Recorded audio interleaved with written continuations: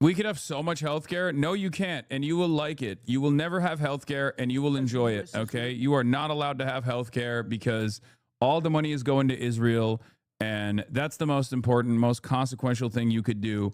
And if you ever question that allegiance that we have, you are the biggest anti-Semite that has ever existed, and you should go to prison. Me, on the other hand, am Israel Chai. I love Israel. I think all of our tax dollars should continue going to Israel. I don't think teachers deserve higher salaries. I don't think rural areas deserve to have hospitals, because I think we should give all that money to Israel. Please hire me now. I can be a consultant for a Democrat or a Republican. Doesn't matter. This is the attitude. This is the attitude you must demonstrate.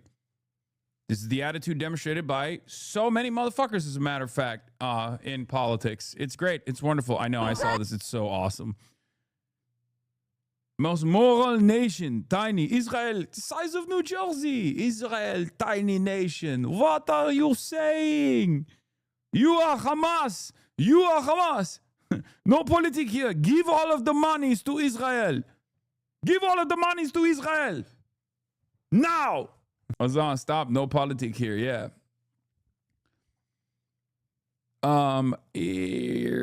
Where was I? Oh, yeah. So here, we'll start here real quick before we get to the new Ayatollah, new supreme leader. Sorry. Iran appoints new supreme leader. New supreme leader, same as old supreme leader. Name is the same. It's his son. We'll obviously get to that. But before we get to that, you know what? Fuck it. Let's just get to that, and we'll get to Lindsey Graham afterwards, because Lindsey Graham is pissed off. Iran rages on, the regime selecting a new supreme leader. State media reporting that a week after Ayatollah Khamenei's killing, his son, 56-year-old Mujtaba Khamenei, has been chosen to succeed him. The younger Khamenei is expected to follow his father's hardline policies, but President Trump dismissing him as a lightweight and an unacceptable choice, telling our Mary Bruce in an interview he needs to approve the next Iranian leader or he's not going to last long. Israel warning it would target any new leader. Trump now considering sending U.S. special forces into Iran to seize the country's nuclear stockpile. We wouldn't do it now. Maybe we'd do it later. The news coming amid an intense new wave of U.S. and Israeli strikes Sunday. Israel targeting the country's energy infrastructure with a huge attack on multiple oil refineries in Tehran. This fire seen from miles away. Massive plumes of smoke billowing through the night sky. Another major refinery. Guys. Think about how we're saving the Iranian people, though. Like, when I see massive plumes of like oil smoke mixing up with the clouds, as, like, you know, all of this toxic waste accumulates above the Iranian population and will inevitably move to other countries in the region as well, by the way. When I think about all of that, I think about how we're just giving cancer to every single Iranian person we possibly can, and this is going to liberate them. It's going to liberate them from their fucking, from their bodies, really. It's so crazy that American foreign policy ends up engaging in chemical warfare with the Iranian population every single time. We talk about like 47 years of back and forth war, but from the Iranian perspective, this is literally what we did in the Iran-Iraq war. We gave Saddam chemical weapons, which he deployed on the Iranian people, and now we're directly getting Israel to bomb oil refineries and facilities, and once again engaging in chemical warfare with the Iranian population. It's fucking insane. Like, the things that we do to countries that we have declared our foreign adversaries are unbearable. They're unimaginably cruel. And yet we still sit around thousands of miles away in our ivory towers and our fucking throne in the heart of empire. And we talk about how these guys say Margbar America, like as though that is totally ridiculous to say if you're like a regular Iranian person. Of course they're going to say fucking death to America and death to Israel, man. Look at what the fuck we're doing to them. We're actually killing them. Okay? We're actually killing them. Refinery was hit elsewhere in the city, igniting a fireball. Videos circulating online showing streets on fire. Poisonous fumes filling the air for miles around. Residents warned to protect themselves against toxic fumes and possible acid rain. Iran condemning the offensive as nothing less than intentional chemical warfare against the Iranian citizens. Iran says well over Yeah, I believe the American-Israeli attack on Iran will be good for the Iranian people because unaware of anything that has ever happened before in the history of the world. Yeah. No, that's literally what it is. That's always what it is. It's like, and these guys are not oblivious, by the way. They just don't care. They know you're oblivious, okay? They rely on the average American person's lack of understanding. We were on our way to the airport, March and the talk radio was on, okay, in the Uber. It's like 5 a.m.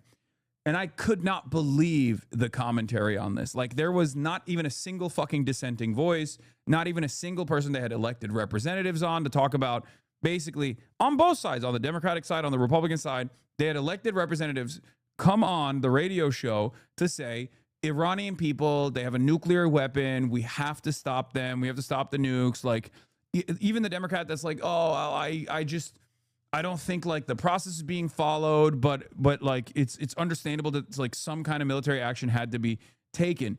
It's fucking ridiculous. Like, it blows my mind what kind of, when you find out what kind of news and information the average American that's like tuning into this stuff is getting, you kind of get why Americans are cattle. Like, you kind of understand why Americans are cattle for the most part. Because like so much of the media that like normies are consuming is one-sided on this stuff. Like, that's precisely the reason why I think when people encounter my commentary, they come at it and they're like, what the fuck? What are you like? What are you, a fucking a part of the IRGC? Like, what do you mean Iranis are people? What the fuck? I've never encountered this perspective before.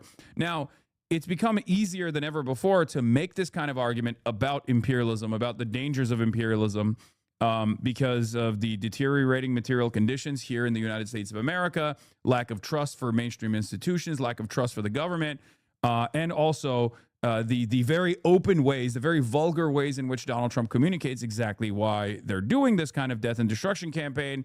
So it has made my job a little bit easier. But, bro, you accidentally dog whistle way too much. What are you talking about? It's like you genuinely believe there's no such thing as propaganda unless it's from. It's like you genuinely believe there's no such thing as propaganda unless it's U.S. or Israel. What the fuck are you talking about? I earlier covered how a lot of the pro-Iranian OSINT accounts are straight up fucking AI slop posting, making it seem like Israel is being nuked or some shit. No, you just hear something that doesn't. You hear something that cuts across mainstream news and you go, oh, this must be like an IR. You literally are proving my fucking point. You're proving my point. Okay? Yes, dude, I'm secretly a fucking Nazi saying, oh, goy cattle, I'm dog whistling. You caught me. Yeah, I spent the last fucking 13 years of my professional media career shitting on Nazis up until this very moment as well, only to accidentally reveal my position. I'm glad you fucking figured it out, dumbass centrist establishment liberal. Yeah, no human being who is like objectively against Nazis could possibly arrive at the conclusion that this American and Israeli allegiance that we have designed is incredibly damaging for regular folks in the region, and it's not actually beneficial for Americans either. You're right. Oh. In any case, the point I'm trying to make is that for the average person, like the information environment that they're still in, especially for like high info voters, like people who are actually like reading, because the average American doesn't even do any reading whatsoever. They don't do any listening whatsoever. They're like, oh, maybe this is a distraction from the Epstein files or whatever the fuck, right? Like the average person is watching Mr. Beast videos and flicking their bean. Okay, they're not tuned into this shit at all. But there's a decent number of like people who listen to NPR, listen to the New York Times' podcast, or read the New York Times, who also get a very stupid understanding, a very wrong understanding of exactly what the dynamic is. And then you have the right wingers who are pure cattle, right? Like maximum cattle. They get prodded on a daily fucking basis. But ultimately, as I have been saying over and over again from day one or day zero, day minus 20, when the armada, when the fleet, when the American naval assets were like coming around, like surrounding Iran, and I kept repeating over and over again, any kind of military action is not going to be at the behest of the Iranian people. It's going to be very deadly, very destructive for the Iranian people. They're going to destroy cultural landmarks, as they have been doing, and they are going to kill Iranian civilians as they have been doing, and it's not going to bring about liberation. And lo and behold, we're already there. Luckily for us, I think people in this fast-paced information environment are much faster at receiving this information and changing their minds. And you're seeing that already. A lot of the people who were fucking dancing in the first couple of days have stopped dancing, right? A lot of the Iranian diaspora that was like, oh, Mr. President Trump, you are doing the best. Please bomb my grandfather, President Trump. They've all shut the fuck up. Part of the reason is because they also very quickly realized, oh shit, President Trump doesn't care about regular Iranians at all. Okay? Think like a woke, act like a chud. Hogs are waking up. That's an interesting shirt there to say. That's an interesting shirt there to say the least. Yeah. What makes you decide to wear a shirt like that out? Because they kill children, pretty much, innocent people. Women, children, old people, they target them. They commit genocide, so that's why I wear it. You know what? You want to hear something interesting? It is actually illegal to protest against Israel in most U.S. states. In what? And to protest against Israel in most U.S. states. Well, You believe that? That's wild, man. I didn't believe it until I looked it up myself. Someone told me. I was like, no way. Yep. Like, we're moving in a positive direction. And what do I mean by this, right? For the longest time, even during Israel's genocide of the Palestinians, there were a lot of Americans who wanted the Palestinians to be perfect victims, where they were doing this whole like, oh, free Palestine, except like, you know, Hamas is bad. It's actually kind of Hamas. That's the reason why, you know, Israel is doing this kind of stuff. Like they were giving far too much.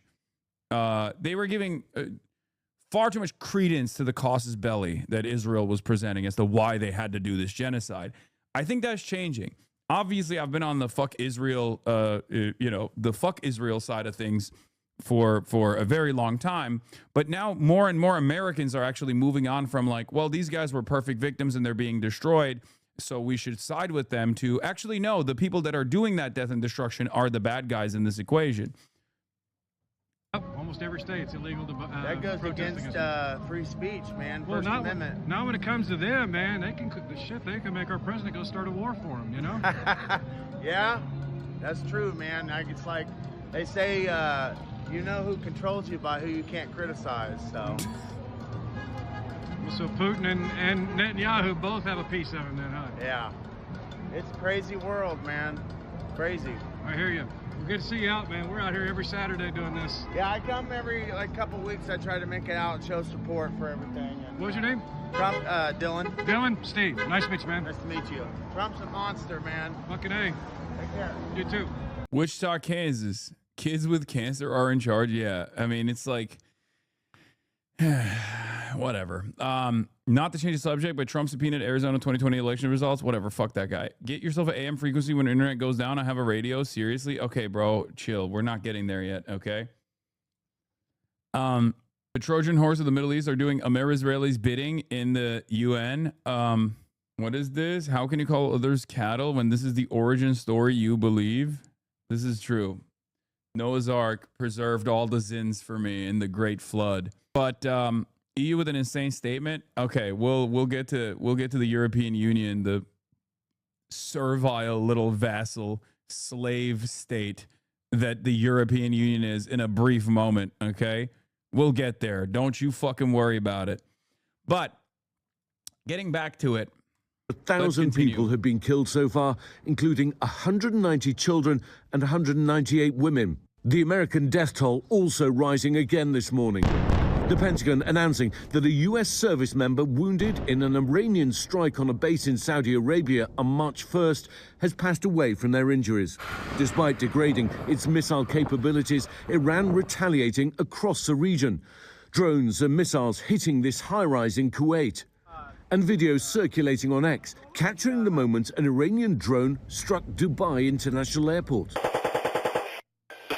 Dramatic video showing Emirati air defenses taking down at least 8 unmanned Iranian drones. Iran's targeted the UAE more than every other country in the region combined.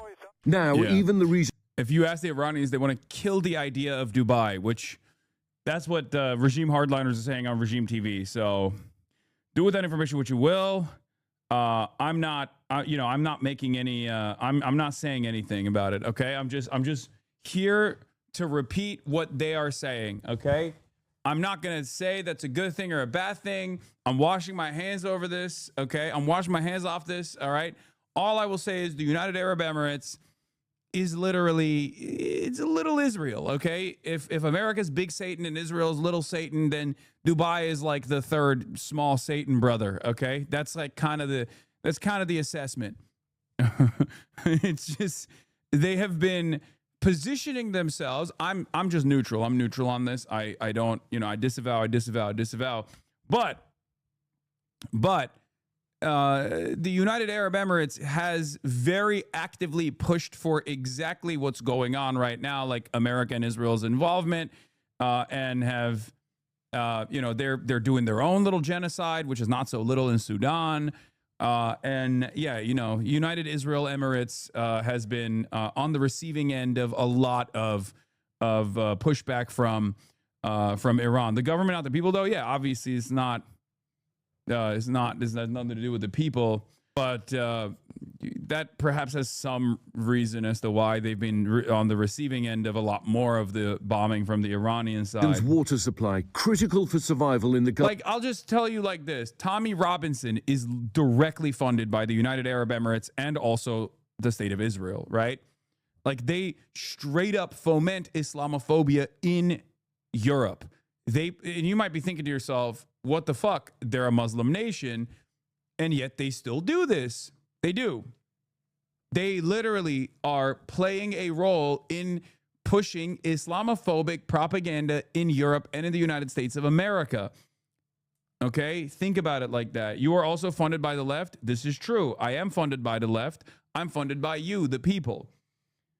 The Piker Broadcasting Service is funded by you, the people, for you, the people. The Piker Broadcasting Service is not funded by any groups or anything like that, just regular ass subscribers. If you want to support the stream, if you want to support the show, all you need to do is subscribe, which you could do for $5 or $6 a month with a regular Twitch subscription or a free one in the form of a Twitch Prime by connecting your Amazon Prime account to your Twitch account.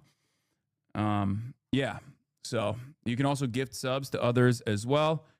That is who funds the Piker Broadcasting Service, not the wonderful nation of Qatar and not the IRGC, but instead just regular ass people in here. Desert being hit. A freshwater desalination plant in Bahrain attacked by drones not long after the US was accused of attacking a similar plant in Iran. And on the other front in this war, in Lebanon, Israel's offensive against Hezbollah is widening. Lebanese authorities say more than 400 people have been killed, 83 of them children, 42 women. Hundreds of thousands have been displaced. Israel says it killed 5 senior members of Iran's Islamic Revolutionary Guard at a Beirut hotel. It comes as Russia's reportedly providing Iran with intelligence to target US forces, including the locations of troops, aircraft and ships. Secretary of War Pete Hegseth downplaying the threat. No one's putting us in danger. We're putting the other guys in danger. Thank you for the 10. That's our job. So we're not concerned about that. Well, as we've seen throughout this conflict, one of the biggest challenges is intercepting drones. We're now hearing that Ukrainian drone specialists have arrived in the region. They're going to help Gulf countries and some of those US bases to identify and hopefully intercept Iranian drones. Michael? All right, Ian, thank you so much for your reporting. Ukraine is on the table, everybody. Ukraine is the table. Ukraine holds the cards. Yeah, I've seen a lot of Ukrainian WhatsApp posters celebrate the new motion that Zelensky has developed in this process. I saw a post about that. Hold on, let me see if I can find it real quick. This is kind of funny, but obviously Ukraine has a lot of experience with drones, both in the deployment of drones, but also with the interception of drones as well, even though there is a limited amount of success in terms of interception because, the drones are still very difficult to intercept. But if there's a group of people that are capable of doing that or have experience doing that, it's going to be the Ukrainians, because Russians now have their own version of the Shahed that they have been manufacturing themselves. But like, we're using the Shahed drones for the longest fucking time. So let me see. Hold on. There has been a very funny. This has been a funny development for a lot of people, because like, if you remember. If you recall, Donald Trump embarrassed Zelensky after, you know, all of the work that Zelensky and Ukraine has put in to try to defend their people, being utilized as a fucking proxy in the process against Russia to uphold American interests, and like losing a bunch of territory, losing a bunch of human lives. And then coming to the United States of America and having Donald Trump straight up be like, you need to apologize, or J.D. Vance being like, you need to apologize, you need to be more thankful. That was actually very disruptive and very frustrating, understandably, for a lot of Ukrainians. Ukrainian Instagram is so happy they're about to have a stroke because they think Trump is begging Zelensky to send drone interceptors to the Middle East. And I do like this kind of boomer posting. You don't have the cards. And then this is St. Javelin account. I have the interceptors, Mr. President. A couple... geopolitics, the ultimate plot twist. Not our problem. Yesterday, not our problem. Zelensky, can you help us stop these Shaheds? Anti-Shahed expertise. Today, can you help? Iranian drones? Actually, I have some cards. The mindset. Like, this to me speaks to how pissed off, understandably, how pissed off the Ukrainians were when Trump did this and the Americans did this. Like, they put him in a suit, and now Donald Trump is in a more casual outfit. They were very upset about that. Did you say thank you once, Mr. President? Like, they're doing the who holds the cards posts. House full of cards. You asking me to teach how to shoot down Shaheds, but you don't ask with respect. Mr. President, I hold the cards now, Mr. President. Yeah, this was, they're having fun with it, you know, they're having fun with it. But yeah, Ukraine is at the table. This is some 9gag style memes. Yeah, bro, they're in fucking Ukraine. They don't got internet. Okay. Anyway. Yeah, that's been, one of the updates. But to the surprise of some officials in Kyiv, no one from the United States bothered to ask Ukraine to share its expertise in how to defend against drones before starting the offensive in Iran. How is that surprising? How is that surprising? I'm sorry. These guys are fucking idiots. By the way, American drone technology is far behind all of our adversaries. Like, at least a decade behind. You got, what's that guy? Palmer Luckey, who obviously wanted to take advantage of the new procurement methods that the American military is engaging in. You know, all these like tech guys are now getting into the space. And U.S. drone tech is so ass in comparison to what the Iranians have, in comparison to what the Chinese have, in comparison to what the Russians have. And they're literally trying to basically recreate whatever the fuck the Iranians are doing, but it's still going to be more expensive because it's being made in America. So like, the closer we've gotten to the Iranian drone tech with the Shaheds has been the Lucas, and it's still double the price of the fucking Iranian Shaheds. And the Iranian Shaheds can be deployed from the back of a fucking K truck at 5 at a time. Whereas the Americans, of course, have to, you know, deploy them with, with another like $30, $40, $50,000 piece of equipment, right? Like, they don't have any mindset around, you know, cost effectiveness. They don't know how to deploy this stuff without, you know, billions of dollars of expenditure. So I can't believe what you did to Mélenchon. Wait, what? What did I do? But it isn't surprising to me at all. The reason why I was bringing up Palmer Luckey, by the way, you are correct with regards to swarm kamikaze drones. U.S. by far has the most advanced surveillance drones. Yes, that's true. Those are a substitute for the much more expensive and much more costly and much harder to train, like fighter pilots, obviously, because they can loiter for a lot longer and also fly above where a fighter jet would. and or any kind of like other surveillance capabilities that are more likely to get struck down. The flying wind drone that Iranians hacked and captured in 2011 in the U.S. likely has more advanced surveillance drones than that. Yes, Americans have some of the best surveillance drones, but as far as like their offensive capabilities, American has decent offensive drones as well. The problem is you need a lot, and you need it to be very cheap. That's the whole point of the Shahed drones. That's why they call them suicide drones, right?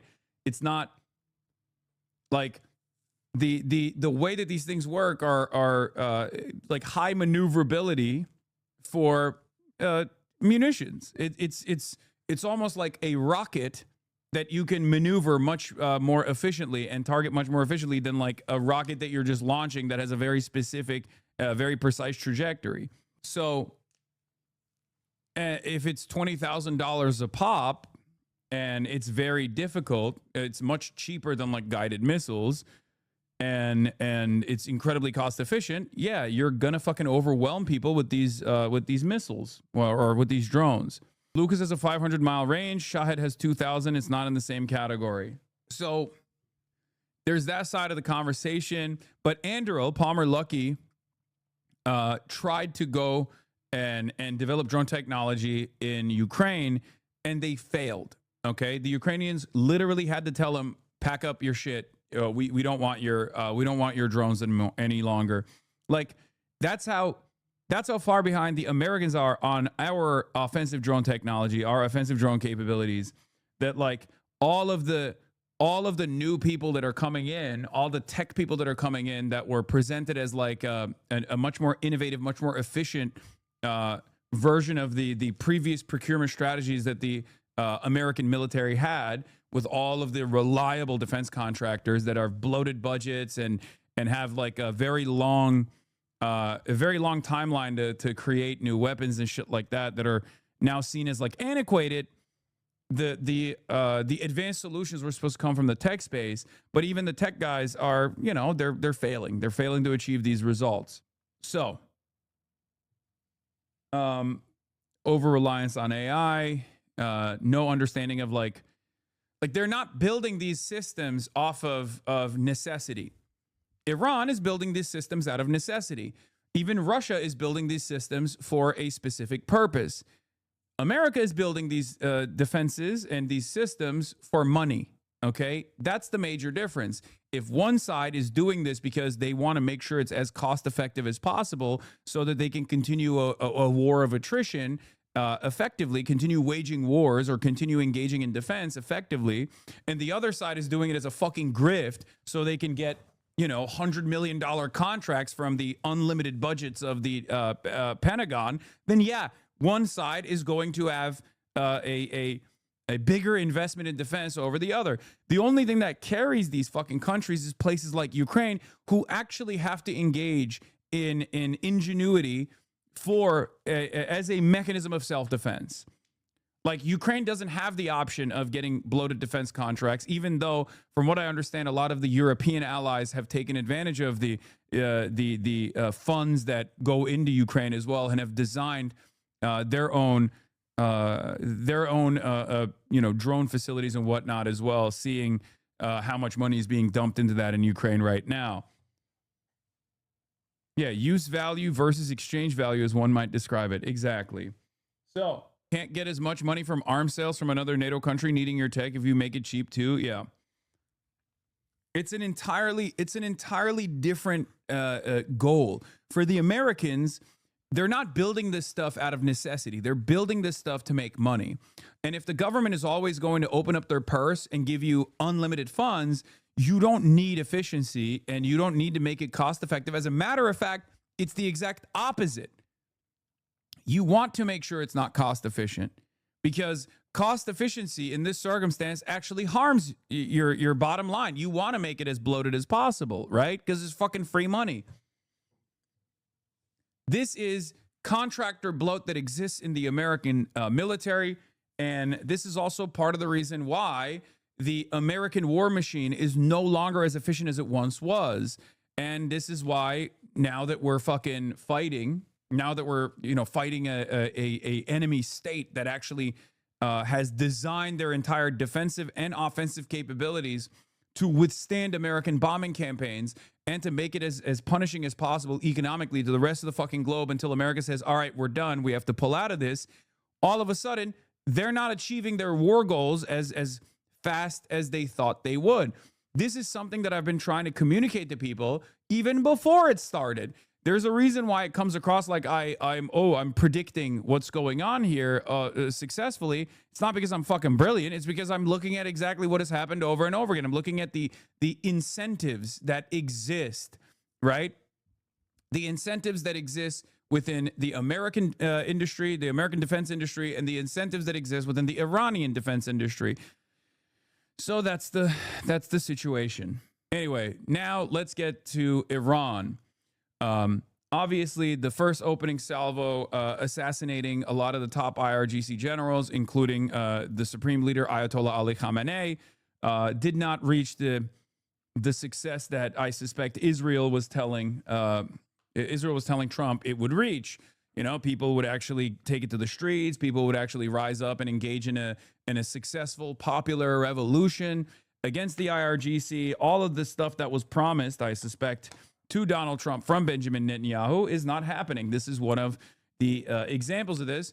As I told you over and over again, contrary to how the media was designing this environment for months, talking to all of the dissenters of the IRGC, talking to regular Iranian folks that are on the ground in Tehran, and telling you over and over again that the regime has no popular base of support. The regime has no support whatsoever. They've lost the population in its entirety. And I kept telling you that's not true.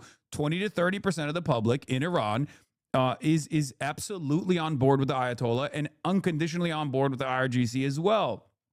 Okay? This is it. This is proof, once again, all of the people, like the Islamic Republic has a popular base. Okay, it has a popular base. You don't have to like it. I certainly am not a fan of their domestic policies, right? But at the end of the day, they have a popular base. And no, it's not under 15%. That's also wrong. It is absolutely not under 15%. There is no information that claims that it's under 15%.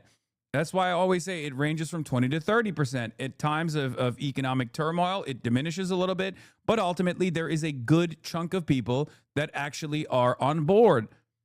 Okay? If you look at American news, right? American broadcasters present this as like there is no popular base, there is no social support from a popular base for the Ayatollah, okay? That they're basically holding everyone at gunpoint. They're holding everyone hostage at gunpoint, and that like there's no popular mobilization that exists. It's just like the Basij militias. It's the fucking IRGC. They're killing people, and it's like 90% of the country hates them in a 93 million populated nation state. It's, 10 million soldiers that are just like fucking murking everybody that speaks, that talks out of line. That's not true. Is the government absolutely repressive and very violent at times? Yes. Is there a big chunk of the Iranian population? Is there a big chunk of the Iranian population that is against the IRGC, against the Ayatollah? Absolutely. This is also true. But they still have a popular base of support. They still have an organic population on the ground that is in favor of the IRGC, in favor of the Ayatollah. If you don't recognize that, you can't understand Iranian society at all, and you can't make calculated decisions. Now, Americans obviously don't give a shit.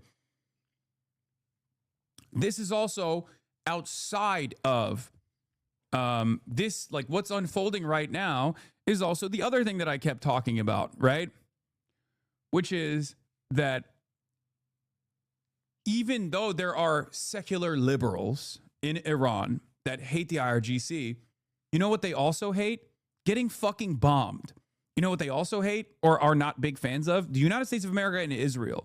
You listen to diaspora Iranians that are ultra-Zionists that go on American news and say, we love Bibi Netanyahu, we love Donald Trump, But that is not even represented in the diaspora population, because when you look at the actual polls that poll the diaspora Iranians, even then, 56% in the 12-day war said American and Israeli bombing campaigns were actually bad. Not good, but bad. And Iranians in Iran, regardless of their position on the Ayatollah, regardless of their position on the IRGC, are not exactly fond of America even before this bombing campaign started. So this is another thing. This is another thing that you have to understand, okay? So you will, like, as many diaspora Iranians are coming to the conclusion that the American bombing campaign that they supported initially is actually not leading to the revolutionary change that they thought it was going to happen, and that this is actually hurting their family members and changing their attitude in real time. Iranians themselves are also going to have a change of heart. Even if they don't love the IRGC, even if they hate the IRGC, all of a sudden the IRGC is the only thing that is, you know, punishing the people that are bombing their fucking homes, punishing the people that are bombing their oil refineries, punishing the people that are bombing the schools where little girls are going to school.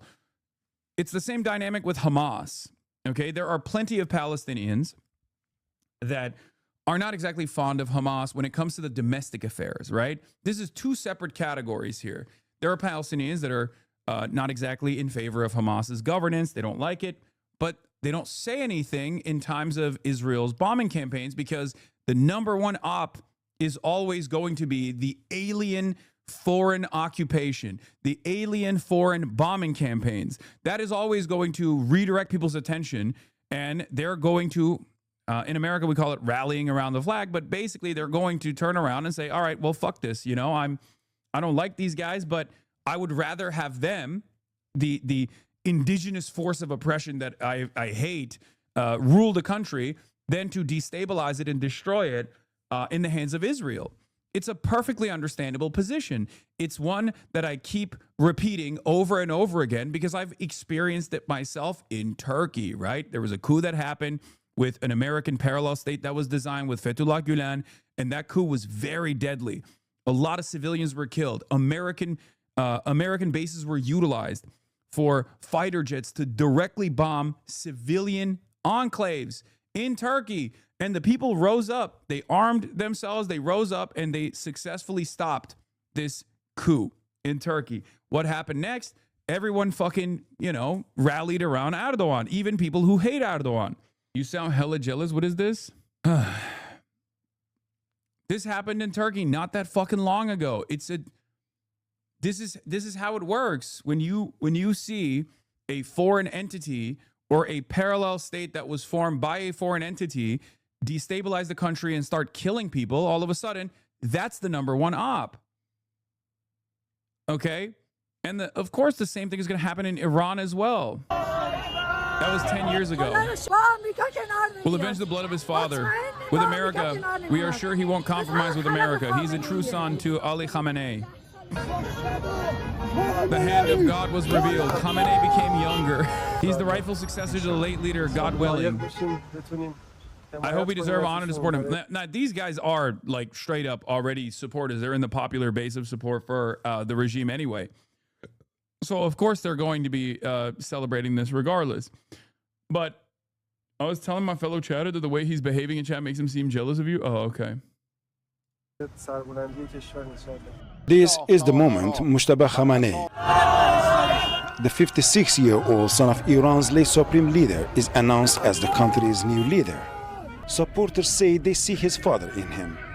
In a widely circulated message. By the way, there was a brief period where even Crusaders and the Muslims united against the Mongols. This happened all throughout history. Okay, yeah, China, KMT, and the Communist Party aligned with one another to fucking purge the Japanese invaders, for example. This always happens. Reactionary forces or bourgeois forces will align with revolutionary forces. In some ways, this also happened in the Iranian Revolution, where you had the clerics and the Islamists join up in a united front against the Western-backed puppet, the Shah, and overthrow the Shah in a successful popular revolution where the communists and the Islamists were aligned with one another, right? That's just how it works. That's always how it fucking works. By several state-aligned outlets, a slogan read, "God revealed his hand and Khamenei just got younger," portraying Mujtaba's rise as a continuation of his father's rule. In 1979, Iran's Shah Mohammad Reza Pahlavi was overthrown by Ayat Mujtaba's father, Ali Khamenei. A close ally of Khomeini, quickly rose within the new political order and would later help shape the future of the Islamic Republic. Mujtaba came of age during revolution and war. At just 17, he went to the front lines during the Iran-Iraq War, while his father served as Iran's president. The troops he fought with would later form what became the Islamic Revolutionary Guard Corps, now Iran's most the whole the modern Iranian government is built on revolutionary principles. Okay, it's built on revolutionary principles. It's built around sovereignty. It's a major component of Iranian society is that they are sovereign. They'll fight amongst one another if that's what it takes, and the government will be incredibly repressive at times, but ultimately it's their problem. Okay? They don't fucking want outside intervention. They don't want outside intervention to such a degree that even like in the past, when they should have leaned into like the Soviets, they didn't do so, right? That's just the reality. These guys don't want outside intervention. There are some in the country that are so desperate that they think that American and Israeli intervention might help, but those numbers are going to diminish when that outside intervention becomes reality. And the reality is fucking black plumes of smoke and you know, oil rain, like chemical warfare. All of a sudden, you're going to be like, I don't want this. What is this? What? A guy speaking with a gun next to him, lol. Yeah, bro, I'm an American. You got a problem? All this asshole Hassan does is foment propaganda and babbles Charles Manson opinions while selling them as fact. Dumbass channel. Do you have actually a disagreement with anything that I'm saying? Do you have any, like, you know, can you engage in at least the revolutionary act of counter messaging here? Can you do that? Or is the only thing you can lean into being like, oh, dude, you're like Charles Manson? Powerful military institution. That relationship will prove. It's always vague posting and crying to the referee with these people. Oh, Trump is doing mission operation successful. Mission accomplished. He's rolling out the mission accomplished banner. All right, let's watch this and then I'll get to it. Decades later. Many say the Guard's loyalty was an important factor in Mujtaba's elevation as Iran's third supreme leader. Mujtaba Khamenei has long been seen as an influential figure behind the scenes, playing a role in the appointment of senior officials and shaping Iran's security institutions through his father's office. In the days leading up to his selection, US President Donald Trump warned that Mujtaba's rise would be unacceptable to Washington. But many in Iran's political and military establishment saw those remarks as interference, further strengthening support for his appointment. Mujtaba's father, mother, sister, wife, son, and several other relatives were recently killed in strikes by US and Israeli forces. Many believe this loss could shape his outlook and possibly push Iran toward a more confrontational path. But some analysts argue the opposite may happen. Under heavy pressure from war and international isolation, they say the Iranian regime now faces two difficult choices: collapse or transform. Because Mujtaba carries the legacy of his father and the revolutionary establishment, they argue he may have the legitimacy to push difficult reforms through without being accused of betraying the revolution. But time may not be on his side. Israeli officials have repeatedly threatened to target any successor to Iran's assassinated supreme leader. But the challenges go beyond external threats. Many in Iran see Mujtaba's appointment as dynastic, arguing that the revolution which toppled a monarchy has now produced another. At a time of war, sanctions, and societal polarization, the system's survival may depend on bridging the gap between the state and the people. Under Iran's constitution, Mujtaba Khamenei is both the country's highest political authority and the supreme religious leader for millions of Shias in Iran and beyond. His father assumed power just months after the end of the devastating war with Iraq in the late 1980s. Mujtaba Khamenei takes office during a far more dangerous moment. Whether he can unite the country, end the war, and reopen Iran to the world, or lead it into deeper confrontation and isolation will define the future of the Islamic Republic. Rasul Serdar, Al Jazeera. The post of Supreme Leader. Wasn't his son hit? I think so. There's some reports that he might be like seriously fucked up, but I don't know. We don't have any information. So there's new information on the Revolutionary Guard side as well, but New York Times reported that Iranians appear conflicted about their new leader, yet the only evidence it presents a video showing tens of thousands of Iranians celebrating his appointment while American flags are burned during the festivities. The reason why they're saying it's conflicted, by the way, the numbers are fucking crazy, obviously. And the reason why this is important to acknowledge is because this doesn't represent like the overwhelming approval at all. Okay, it doesn't.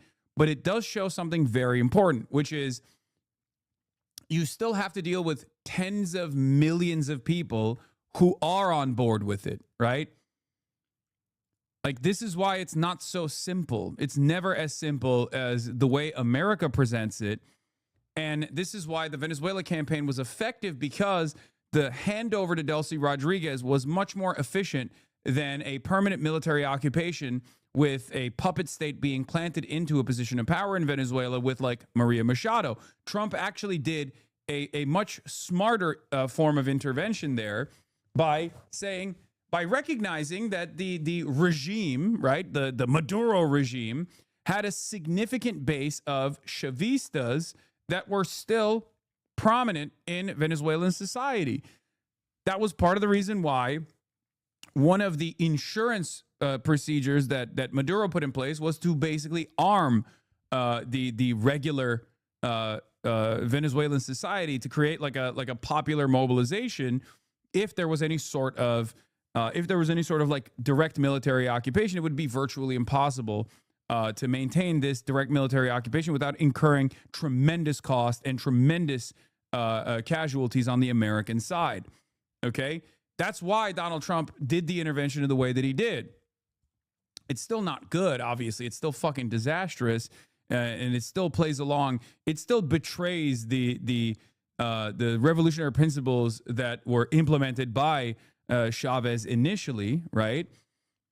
Having said that, however, there's a reason why they did that and didn't just go in and fucking put Maria Machado in charge. If Maria Machado had a popular base of support inside of Venezuela, then that's what he would have done, right? Why would he utilize Delcy Rodriguez? Why would he still keep the same fucking regime in charge, which you don't really hear much from any longer? If you noticed, American media doesn't talk about how angry the Venezuelans are. Have you guys noticed that? Because it's still the same people in charge, but all of a sudden now they're running the fucking oil contracts in the hands of the American state. So all of a sudden, I guess there's no more anger and discontent surrounding the scary Maduro adjacent regime. I guess the Venezuelans no longer are offended or angry. I have noticed that. Maybe you have as well. Perhaps it had nothing to do with the discontent the Venezuelans were experiencing and everything to do with fucking making propaganda work so that we could justify military intervention. Same situation here, except it's even more damaging for American interests because unlike the Venezuelan government that seemingly cut some kind of deal with the Americans, the Iranian government is not cutting a deal with the Americans nor the Israelis. They have designed their entire society to withstand this kind of military occupation, and they're making the Western world hurt, okay?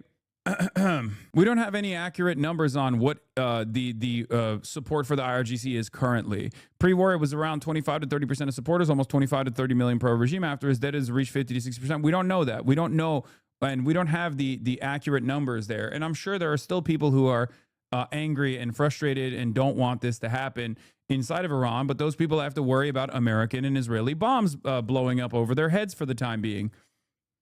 Was created at the formation of Iran's Islamic Republic in 1979. Its founder, Ayatollah Ruhollah Khomeini, sought to integrate both Islamic... You are wrong. The new regime in Venezuela fixed the society. That's why you don't hear anyone complaining anymore, huh? Oh, they fixed it. So the regular Venezuelans, the only thing that they were demanding was the privatization of the oil. Is that what it is? To offer all of the oil refineries to, oh, you're joking. Okay, got it. I thought that the Venezuelans weren't demanding privatization, but instead wanted liberation from the dangerous and incredibly repressive nature of the Maduro regime. Principles and political governance, with a powerful clerical figure at the top to ensure Sharia guided the state. He was first to hold the role.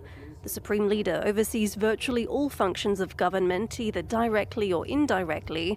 His powers include determining the political direction of the government, commanding the armed forces and all-powerful Revolutionary Guard Corps, and appointing and dismissing a range of officials, including the head of the judiciary and the head of the state broadcasting agency.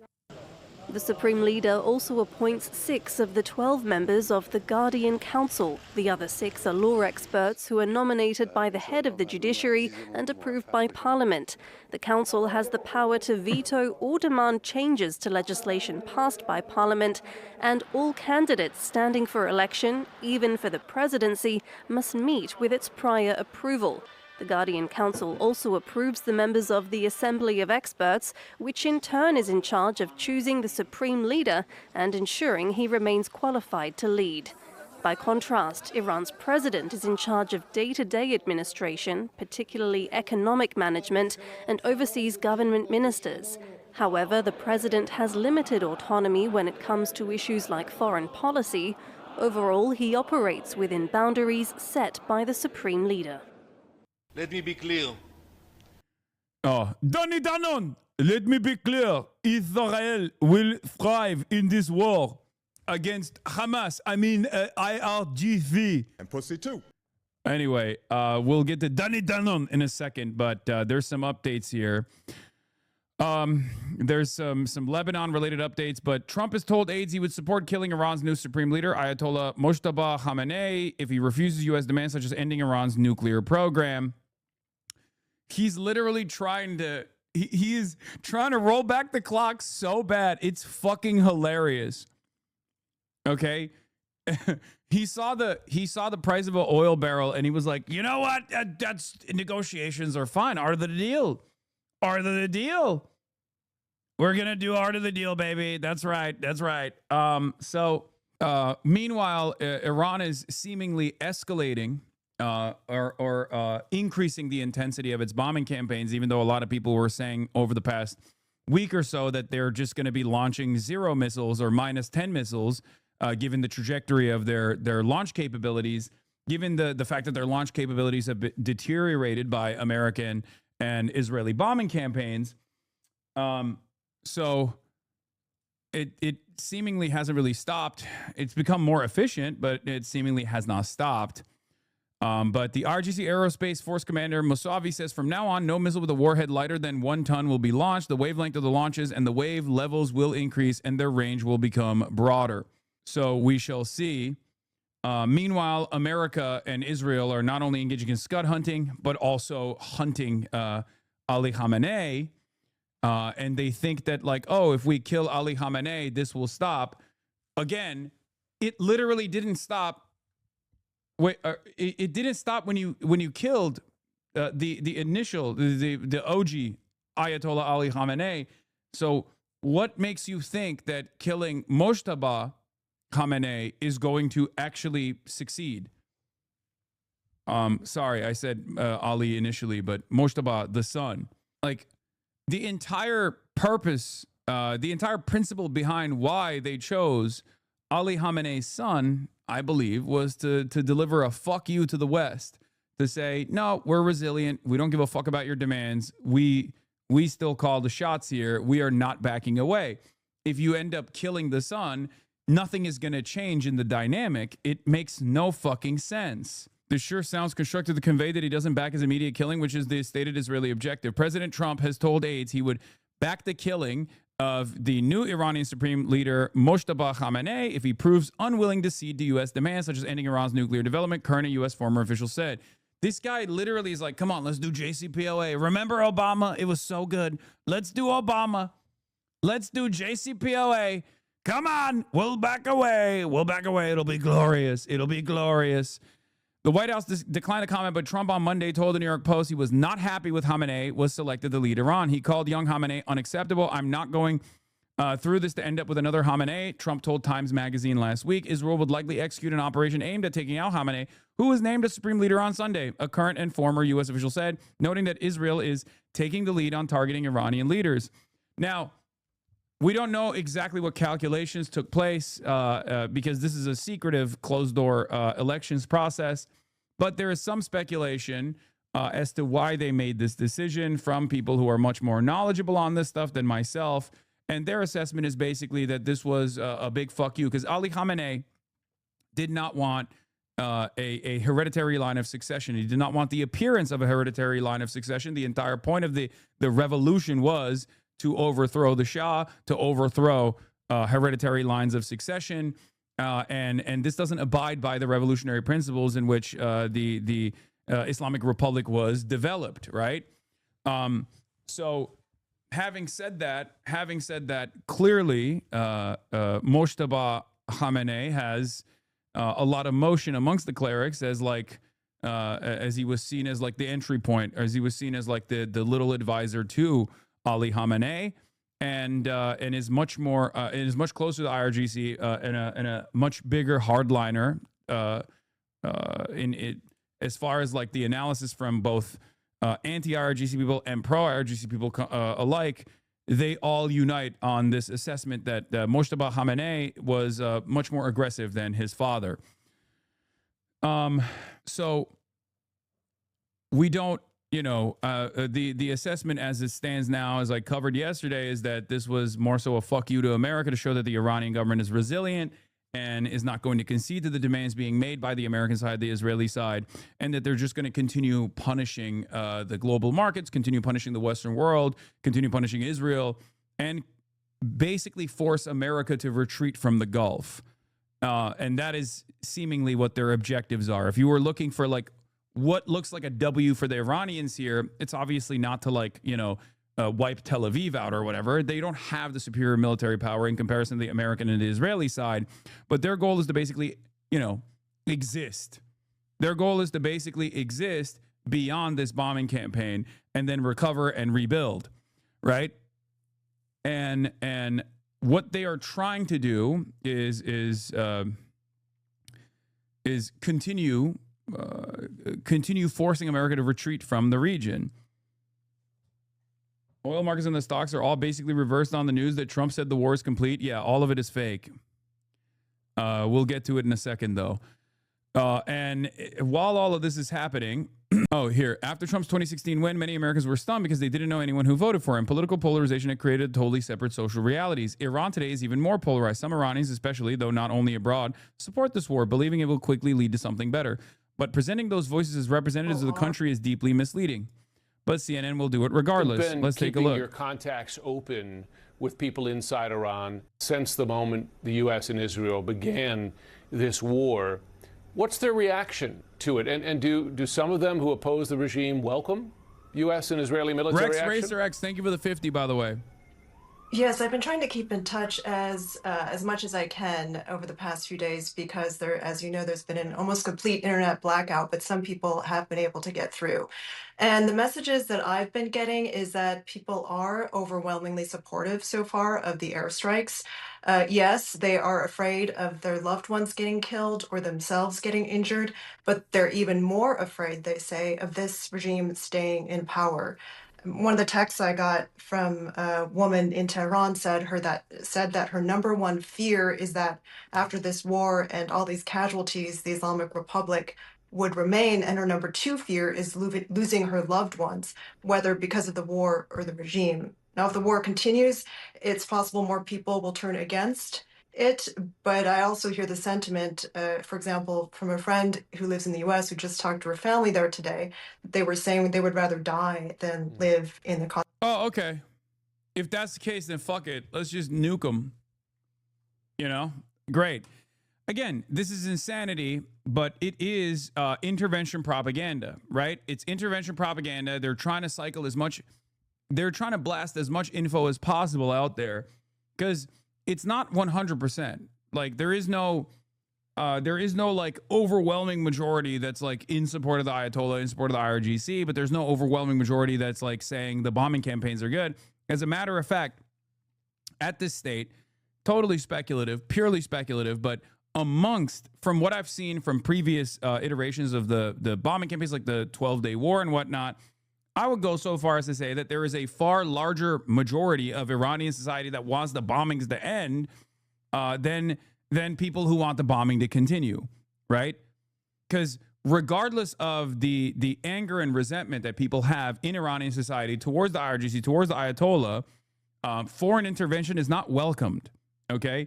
So the media in this circumstance is unironically leaning into the smallest subsect of Iranian society when they say, oh, there's still people who want this bombing to continue.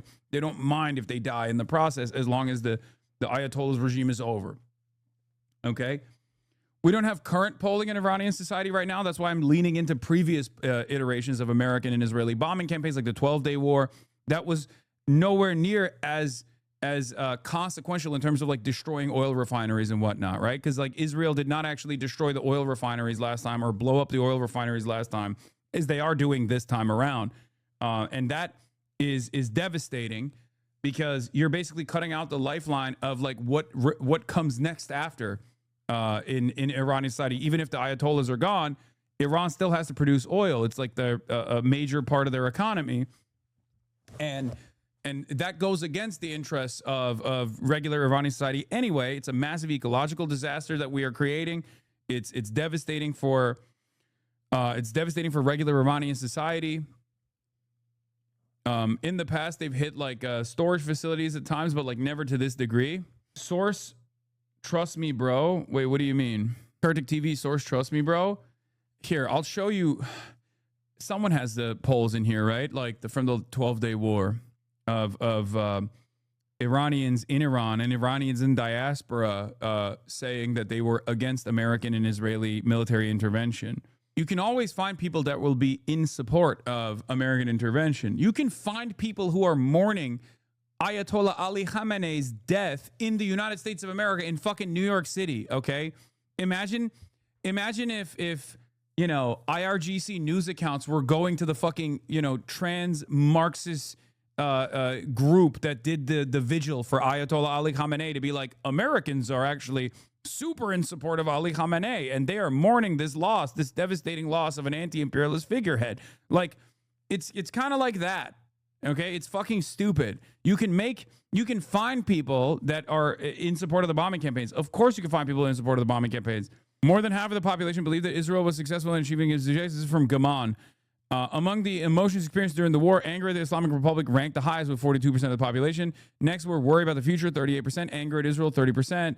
But regarding reactions to war events and consequences, the majority said they were deeply upset by civilian casualties at 73%. Other events that provoked strong distress include direct attacks on Iranian territory, 46%. Killing of nuclear scientists at 30%. Attack on Evin prison at 27%. Concerning the nature of the war, 63% believe that the 12-day war was a war between and Gaman is the one that's like voters 52 to 42% oppose U.S. joining Israel in military strikes on Iran's nuclear sites. No, this is Americans. This is Americans. We're talking about Iranians. We're talking about Iranians, and we're talking about Iranians that are in diaspora versus Iranians that are in Iran. Both have been polled time and time again, and it shows that the majority is not in support. Americans are not in support of any sort of intervention either. That doesn't even fucking matter, though. Nationwide poll of Iranian Americans shows opposition to war, support for diplomacy. Yeah, I think this was the one I was looking for. Yeah. National Iranian American Council commissioned YouGov to conduct a comprehensive poll to the Iranian American community. And U.S. military action against Iran, 37% strongly opposed it, 16% somewhat opposed it, leading to majority disapproval of American and Israeli intervention in Iran.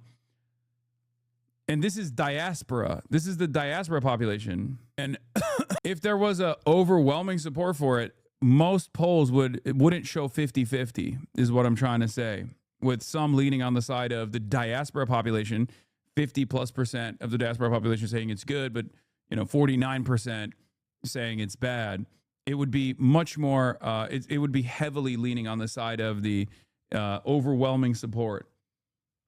Okay, even Iranians in America, even Iranians of the West in the diaspora population are not as overwhelmingly in support of American and Israeli intervention in the country, regardless of their hatred for the regime. Okay.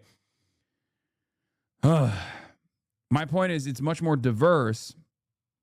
It's much more diverse than you think it is, and it doesn't lean as heavily on the side of like American and Israeli intervention, and that's understandable. And these are people not directly impacted by the bombings.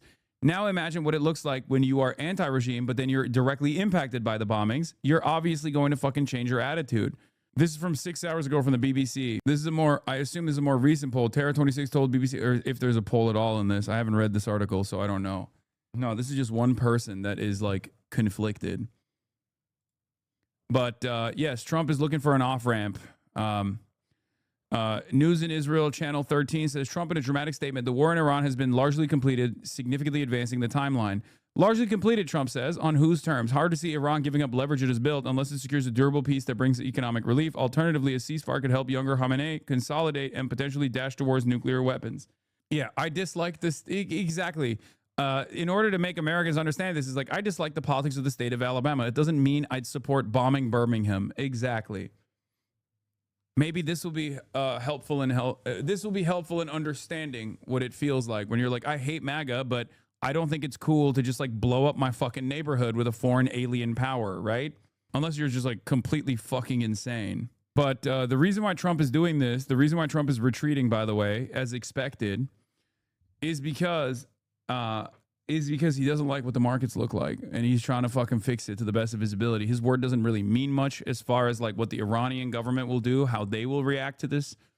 And judging by what I saw from IRGC communiques coming up, like they basically predicted that this was going to happen. All of the fucking pro IRGC accounts were literally saying Trump tomorrow is going to reveal that the war is over. He's going to see the markets, and then he's going to say the war is done, the war is over, to try and correct the markets. Trump says, I think the Iran war is very complete, pretty much, to a CBS reporter. Trump says U.S. is very far ahead of his initial 4 to 5 week estimate timeframe on Iran, according to a CBS reporter. Trump says he has someone in mind to replace Khamenei, but he did not elaborate on that same CBS report. Trump has also said that they are going to have a conversation with the Israeli government to decide how to end this war, which is, again, the revelation that America is led by a theocracy as well. But instead of 88 clerics coming together and figuring out who the fucking next imam is going to be that leads the American theocracy, it's actually the Israeli Knesset, backed by the Israeli population's popular support for this endless destruction campaign in Iran. Let's be fucking real. America, in some ways, is also led by clerics. Maybe not Shia clerics, but instead, this time, rabbis and the Knesset and, secular Israelis. It's a different kind of theocratic approach. Evangelical Zionists as well.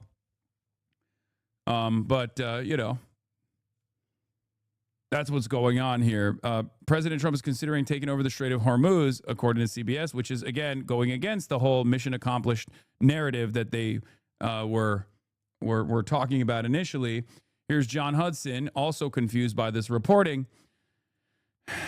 Wei Zhejiang from CBS News says, in a phone interview, President Trump told me the war would be over soon. I think the war is very complete, pretty much. They have no Navy, no communications. They got no Air Force. He added that the U.S. is very far ahead of its initial 4 to 5 week estimated time frame. Asked about Iran's supreme leader, Mojtaba Khamenei, who Trump has openly criticized, he said, I have no message for him, none whatsoever. Trump said he has someone in mind to replace Khamenei, but did not elaborate. As for the Strait of Hormuz, Trump noted the ships are moving through now, but he is thinking about taking it over. Trump warned Iran, they've shot everything they have to shoot, and they better not try anything cute, or it's going to be the end of that country. John Hudson, confused by this at Washington Post, says, so which is it? This is just the beginning of the U.S. war in Iran? Hegseth told 60 Minutes on Friday. The war in Iran is very complete, pretty much, Trump tells NBC News today, or CBS News today. So which is it? Is it very much over, or is it just beginning? Let's be real. You got to go to the real boss man if you want to understand where this is going to go. And the real boss man is Israel. It's over when Benjamin Netanyahu says it. It began when Benjamin Netanyahu said it must begin, and it will be over when Benjamin Netanyahu says it's over. Apparently, Pootie Poo, Adolf Putler, and Donald Trump also had a conversation. Russian President Vladimir Putin held a phone call with U.S. President Donald Trump on Monday and shared his proposals aimed at a quick settlement to the Iran war. Kremlin foreign policy aide Yuri Ushakov told the reporters the leaders also discussed the Ukrainian conflict and the situation of Venezuela in context of the global oil market situation. Yeah. Department of War rapid response. We have only just begun the fight. And then right after that, Trump is like, actually, we're done. It's over. Mission accomplished. Now, of course, if you want to understand what's really going on, obviously the mission is not fucking accomplished at all, because what is the mission? For the Americans, if the mission itself is supposed to be, if the American mission is supposed to be complete regime change, and the Israeli mission is complete destruction of Iranian society and trying to instigate some kind of like ethnic war in the country with no real regime change in mind, neither of those goals are being accomplished right now. If the goal is to stop Iranian missiles from striking Tel Aviv, if the goal is to stop Iranian missiles from striking American bases in the region, they haven't accomplished those goals either. So what is the fucking actual goal here? All of this is indicative of chaos on the American and Israeli side. They have different goals that are actually competing with one another. We don't know who will win out in this process, because if Donald Trump turns around and says, all right, Bibi, you're cut, you're done, shut the fuck up, then they can actually manage some kind of retreat, some kind of strategic retreat. The Americans can, which will allow Iran to accomplish its goals of overcoming this destabilizing bombing campaign. And depending on how successful they've been, they might even actually cause the Gulf states to demand American retreat from their nation states, which again seems like the maximalist goals for Iran. As a Persian, this is so sad. I wish U.S. and Israel actually wanted to help the country. They've never wanted to help the country. They will never want to help the country. Let's be real. That was never going to happen. That was exactly what I was stressing over and over again, explaining to people that did not want to hear what I had to say, that was never the goal. This was the goal. Israel's goal is complete fucking destabilization. America's goal is like some kind of regime change so that they can get better oil contracts out of Iran, like a pliant state that can still oppress the citizens. If they don't give a shit about that, obviously. They just care about having a more pliant state in Iran that they can loot and they can pillage the natural resources of with ease.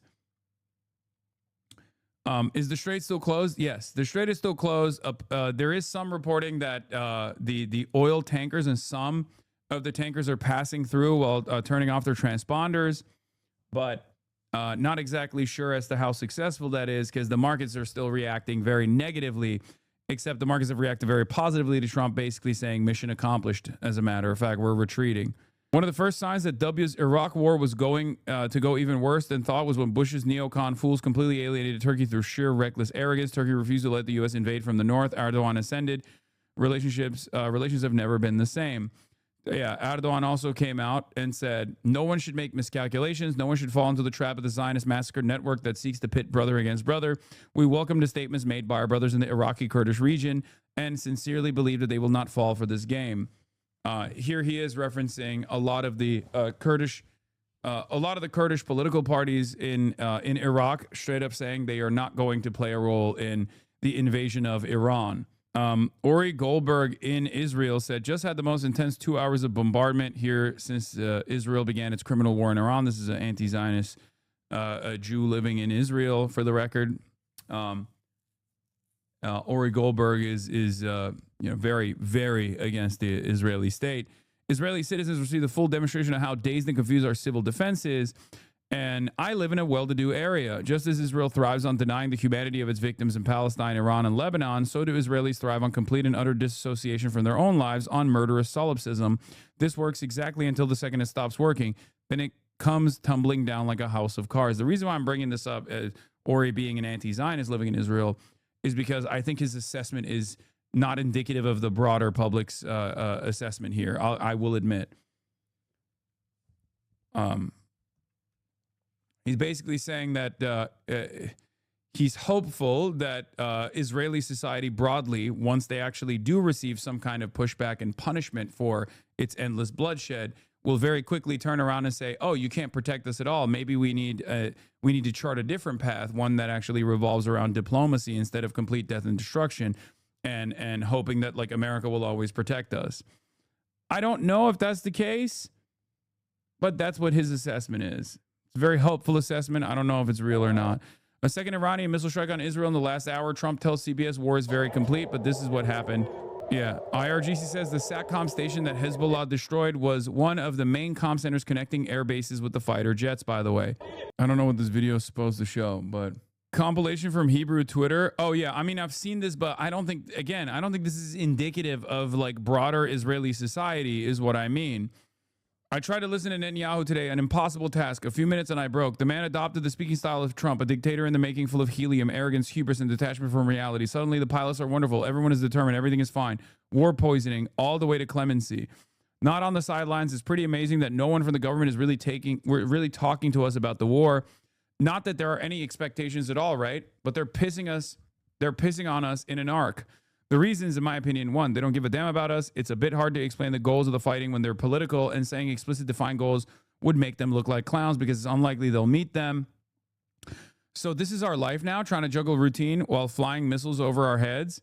Missiles fly over our heads, going out into the sun between one siren and the next, going to work when we can, and take time off on our dime when we can't, sometimes crying and sometimes not. Is that it? The saddest thing about this whole story is the absolute certainty that it's all for nothing. Netanyahu, despite his desire to be remembered as Churchill, was and remains a complete zero who hasn't finished a single job once and has appointed a collection of zeros around him and has been holding this country hostage for 6 years. Answers we have not, like, these are the liberal Zionists. Okay? Like, these are some of the liberal Zionists, like some of the oppositional figures that are maybe a little bit on shaky ground in terms of their unlimited support for Benjamin Netanyahu, now that there is like some consequences that like broader Israeli society is receiving from this endless bombing campaigns. And that's important to understand. Okay, obviously they have no sympathy for Iran at all. They have no sympathy for Palestinians at all, but they are feeling the pain of the actions that the government is taking for once. It's not dissimilar to how like Americans are selfish, fat hogs, but they see the price of the gas pump and they go, wait a minute, why the fuck are we doing this? It's not dissimilar to that. Okay?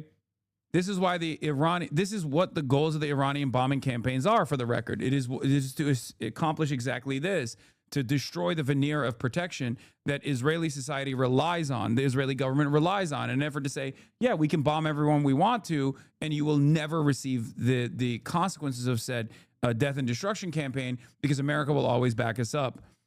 But now that America is incapable of backing Israel up, because Israel is incapable of defending itself in the same ways that it always was able to, even in the 12-day war, where there was like, bombing campaigns that took place.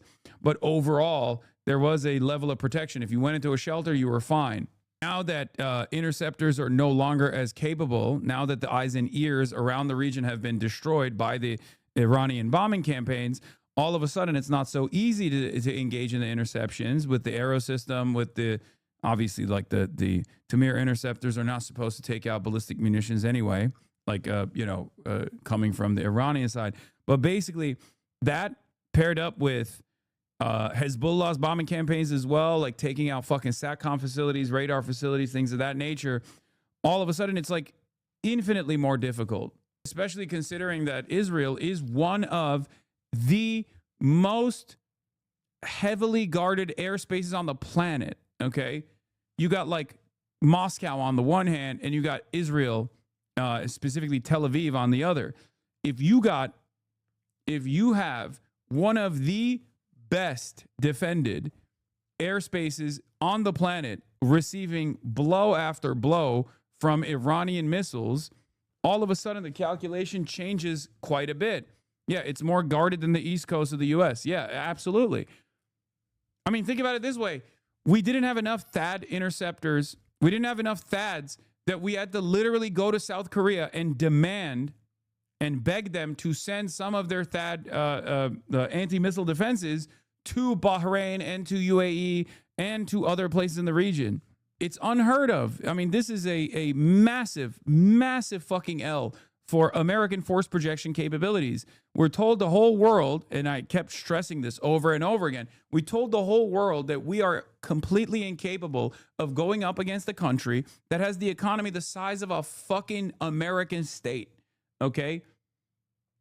We are so incapable of defending our bases and our own assets that cost billions of dollars to fucking make. The assets that actually also play a role in the protective network against defending our most significant asset, Israel, that we told the world, like, no, we can't do this. We don't have the fucking defensive capabilities to go against Iran. Having said that, however, the reason why I'm saying like this kind of attitude is not exactly demonstrated in the polls, if you look at the support for the Iran war, and this is really funny, I love seeing like liberals like Ian Bremmer basically fucking posting like I have been for years now. He's showing support for the Iran war amongst Americans, 36% approve, 54% disapprove. Amongst Israelis, 82% approve, 13% disapprove. Bro, that's not true. Iran has the economy of a state because its currency is useless and it cannot export goods and services. Exactly. That's my point. My point is Iran would have a blossoming and beautiful economy that's massive, except we are so powerful that we've been able to, through financial engineering, destroy their economy and reduce it to the size of a fucking American state. It doesn't matter. That's the point I'm making. The point I'm making is that, like, we have that level of capability of diminishing the Iranian economy, and yet we still cannot destroy them militarily. Another moment where someone says bad take and then repeats and reiterates the take I make. Okay? So...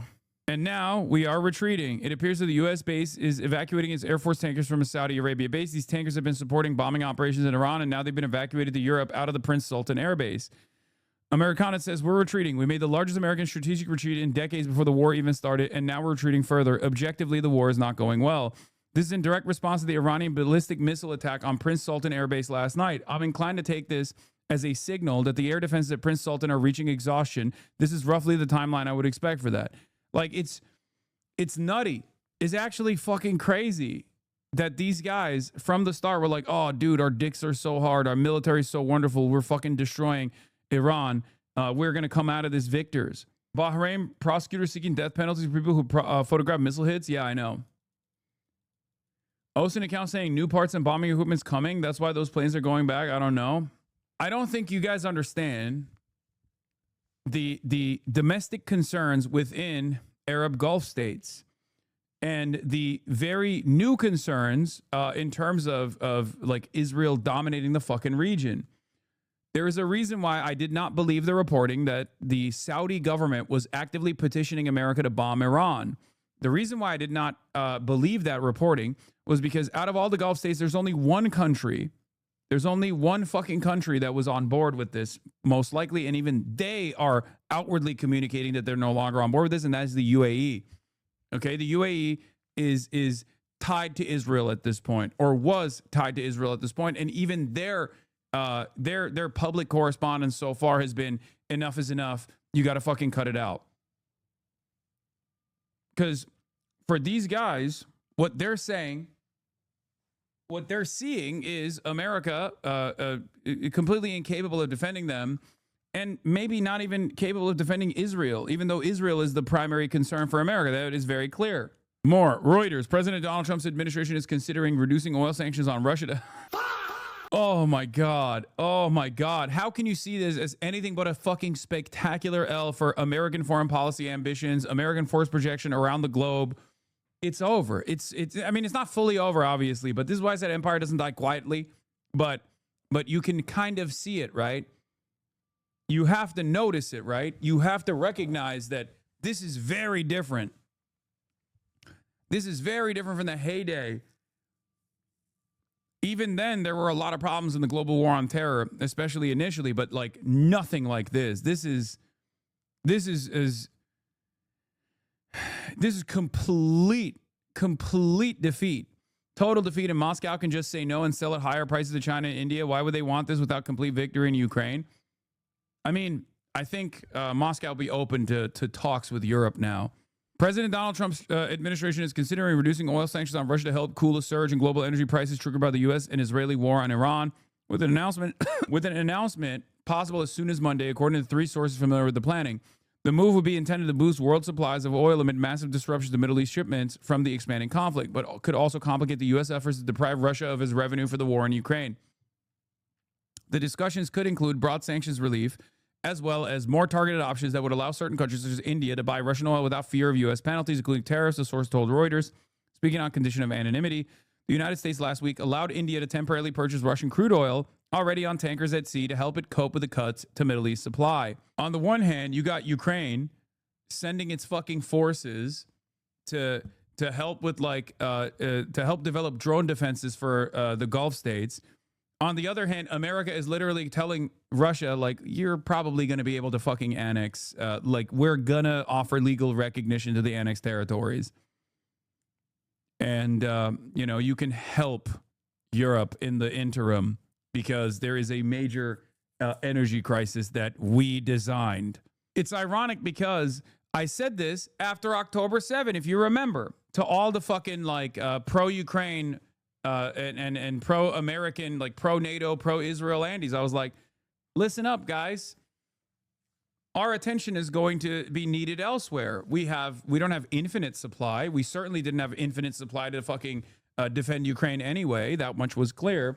But we certainly have our diminishing supplies that are going to focus on defending Israel. Not even necessarily defending Israel, but engaging in offensive capabilities and helping Israel's offensive capabilities. And our attention was going to shift to Israel. It did. And now we're here. The new moves could be announced as soon as Monday, the sources said. President Trump and his entire energy team have had a strong game plan to keep the energy market stable well before Operation Epic Fury began. And they will continue to review all credible options, said Taylor Rogers, a White House spokesperson, using the administration's term for the war. Any policy announcement will come directly from the president or his team, Rogers said. It's so crazy, the utter vindication that anti-imperialists have had in the last week or the last couple of years at this point. It's spectacular L after spectacular L for the United States of America and all of its endless bloody endeavors around the world, trying to maintain this fucking wide empire that spans across nations, that is everywhere all at once, and how much our force projection capabilities have diminished. And yet people are still trying to fucking desperately cope with this reality by being like, but our weapons are so cool. It doesn't fucking matter if you have the best weapons, okay? It doesn't matter, clearly. And I'm not saying this to fucking gloat. I'm not saying this to flex on all the dumb motherfuckers that believed over and over again that America has this capability. America will be the domineering force in perpetuity. I'm saying this so that you understand what the initial implicit biases that you had baked into your fucking collective consciousness about American might, American chauvinism, Western chauvinism in general, that caused you to make this wrong calculation, to make this wrong assessment. Okay? Tech superiority is utterly meaningless, as the Millennium Incident showed all the way back in fucking 2002, when you got an enemy that can cheaply destroy your naval assets. And back then, obviously, there was tremendous technological limitations for Iran in comparison to what they have at their disposal now, like the Shahed drones that they've developed. Like the American imperialism is filled. The history of American empire is filled with L after L of this sort. People just waiting out the conquerors and making it as making the penalties as costly as possible with their limited capabilities. You just don't want America to be a strong hegemonic power. In parentheses, I live with my mom. Of course I don't want America to be a strong hegemonic power. Yes, American hegemony, according to the Lancet study that just came out, has led to 38 million deaths, okay? 38 million deaths just on fucking sanctions alone. That is the death toll of American empire, or at least some of the death toll of American empire. Why the fuck would I want that? Yes, I want to have diplomacy. I want other countries to also fucking thrive. I don't want to dominate other countries. Why the fuck would I be in support of American hegemony when American hegemony is good for people like us because we're not under the boot? even though, you know, you're not even seeing the returns, right? You're not like the return of American empire and the bounties don't even redistribute to the American public regardless. But even then, we're in a better position overall in the first world than the third world that we fucking dominate by virtue of not being under the boot, right? Having said that, I want other countries to also obviously thrive and survive and have sovereignty and dignity. So yes, I know that chatter is making a joke. I'm just jumping off that because it's a commonly shared perspective by many fucking NATO Atlanticists. And I'm trying to explain to that commonly shared perspective. I know the chatter is joking, chatters. I know the chatter is joking, but that's a commonly shared position. So I'm responding to not the chatter's joke necessarily, but that commonly held position by, you know, American regime enjoyers and defenders, American imperialism defenders, American chauvinists. I don't buy the war ending, to be honest. I think the IRGC sees the writing on the wall, and if this happens, I'll be devastated. I will never be able to go back to Iran with the IR after this with extreme repression. It's so fucking sad. You never know. You never know how things might pan out, chatter. You never know. Is the soundboard gone? I've been missing the fa. No, it's not gone. And people want the front-facing camera. Here you go. We can do front-facing camera if you want. It is a better camera overall, I know, but anyway, what's stopping America from coming back a few months after? Well, because this is too devastating. What do you mean stock? Stock on what? Stock on what? If they are incapable, if the last 9 days have shown that America is, alongside Israel, is incapable of deteriorating Iranian launch capabilities, and that Iran can just like close the fucking Strait of Hormuz like they have, and create a global catastrophe in the energy markets, then why the fuck would they, like, what new weapons can they use? I think Donald Trump has basically exhausted all options in the escalation ladder beneath the nukes, okay? The final option here is nuclear launches. That's what I think. That's what I was worried about. Luckily, I don't want to say anything, but it seems like they're not going to try it. Hopefully they will retreat instead of trying that. You know, oh, well, there's boots on the ground as well, but that's true. There's also that before the nukes, there's boots on the ground too. Michael from PA says markets are delusional and disconnected. The market seeing Trump's taco, Trump always chickens out, is unironically an asset to his government. They give his incoherent ramblings huge momentum in the markets. Right now, the oil prices are dropping rapidly after off-the-cuff remarks from Trump about the war ending. This is totally disconnected from reality. Tankers are not transiting the Strait of Hormuz. Oil producers in the Gulf are capping production wells, and refinery capacity are directly under attack and threat. Oil disruptions are going to happen. Markets are delusional. Israel has escalation dominance. Iran has attrition dominance. There's no escalation beyond killing the leader. We are now in a war of attrition. Yeah, well, there's also still the nuclear option, not only for America, but for Israel as well. So let's hear what Israel has to say. The man at the top does not change the regime. It is the same ideology, the same nuclear ambitions, the same ballistic missiles, the same terror proxies. For us, nothing changed. My advice to Tehran's new leadership, look at what happened to those who thought they could threaten the US and Israel. Israel remains committed to the objectives of this joint operation, to dismantle the regime's nuclear ballistic missile capabilities and weaken the machinery that allow it to threaten the region and oppress its own people. We hope that soon the people of Iran will have the opportunity to rise up and share their own future. Let's begin this morning with the latest U.S. and Israeli air attacks on Iran, including devastating strikes on the country's oil facilities. The damage is staggering, with streets on fire from ruptured pipelines. Iran is fighting back, firing missiles at Israel and hitting Persian Gulf nations as well. Tehran has confirmed that the son of the top Ayatollah killed when the war began will be Iran's new supreme leader. U.S. officials now say a seventh American has died from the Iranian attacks. Chief correspondent Matt Gutman is at the site of a recent missile strike on a town south of Tel Aviv. It's a medical incident.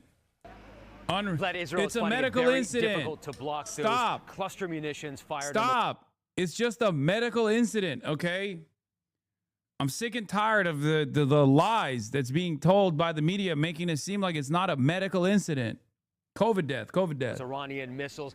One of those little bomblets hit here, obviously detonating that car, punching through the concrete, and just spraying shrapnel everywhere. But all eyes are on Iran this morning and the selection of Mojtaba Khamenei, the son of the former supreme leader. We don't know much about him except he's very close to the regime, and that this is a clear signal from the regime of defiance. Overnight, thousands marching through the streets of Tehran to celebrate the appointment of Mojtaba Khamenei, the son of the former leader, a hardliner with close ties to the security services. Israel with a blunt warning. The highest risk job right now is to be the new Ayatollah. That's a high risk job. They're going to be targeted. Don't take those jobs. We're watching you. Over the weekend, Israel, for the first time, targeting Iran's critical infrastructure. Massive fireballs lit the city with an eerie orange glow. The Red Crescent says over 1,300 have been killed. And in the streets, rivers of fire as oil leaked into Iran's sewage system and ignited. We asked the head of Israel's opposition party why they're targeting energy infrastructure. Yeah, Israeli opposition is so funny. There is no real opposition. Okay, this dipshit is also 100% in support of every other escalation that Israel is engaged in, whether it be bombing Lebanon, whether it be bombing Syria, whether it be bombing Iran. He is always on board. There is no real opposition in Israel. This is what I'm trying to say. There's no opposition in the democratic wishes of society as well. So the idea that like, oh, Israel is this wonderful moral democracy, it's like, no, they're democratically doing genocide. And they are democratically demanding that Iran get fucking pummeled. So fuck their democracy, okay? I don't give a shit. This is where the money is coming from, and therefore, if this will be gone, their ability to do this is going to be reduced significantly. In response, Iran firing swarms of drones. This oil refinery in Bahrain targeted. Kuwait's social security building turned into a tower of flames. Even Dubai's airport hit. Oh my God. Iran now also changing tactics, turning to cluster munitions, several hitting Tel Aviv. You can see where one of those submunitions just punched right through the concrete here, and it detonated, firing shrapnel and concrete in every direction. 5 people were wounded, and Israel's bomb squad showing us one of those downed missiles. What you are seeing here, this is just the fuel tank of one of those giant Iranian missiles, and it's about half as long as the missile would be. It would be about 50 feet long. At the very end would be the warhead. That warhead increasingly has been containing these. These are cluster munitions, and they mount about 80 of these on a single warhead. In Lebanon, Iran's main proxy. Damn. I can't believe it. Unbelievable. You mean to tell me they're using, you're using warheads like this? Good thing Israel has never done so, or refused to sign a treaty, an international treaty alongside the United States of America to not deploy cluster munitions, because that would be really crazy if they had actively petitioned against that sort of thing and continuously used not only cluster warheads, but also chemical weapons as well, like white phosphorus and things of that nature on a civilian population that they were dominating for the past 3 fucking years. They conducted a genocide. Oh, wait, they did do that, which is why everything that they fucking complain about is ridiculous. Literally everything that they're complaining about. This is why, like, when people are like, well, Hassan, don't you think like all civilians' lives are worthy? I do. But the Israeli government doing propaganda of this, like, is a woe is me moment, okay? Sorry. This is precisely what they've been fucking doing to everyone in the region. And the first time that they like receive a modicum of pushback, like a fraction of the death and destruction that they have dealt all around the region, hopefully this will be, this will allow people to understand like what Israel's been doing. They've been killing so many more people with these weapons too, because the people that they're killing are under Israeli occupation to begin with, or people that they're killing are like paramilitary groups that are able to mount a response, but don't have any sort of air defenses. Like Lebanon has purposely been kept from having air defenses, because if the Lebanese government was truly a sovereign state and not like a vassal state for Western imperialism as well, then they would have anti-aircraft defense systems. They don't, because those anti-aircraft defense systems would be used against Israeli fighter jets. That is the reason, right? In the region, Hezbollah has stepped up rocket and drone fire at Israel, most intercepted. In response, Israel taking out building after building and ordering hundreds of thousands of residents of Beirut to flee. Several hundred have been killed there. Iran has begun conserving its missiles and drones and says it has enough of them to last for 6 months of war. Now, U.S. and Israeli officials here have said that they are not interested in a forever war, but what has become clear is that this is not going to be a short war either. Adriana. Matt Gutman outside Tel Aviv, thank you so much. Let's get some more analysis now with Jeffrey Sachs, a public policy analyst. My goat. Another unlimited vindicated, maximum vindication for Jeffrey Sachs, maximum vindication for Mersheimer. Let's be real. And it's not like I completely align with Mersheimer, but it doesn't matter. Fucking full-blown vindication for these guys, okay? And I'm seeing it in the algo too. Like anytime Jeffrey Sachs speaks about these matters, like I listen to him talk for like 40 minutes. On some random fucking, random analyst show. That shit had like 500,000 fucking views in a day. People are waking up. They're like, wait a minute, we're seeking alternatives here because everything that the mainstream media has been telling us has been full of nonsense. It's been complete fucking nonsensical bullshit. They keep saying, oh, Iran is retreating. Iran's stockpiles are diminished. And then Iran keeps pummeling Israel. Iran keeps pummeling the Gulf states and the American bases and American assets in the Gulf states. How is that possible? Okay. And then people inevitably seek out other analysts and people that were previously regarded as like cranks or whatever. There's obviously some, bad examples of this as well. But I am fully in support of Mersheimer, just like I was in support of Finkelstein getting his fucking roses. I'm fully in support of Mersheimer also getting his moment in the spotlight now alongside Jeffrey Sachs. Remember, these are people that were yelled at over and over again during the Russian invasion of Ukraine. These were people that were cast as outsiders, okay? These were people that were yelled at, cast as outsiders. Oh, you're fucking pro Vladimir Putin. You love Adolf Hitler, all this shit. Over and over again. Well, it turns out they weren't wrong. They were fucking right. No other nation comes even close. Every nation that you have been taught to hate, every leader you have demonized, every government that you call a regime, none come close to these numbers. North Americans will hear this and still believe that they're the good guys, irredeemable plays.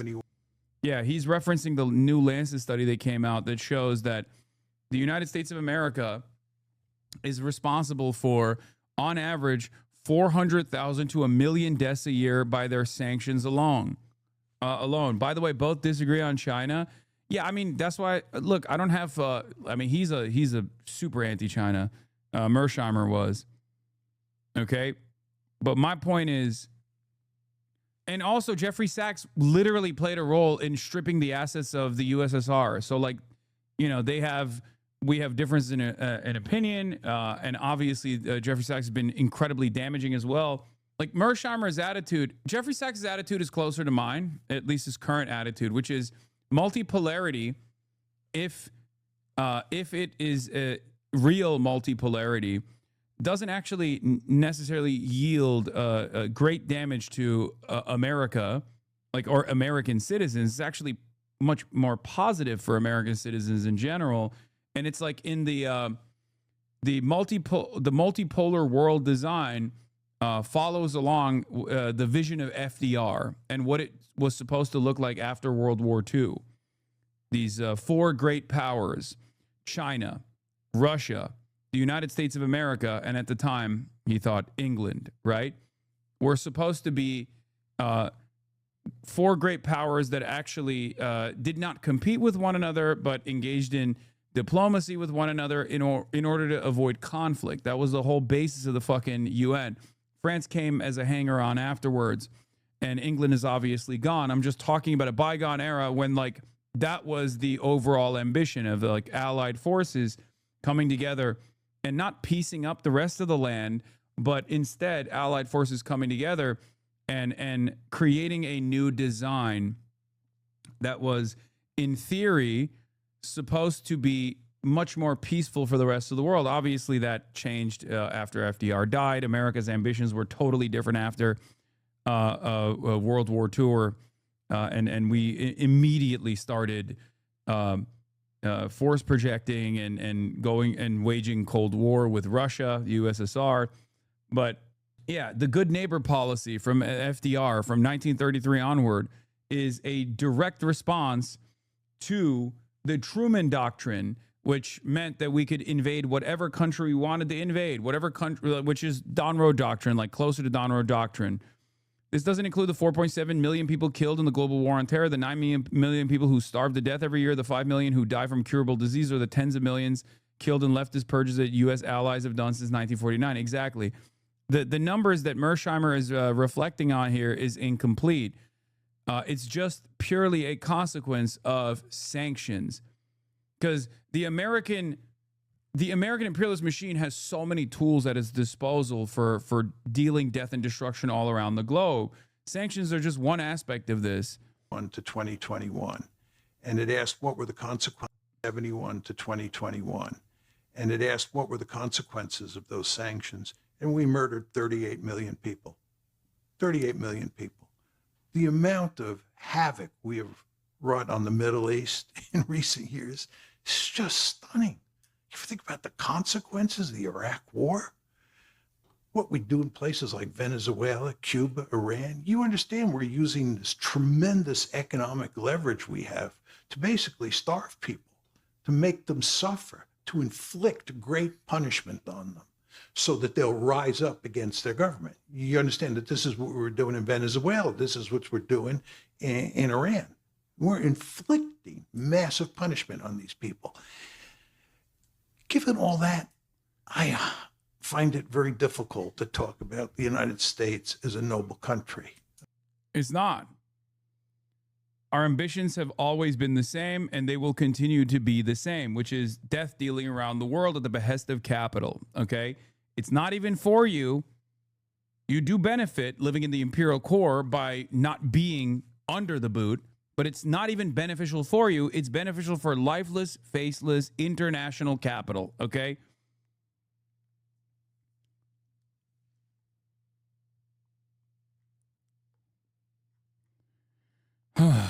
Back, just listen to the Vanguard gossip about Hassan. What the fuck are they saying about me? Who is this? This is Mersheimer. He's a well-respected professor who believes in realpolitik in terms of international relations. Quinnipiac, did they release a new poll thinking about the relationship between U.S. and Israel? Do you think the U.S. is too supportive of Israel, not supportive enough of Israel, or is the U.S. supportive of Israel just about right? 44% say too supportive, 44% say about right, 6% say don't know, not applicable, and 5% say not enough. Ridiculous. We got to get those numbers up. This shows me that Americans are still in a cattle state.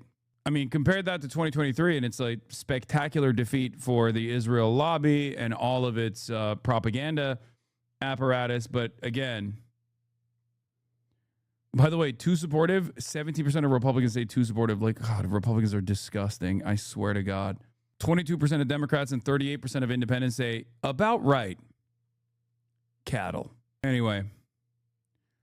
Yeah, I mean, you got to take victories wherever you can, because that number has greatly shifted in the direction of the truth, which is that America has unconditional loyalty and support to the state of Israel, and Israel is a nation led by fucking psychopaths.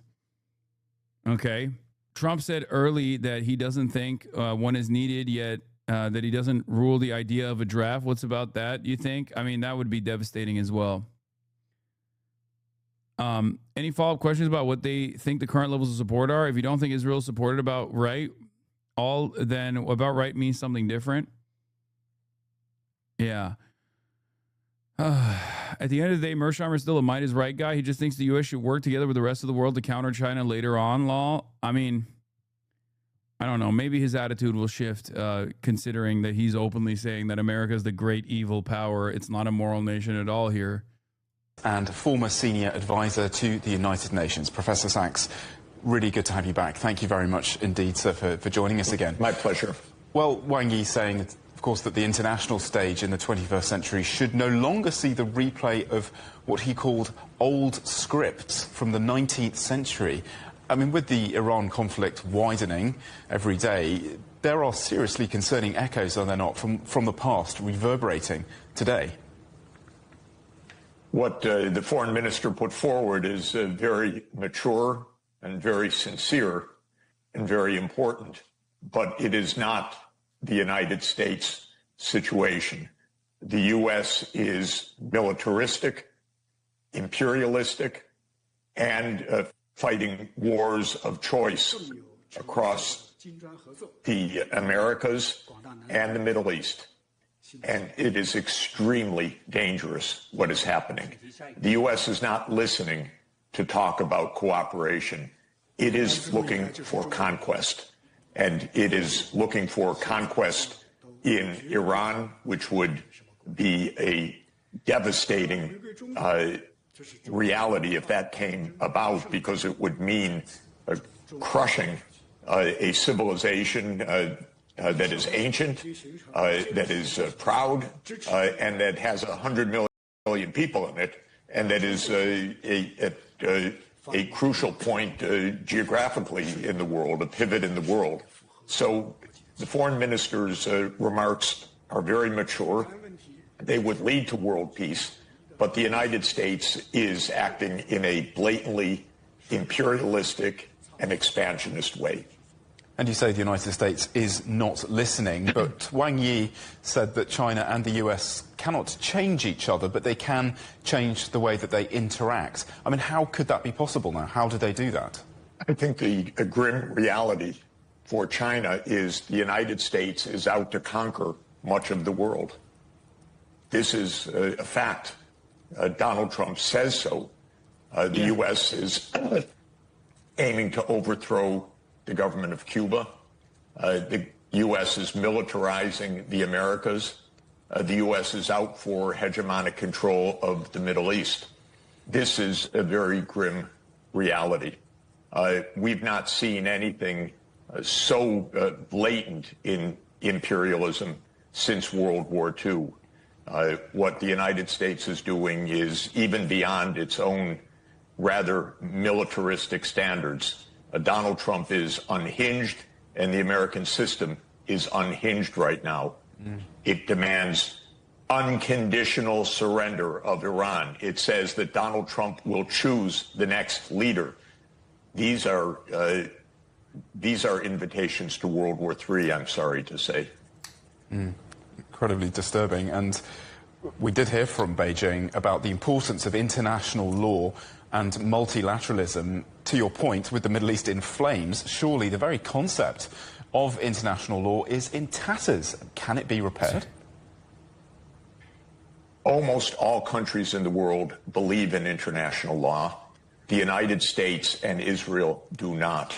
Again, grim reality.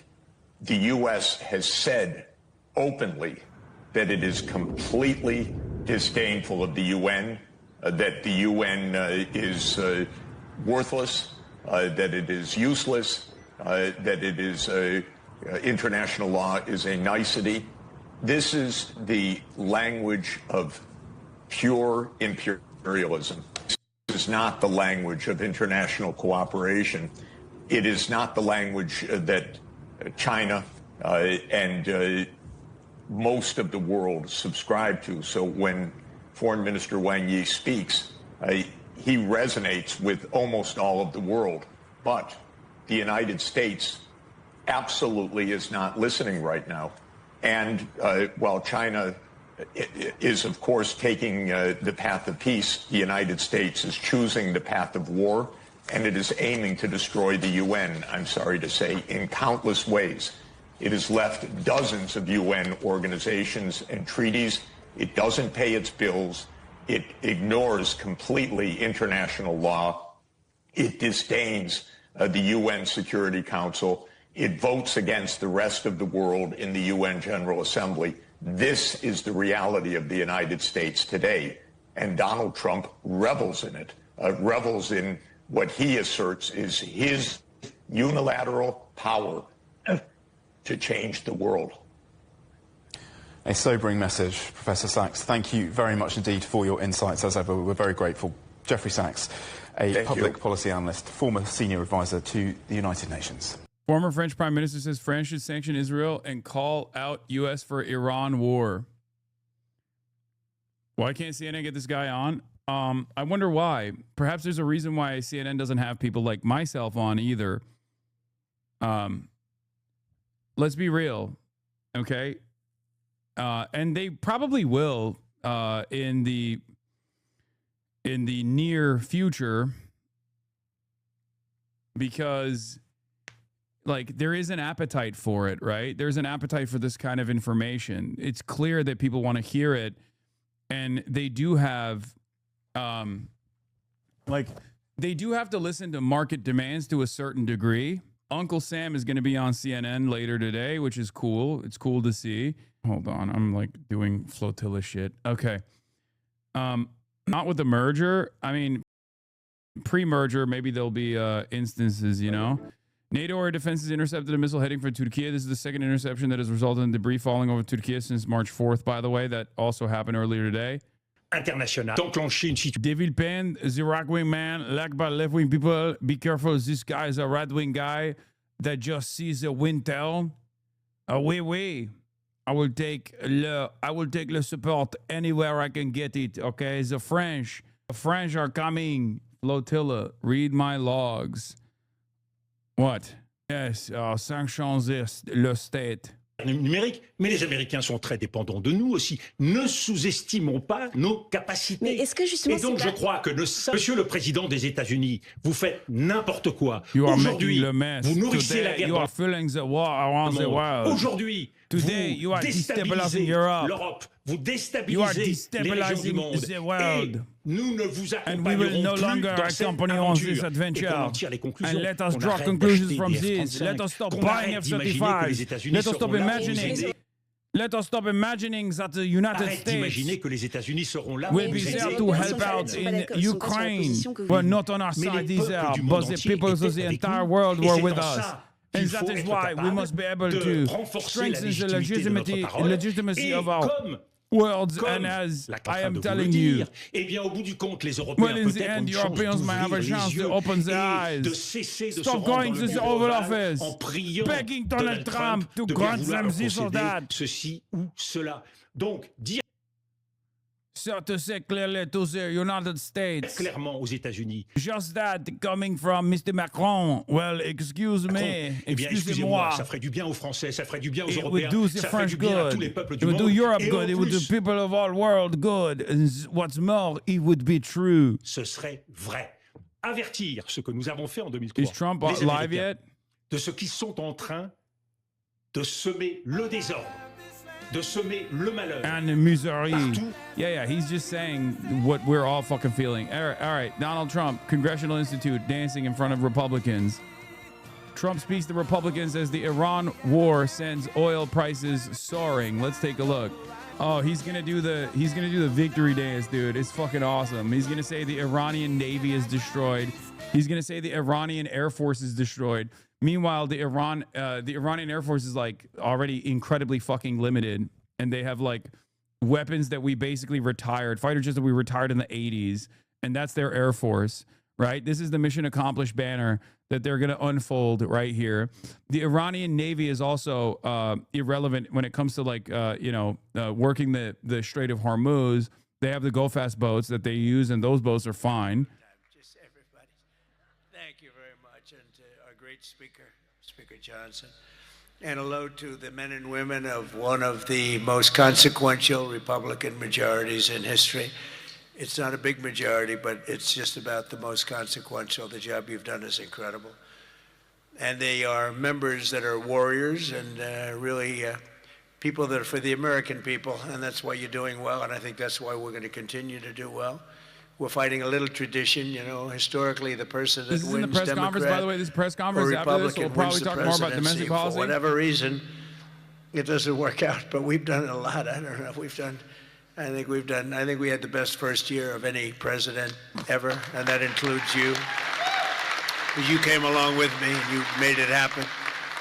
So with your help and hard work, we're making America great again, and we're doing it much faster than we thought, and it's better, stronger, and our country is doing really well. I mean, at a level that nobody thought. We took a little excursion because we felt we had to do that to get rid of some evil. And I think you'll see it's going to be a short-term excursion. How good is our military, right? Amazing. How good. Short-term. Short-term. Thank you. They're great. You know, we all together, in my first term, we rebuilt our military. And I didn't know I'd be using it so much in the second term, but we have a military like no other. It's not even close. But I especially want to recognize the rest of our amazing House Republican leadership team and so many of my friends that are congressmen, some senators. We have some great people in this room, but including Majority Leader, a real brave guy, because I know the real story. I was there that night with him in the hospital when he was given a very small chance of living by a doctor who was very good, by a wife who was desperately in love with him. She cried so much. Because I've seen the other two. I've seen guys at the end of the line, the wives aren't exactly shaken up. When they don't cry, when they have no tears or any sign of tears, this is not a good sign of a great marriage. But he must have a great marriage, because she was just devastated. She was going to lose her guy. But it worked out that the doctor said more blood was put into him than he's ever seen. He was in big trouble. I looked at him that night and I said goodbye to him, but he made it. He was brave, and look at the way he fought back from so many different things. Steve Scalise has to piss into a colostomy bag for the rest of his life. Another one, Tom Emmer, who I really got to know over the last few years, and I'll tell you, he's a winner. Mr. Empathy over here. What a way with words. Once again, talking about Steve Scalise, guy who got shot in his butt and penis at the congressional baseball game. But Tom is just a real champion and a winner, and you have a problem, you go to him, he gets it solved. So thank you very much. Great job. You've done a great job. And our conference chairwoman is Lisa McLean, and we all know Lisa. Don't get on her wrong side. It Oh, can be sorry, that's not a colostomy bag. Experience. Thank you very much. Great job, Lisa. Great job. And a very special thanks. You know, you broke a record. This is over 20 million. This is it's the biggest of these type of events that there's ever been, by a lot. You know, you didn't just break it, you broke it by a lot. So I want to congratulate you. But there's just great spirit. The Republican Party has fantastic spirit. The level, I don't think, has been seen before. I really don't. We have to get a couple of people on board, which, you know, at least one case is virtually impossible. I wonder who that might be. A sick person. But I want to say a very special thanks to everyone at the Congressional Institute for helping organize this event. This has been amazing. And over the past 9 days, we've been reminded of how vital our Republican majorities are. And it's, you know, it's America's future. We're really fighting because these people, you saw the other night at the State of the Union, you saw these people. They wouldn't stand for a mother who just lost her daughter by having her throat slit from behind. They wouldn't stand for a helicopter pilot who just got the Congressional Medal of Honor for landing safely. Fucking washed. Oh my God. Helicopter with a lot of He's still doing the Democrats wouldn't stand up for the things. Helicopter, and he was able to land it safely, and his leg was absolutely practically nobody. ripped off. This is for those people that I will tell you this much. This is for the dumbest of the cattle. Okay, the ones that are leading the pack into the slaughterhouse. Like, at this point, who the fuck cares about the Democrats not standing up? You know what I mean? Down the aisle. Completely Which didn't make ridiculous. all of those soldiers in the back feel too good. They're looking at a pilot who's bleeding out. But they didn't want to stand for that. They didn't want to stand for a 100-year-old soldier who had left a legacy of bravery. Everybody talked about it for years, and it was time for him to get the Congressional Medal of Honor. They didn't want to stand for him. There's something wrong with those people, and we can't let them ever be in a position where they can lead this country again, or destroy this country again, because we almost lost this country. This country was close to being lost. The representatives in this room provided the pivotal votes in securing a record $1 trillion for the United States military this year, and now the world is witnessing the importance of that investment with one of the most complex and stunning operations ever conducted, and that's Operation Epic Fury. That's a great name, isn't it? Epic Fury. That's even better than Midnight Hammer, which was pretty good too, right? That was where we knocked out their nuclear potential. That was a big day, because if we didn't do that, they would have had a nuclear weapon within 2 weeks.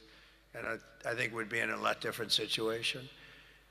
And then you had, of course, what they did in Venezuela, how that was just so far so good. We've done a real job. We've got all good ones. If you go back and you look at Afghanistan with Biden, one of the worst, I think the most embarrassing moment in the history of our country. If you look at what happened with Jimmy Carter, with Operation Iran, Epic Fortnite but if you look Chungus, at what Epstein's happened with the Fury. helicopters and That's right. the hostages, it cost them the election. It was what a mess.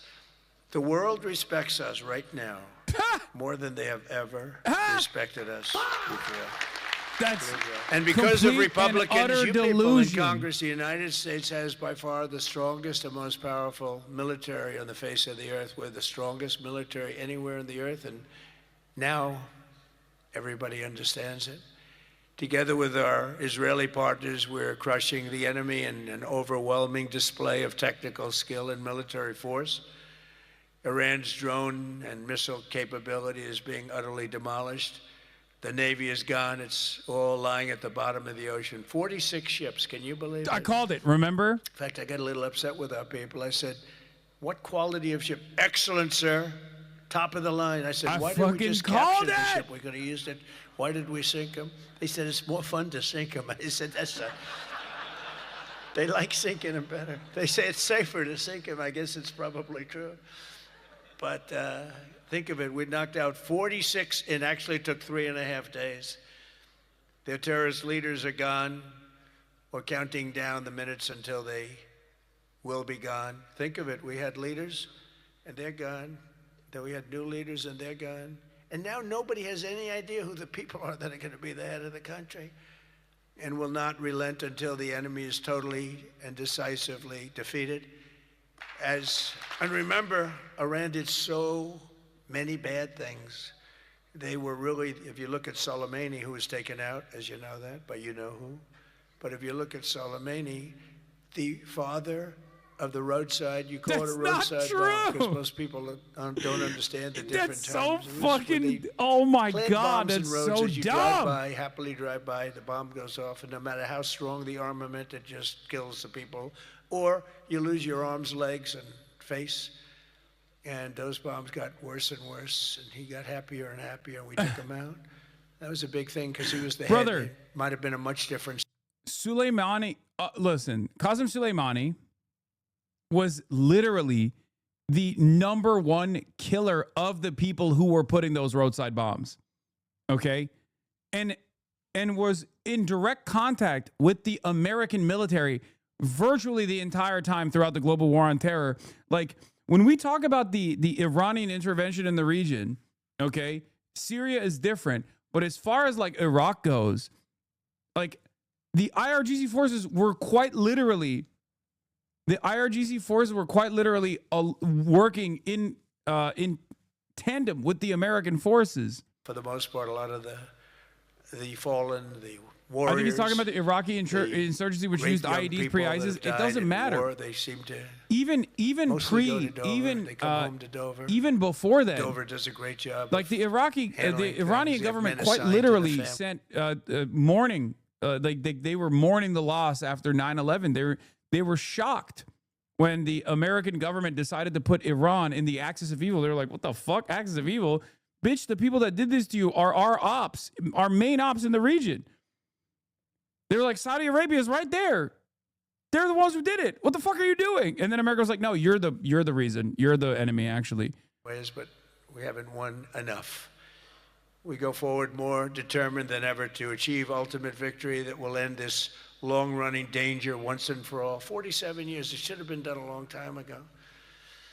The world would have been a different place had some president had the courage to go and do it. They should have done it many, many times. They had many opportunities. The United States of America is the greatest and most exceptional nation in human history and will not be threatened by evil terrorists and lunatics any longer. We just can't do that. And, you know, when I always talk about how great our nation is, I don't know. I don't consider our nation very great for 4 years under Biden. We were a laughingstock all over the world.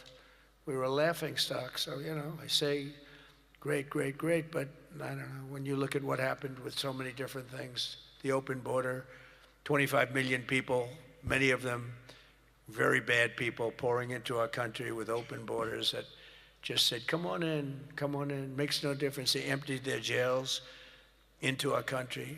11,888 murders, 50% of which murdered more than one person.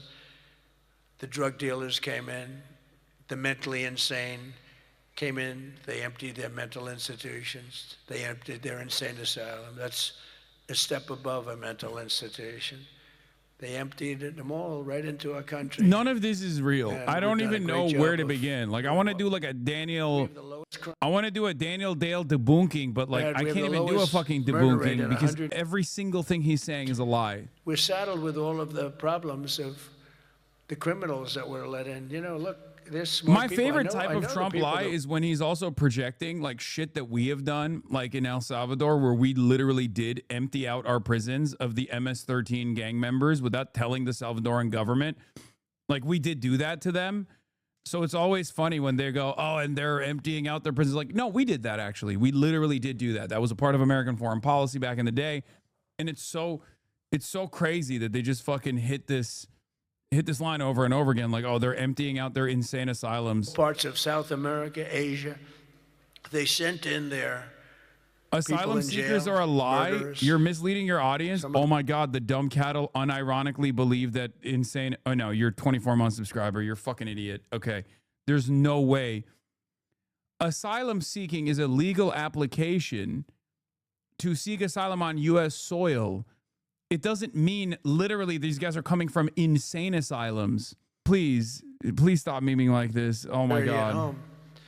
And you're going through it right now, fellas. I mean, you're going through, it's not even believable. You know, we should be very safe right now, especially when we're attacking somebody that's evil, bad intention. But last week, 53 House Democrats voted against a resolution affirming that Iran remains the world's #1 state sponsor of terror. Who the hell would do that? I mean, almost every act, whether it's Hamas or Hezbollah, no matter what, you take a look, it's Iran or Iran sponsored. And even more outrageously, as we speak, Democrats have shut down the Department of Homeland Security. They've got it shut down. Do you believe it? Right now. Because they care more about amnesty for illegal alien criminals than about protecting the lives of American citizens. I mean, take a look at it. The American citizen is I being watched scoffed another at Jeffrey Sachs interview. by Democrats. How the fuck do I get Jeffrey Sachs on the It doesn't broadcast, make by the way, sense. chatters? None of this stuff. Chatters, I want Jeffrey Sachs on the broadcast. I want him. And they wouldn't How do we stand do up that? for Any of you, his for students at incredible Columbia? people. They just refuse to clap, stand up. None By of the end big of the three speech, networks by the way, are they were all airing standing this? because somebody was passing them. No, you people are getting killed tonight. They were all they'd stand up for Oh, everything I was doesn't saying. matter. At the end We're of the last airing it, half and hour, we're they bigger were than the standing big up three. for things that they shouldn't have stood up for. Because they got the word, you're getting killed tonight. Stand up and clap for the woman that just lost her daughter, please, to a violent criminal. But Democrats must vote immediately to reopen the Department of Homeland Security so that we have the resources to keep America safe. Yeah, I asked my goat, Kyle the King And under our Kalinske. pro-America, pro-worker, pro-family agenda, our country is winning again and America is respected again. And I think we have a country that's as hot as it's ever been, ever before, maybe hotter. And I say it all the time. The King of Saudi Arabia said it to me. That's better not than actually anybody Jeffrey could say it. Sachs. He said, you know, I get along with him very well, very smart person. That's He not. said, you know, this is not a year actually and a half Jeffrey ago, Sachs. Your country was dead. Absolutely dead. We never thought This it was is coming a back. fucking reactionary And now you have Jeffrey the Sachs. hottest Totally country different and anywhere in the annoying world. as It's fuck. true. We're the hottest country anywhere in the world, by far. And that's before we showed off our military strength with Venezuela, and now with Iran. You know, Iran was. He also is a professor, but it's a different Jeffrey Sachs, and he sucks. The hell out of them. I've been duped by that too. I was in the past. I've seen like some bullshit that he has said where I was like, damn, what the fuck? Jeffrey Sachs is like that? But no. In our country, inflation is plummeting. Incomes are rising. The economy is surging. Our border is the most secure. The problem with Sachs is that he's too forgiving with Russia in terms of the invasion of Ukraine. Rate is the Okay, lowest dude. in 125 years. That's before my father was born. My father was born 6 years later than that. I don't know if he'd like me to say that. Yeah, he's bad on Syria Never too, liked right? to talk about his age. He said, "Don't talk about." I've heard it all. But think about 125 years ago, 1900, the year 1900. The stock market has set 53 all-time record highs since the election, and it's going to go a lot higher as soon as we get rid of this stuff that we're doing right now, that we really had no choice. I mean, I think I asked people, I said, would you rather do this or would you rather go along nice and smoothly, but eventually have a catastrophe the likes of which perhaps the world has never seen? And just about everybody says, except for lunatics, said, no, you had to get it done. Should have been done a long time ago. The average 401k is up almost $35,000. Think of that. It's at the best they've ever done. And I think you're going to see some real numbers when this gets, because this was always a dark cloud hanging over not only Israel, which was going to get wiped out. You know, if we didn't do that B-2 attack, Israel would have been wiped out. They would have had a nuclear weapon within 2 weeks after that. And even now, I think they were looking to take over the Middle East, because when you look, and we have pretty good proof, all of those missiles that were so stupidly aimed at Qatar, Saudi Arabia, UAE, they were all aimed, and others, at countries that were sort of like, Kind of feels like they weren't so stupidly aimed there, it seems, right? Because sort of neutral, but they weren't doing it. All of a sudden, they're getting hit with missiles, and they could have gone. I love that this is like day one. This is day one memes for the record. This is literally, this is what they were going with the first day. This is like what Jon Stewart was saying. Oh, how dumb of Iran to hit American military bases in the region. And if we not... How dumb of Iran to hit CIA assets in the region. How dumb of Iran to try to neutralize Mossad agents in the region. Because I see the Democrats trying to justify it, and they're failing because the voter on the street is saying it. Yeah, this was also funny. Thank you, CENTCOM, for admitting that you're using our neighbor's territory to deploy HIMARS systems against our people, apparently, including a desalination plant. Within a week, if they were going to attack us, 100%. They were ready. They had all these missiles, far more than anyone thought, and they were going to attack us. But they were going to attack all of the Middle East and Israel, and if they had a nuclear weapon, they would have used it on Israel. And this was going to be a major attack. And they had all of those missile sites and all those launchers that we got rid of, about 80% of them right now, by the way. Got rid of most of the, it's died down to a trickle. They have very few launchers left. What our military has done is amazing. They wiped out almost 20%, maybe 22, 23%, but the rest are going very quickly. And the missiles have been largely knocked out. The drones have been knocked down, and we're hitting where they make the drones. We know them all, and we're knocking the hell out of that now where they manufacture the drones. A lot of work, a lot of brilliant work, but we're going to have a much safer world as soon as it's finished. It's going to be finished pretty quickly. With the help of our House Republican majority, we passed the largest tax cuts in American history, and we have to be talking about it. Donald Trump is making up for the fentanyl gap with an unlimited amount of copium. He's offering so much copium that you can smoke. Everyone in the room is overdosing on it. Okay, they're gagging on it. They're overdosing on it. Nobody ever talks about, Tom, and we have to talk about it. We made interest on auto loans fully deductible. That's never happened. We've never had that. Rich people always get deductions, but middle-income people that have to struggle a little bit never did. But now they can deduct the interest paid against their taxes. We have one little proviso, and I put this on, it's very important. Only if the car is made in America. All right? That's going to have a huge impact. That's going to have a huge impact. We passed the Trump accounts to give every child in America a head start on the American dream, and that's so good. We're going to wipe out your future, but you will be able to do stock trading at the age of 7. $6,250,000,000. Think of it.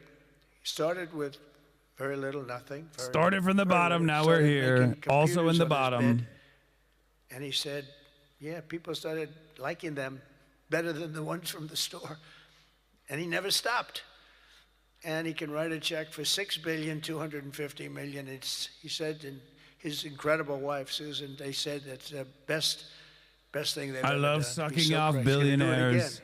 Gotta do more. Billionaires are your salvation. They're good people. They're good people. A lot of people that aren't so rich are you doing it. shouldn't They're bring doing out it for the their kids, pitchforks. it's turning out so. It's so good. A young child turns 18 or 21, and all of a sudden they have $100,000 in the bank. What a difference that is between having that and having nothing. And it could be more than that. Could be What a he lot said more, so depending far is on one what happens contradiction with the world. after another. And we passed one. Trump so far, war will be a short-term excursion. War will continue until the enemy is totally and decisively defeated. War, we already won in many ways. We haven't won enough. We go forward more determined than ever to achieve ultimate victory. Like, at some point, Americans have to cope with the reality that the person that's leading the country is genuinely a fucking baboon. Okay? I mean, many Americans are already aware of it, especially when it comes to, like, you know, domestic concerns where they're like, what the fuck are you talking about? The prices are not down at all, you son of a bitch, right? But, like, you have to realize every single thing that he says is not only a lie, but is directly at odds with the thing that he said prior. This is a nation run by a pedophilic baboon, okay? It sucks, but it's the truth. He will continue to reiterate points that are directly in contradiction to the point that came prior to it. Over and over again. It doesn't even matter, though, because his base eats that shit up. His base has developed this incredible appetite for misinformation. It is genuinely alarming, where they will go, war is over in a matter of moments. They'll go, hell yeah, war is over, mission accomplished. And then he will follow that up by saying, and we will continue the war for an endless amount of time until there is a decisive victory. And they go, yeah, we'll continue the war. In a matter of moments, they hear the words come out of his mouth, and immediately they swap their position. They do not recognize the contradictions. They do not recognize anything. They're just like, I believe you, sir. Was the problem, but we're really bringing down prices big. Do you notice you don't hear that word anymore, Mike? They don't say it anymore because we brought down prices so much. So our message is simple. Saying Democrats that right created now the high is prices, fucking and amazing. our policies are totally ending them, and they're ended, and we're doing better. We're even bringing them down further. They'll be way down, and we're... Yeah, these are the same people that say, we're not cattle. Don't be sheep. Don't be sheep, brother. I'm an independent thinker. I think it's 2.5 months, 1.7% inflation. 3 months, 1.45% inflation. Think of that. Whereas they had the highest inflation in the history, the single highest inflation in the history of our country. Now, you know, I always say this. They say 48 years because I don't want the fake news to get me on this. They say it wasn't history. It was 48 years. That the inflation was the highest in 48 years. But I don't know, in some ways 48 years sounds even worse because it's very specific. Yeah. But they had the highest inflation probably in history, but in 48 years, we inherited that. One of the first targets must be the crushing healthcare. We have to crush and take over the healthcare situation, which we can do. For the first time, we can do it since the passage of the Unaffordable Care Act. Socialized Big medicine. insurance companies have gotten rich. They've made money like practically no other companies have made, with our government giving them hundreds of billions of dollars, and their stock prices soaring to up to 1,700%, 1,000%, 1,200%, 1,600%, and even 1,700%. The government gave them essentially trillions of dollars. And I want that money to be paid to the person, not to the insurance company, and let them go out and buy their own health care. And people love it. People love it. You'll get better health care at a much lower cost, and they'll be sort of part of the system. But the money we spend is so much. We spend numbers that nobody could even believe. But the healthcare companies, because the Democrats are owned by the insurance companies, remember that. And so they have a problem. That's why it's hard to get it fixed, because they are totally owned and controlled by the healthcare by the insurance companies. Healthcare insurance, but the insurance companies themselves. So when you want to do something that's good for the people but bad for the insurance companies, it's very, very hard for them to go in a different way. Now, Republicans never do that kind of thing, right? You're owned by nobody, right? Nobody. See, a young girl up here say yes. Some of them are a little bit shaky, but they're Republicans. We love them. We love them anyway, right, Mike? But they are owned by those big, powerful insurance companies that are making a fortune, and it's hard to get them to do the right thing. They know what the right thing is. So we want the money to be paid directly to the people and let the people go out and buy their own health care, and people love it. They love it. We can own the issue. For the first time ever, Republicans can own that issue. I'm also asking you to take swift action to codify my most favored nation policy on drug prices, the biggest. That alone should win the midterms. We have, and I tell this story all the time, my first term, third year, I actually had a slight, it was 0.25% decline in drug prices. First time in 28 years. I was so proud. I went home, told our great First Lady, who's now a movie star, I got the biggest, can you believe this? That movie was hot, and it is hot. She became a movie star. It was a good movie. But I went home and I said, you know, it's amazing. We do so well. We work so hard. This issue is the single biggest issue. Okay. I had a news conference, I'm embarrassed to say. Okay. A long time ago, my first term. Third year. He admitted. Because I went up. He admitted he was the shadow to leader. A level that I did things that nobody's Brandon ever done. fucking 28 stole it. years, I brought it down 0.25%. Now I brought it down 80%, 90%, 75%, depending the way on squares are the it's teleprompters, driving the chatter. fake news crazy because I say 400%, 500%, 600, depending on the way you want to talk about it, if you want to talk about pricing. But using a conservative number, what we've done is we paid the highest price for drugs anywhere in the world, and now we pay the lowest price for drugs anywhere in the world. We are tied for the lowest price. Whoever has the lowest price, that's what we pay. And I did that through tariffs. We had a little disappointing decision, to put it mildly, from the Supreme Court. Terrible decision for the people. But the good news is I have lots of other ways of doing the same thing. I just have to work a little harder. They want me to work harder, but we're doing the same thing with a lot of work. But I used tariffs to get this because I went to other countries. The drug companies were not easy, but I got them. And I said, we're not paying. We were paying for a pill $130 that in London and Germany and different places you'd pay $10. So we were paying 13 times more. They're paying $10, we're paying $130. And the drug companies, I called them in. We had a rough time, but it wasn't that bad. And they agreed because they knew that I couldn't get the countries. You had to get the countries to approve it. And I called up, and you've heard me say this a couple of times, not often, but I called the countries up. I called up France. I said, Emmanuel, you have to cut your good friends from America a reasonable deal. What's happening is you are paying a tiny fraction for drugs. No, Donald, I cannot do anything about that. I said, you can.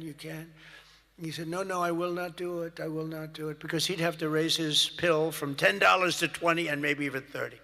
Ours would come down from $13, $130 down to $20. Think of that. Emmanuel. From $130. That's what you're going to get. From $130 to $20. Daniel Dale is debunking. But he has to double his price from $10, and they were the boss. I said, no, you will. No, Donald, I cannot do that. Try to find wind farms in China. And I heard this from all China. the other countries, too. Very elegant people. And they were saying, no, we You can't find them. They're everywhere. It's so windy. Yes, you will, 100%. No, we will not. Because, they have to double up their prices.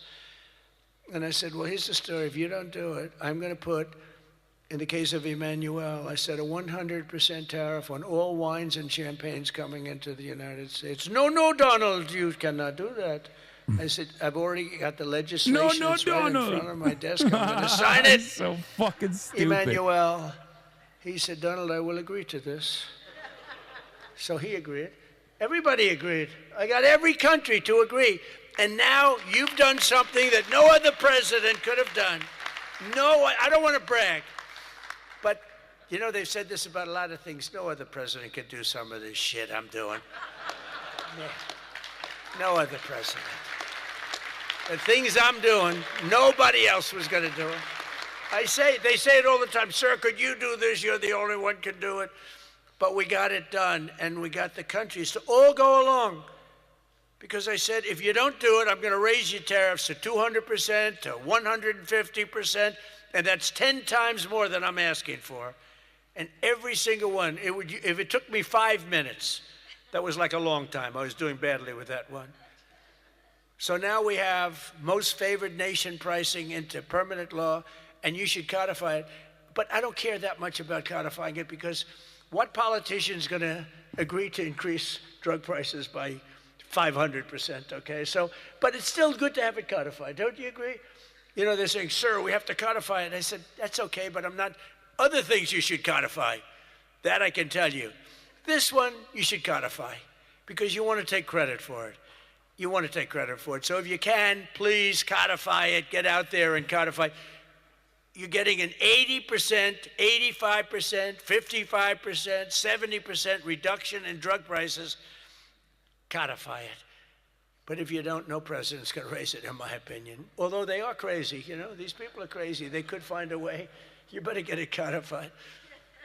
And as we work to bring down interest rates so that more Americans afford a house, I'm also asking you to ban the Wall Street firms, large Wall Street firms, institutional investors, from buying up thousands and thousands of single-family homes, hundreds of thousands of homes, because homes really are for people, not for hedge funds. We want to get the market out so they can do it, and we're stopping it. We want people to be able to buy a house. It's the American dream. Buying a house is a part of the American dream. And we must also stand up for the safety of our citizens. One of my guests at the State of the Union was Anya Zurutska, the mother of beautiful 23-year-old Ukrainian girl who was stabbed to death on a train in North Carolina by a deranged criminal, arrested more than a dozen times. And I had the mother, as you know, at the State of the Union, and she was devastated. Beautiful woman, devastated, uncontrollably devastated. And you're not going to believe this. We couldn't get one Democrat. I can believe to it. Even clap. The Republicans. I totally clapped believe and that. went wild, That's and they loved it. hilarious. Not one Democrat in that whole room even thought about clapping. They sat there frozen-faced. Disgusting. House Republicans should get every member of Congress on record and pass a tough new crime bill that imposes harsh penalties for dangerous repeat offenders, which this nut was, cracks down on rogue judges and prosecutors, and ends no cash bail once and for all. No cash bail is a big part. I mean, you have a man murder somebody, and by that afternoon, he's out on bail. No cash bail. It's a huge problem. We also need to end deadly sanctuary cities, and you have bills before you now, and you're working on things, but hopefully you can do that, Mike, because it's terrible. They're sanctuary for criminals. That's all they are, sanctuary for criminals. They fight ICE all the time. That was a problem up in Minnesota. They had a lot of criminals in there. They wouldn't give it to us. And to stop illegal aliens who cannot even speak English from driving 18-wheel tractor trailers. They have no idea what they're reading. I wouldn't be able to do it in their countries. There's arrows, there's speed limits. They have no idea what they're reading. And in many cases, they're on drugs on top of that. We need to ban any state from granting commercial driver's licenses to illegal aliens. And I want to thank House Republicans for passing another common sense measure. I would think it's the easiest thing. I just told Mike. You know, you were at $19 million. I have to say this because I've never contributed. I was a huge contributor for years and years. Once I became president, I never contributed any money because the greatest thing about being president is I no longer have to contribute. Nobody ever asked me for money. They asked me for my endorsement. I've endorsed just about everybody in the room. But keep winning, right? Yeah. 124-0 this Tuesday. 124 wins, no losses. Is that good? And there were some rebels. We endorsed a few rebels, right? A few that Mike was saying, it's going to be a tough one. But we're 124-0. But as president, nobody ever asked me for money. And as president, you know, like as president, you sort of don't make campaign contributions. Right? Doesn't even. But I heard you were at $19 million today. I said, has that ever been done? No, sir, it's a record, but 20 would sound better, right, Mike? Oh. Yes. He said, I'm going to give you $1 million. It's the first time I've done it. I never did it before. I never did it before. My neighbor is a senator from Movimiento Ciudadano party here in Mexico City. Can get working them. I reached out to a Moreno. I never did it Claudia. before. Hell yeah, Chatter. Now I'll be hit up by every political group, every Republican running. Sir, can I have some, give me a little cash. I'll have Emmer come up to me and say, how about a little cash for my campaign?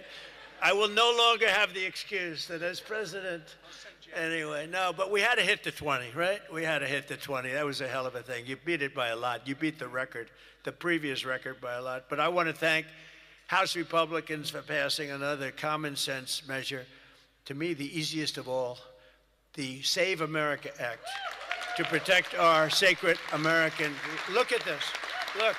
It's the easiest thing we have. I can't, it's the easiest thing we have. Now, the problem is you call it the SAVE Act, and nobody knew what the hell the SAVE Act. Have you been seeing, I've been working overtime the last month. The Irina Zaruska stuff never made sense to me because the guy had not been in prison or arrested for 5 years. It had nothing to do with bail or leniency or anything. I guess you could argue in favor of involuntary confinement, but also not everything is a policy failure. A mentally ill person hurting someone is something that just kind of happens sometimes. Even with better mental health care, it will occasionally happen. Yeah, but it doesn't matter because it was a black guy with a long criminal record killing a white lady. And not like that dynamic in and of itself is so revealing of what this propaganda serves.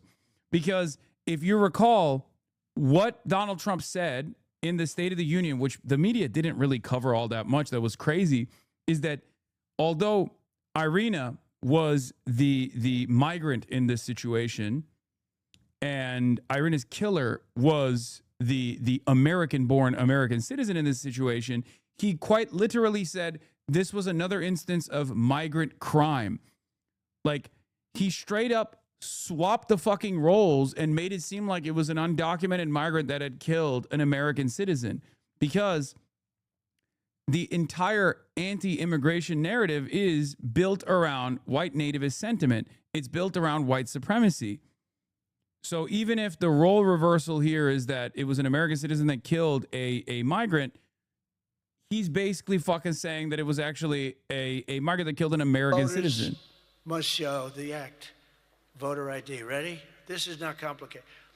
Voter identification. Now, if, you know, I have a whole list, but I don't want to put, I have like hundreds of things on the list. If you go shopping, if you do this, if you buy a car, if you license a car, if you point to everything you need to have. Guys, they did not kill they did not kill Benjamin Netanyahu, and I don't think Iran also killed Ben-Gvir either.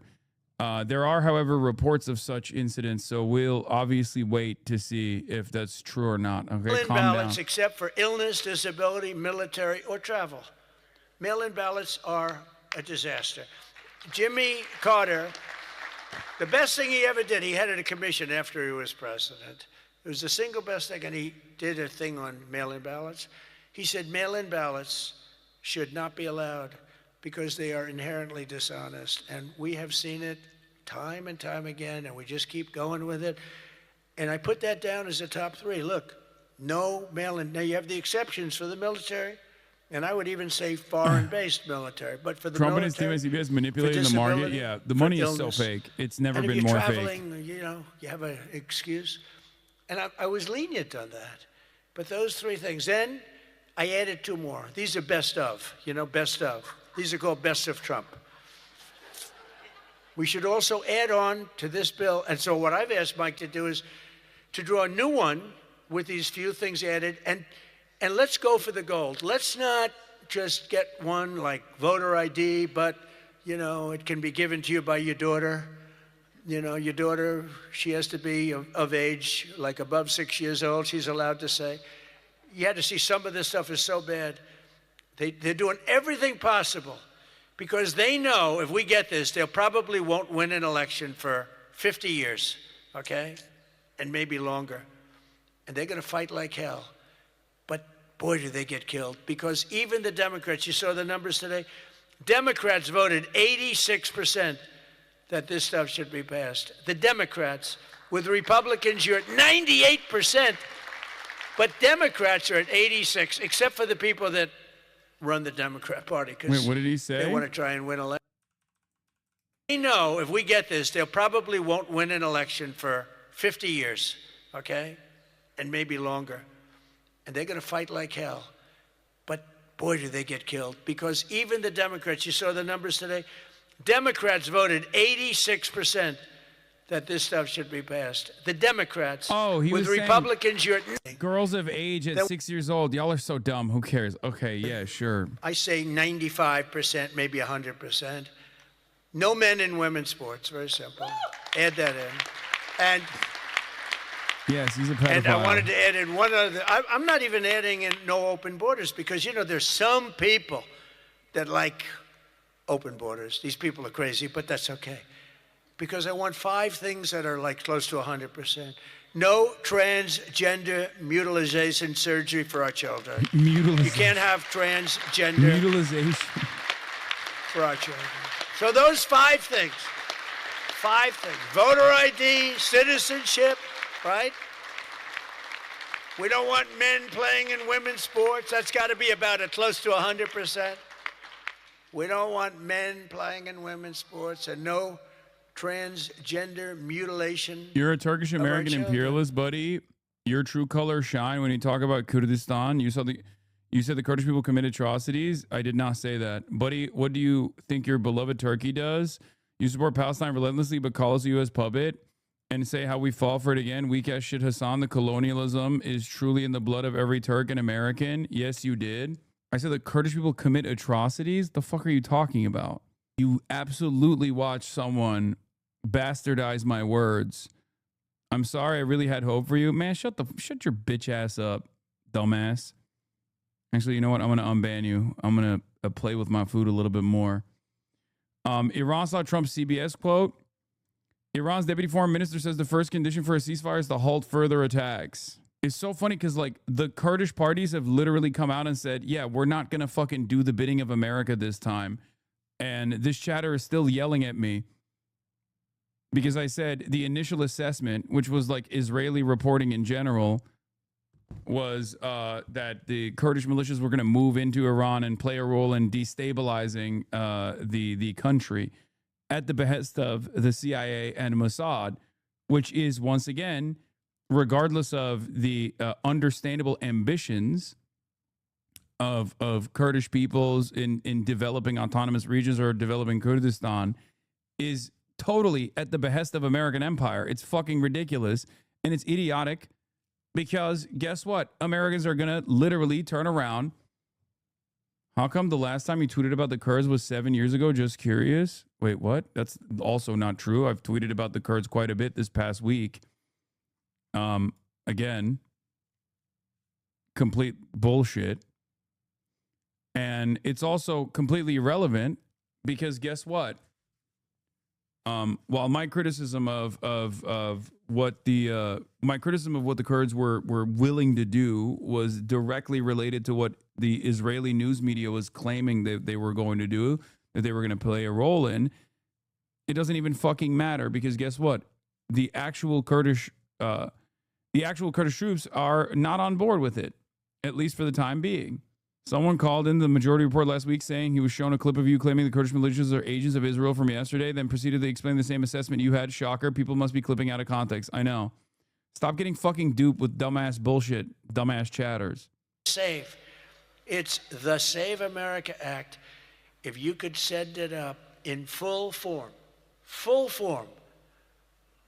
meaning just straight, we will, I think, the Senate has to approve it. I really do. I think, and they're going to have to go to the filibuster, and maybe it's going to be the talking filibuster like the old days. The great Jimmy Stewart, right?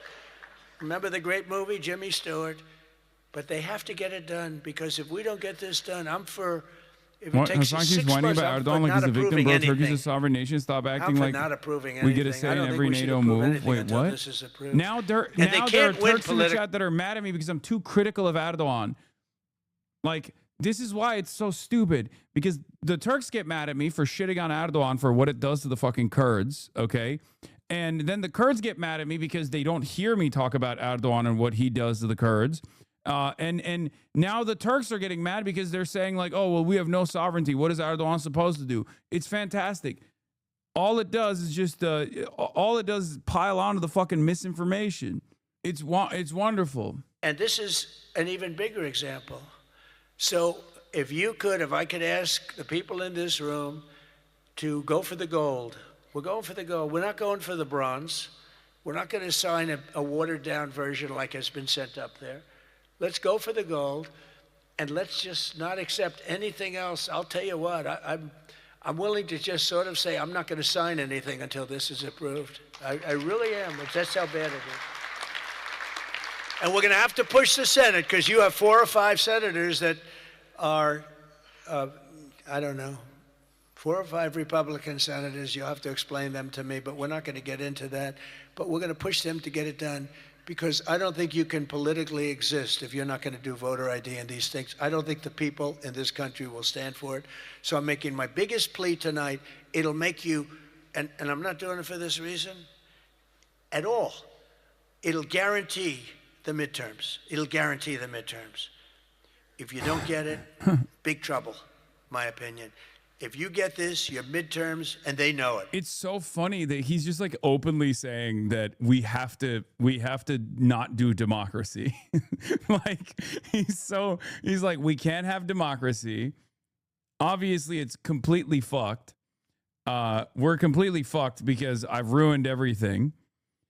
So what we have to do is cheat. We have to just like make it as hard as possible for people to go out and be able to vote.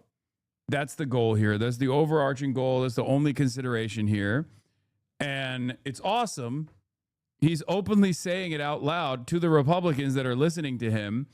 And if this was any other quote unquote regime overseas, we'd be covering it fucking endlessly. Okay?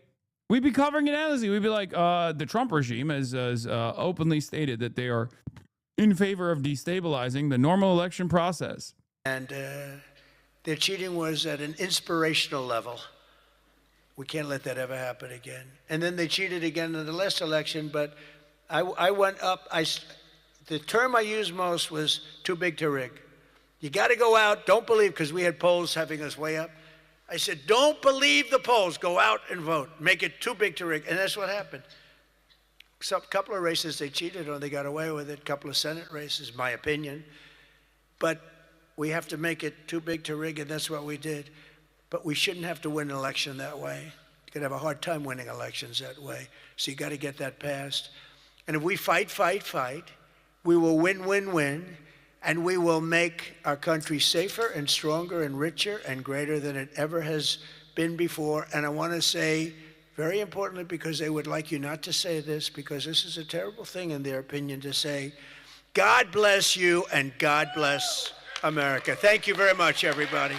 Thank you very much. And then he's going to do, dude, it's so funny. It's so awesome. He's going to do the press conference or announcement in a little bit after this, I think, in like a half an hour or something.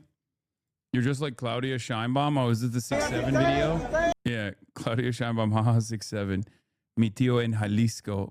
Genuine question, isn't most of the people who have passports in America are high education, so democratic? Isn't Trump kind of playing himself here? No, because the goal to add these additional hurdles is to apply it exclusively to areas where there are blue voters.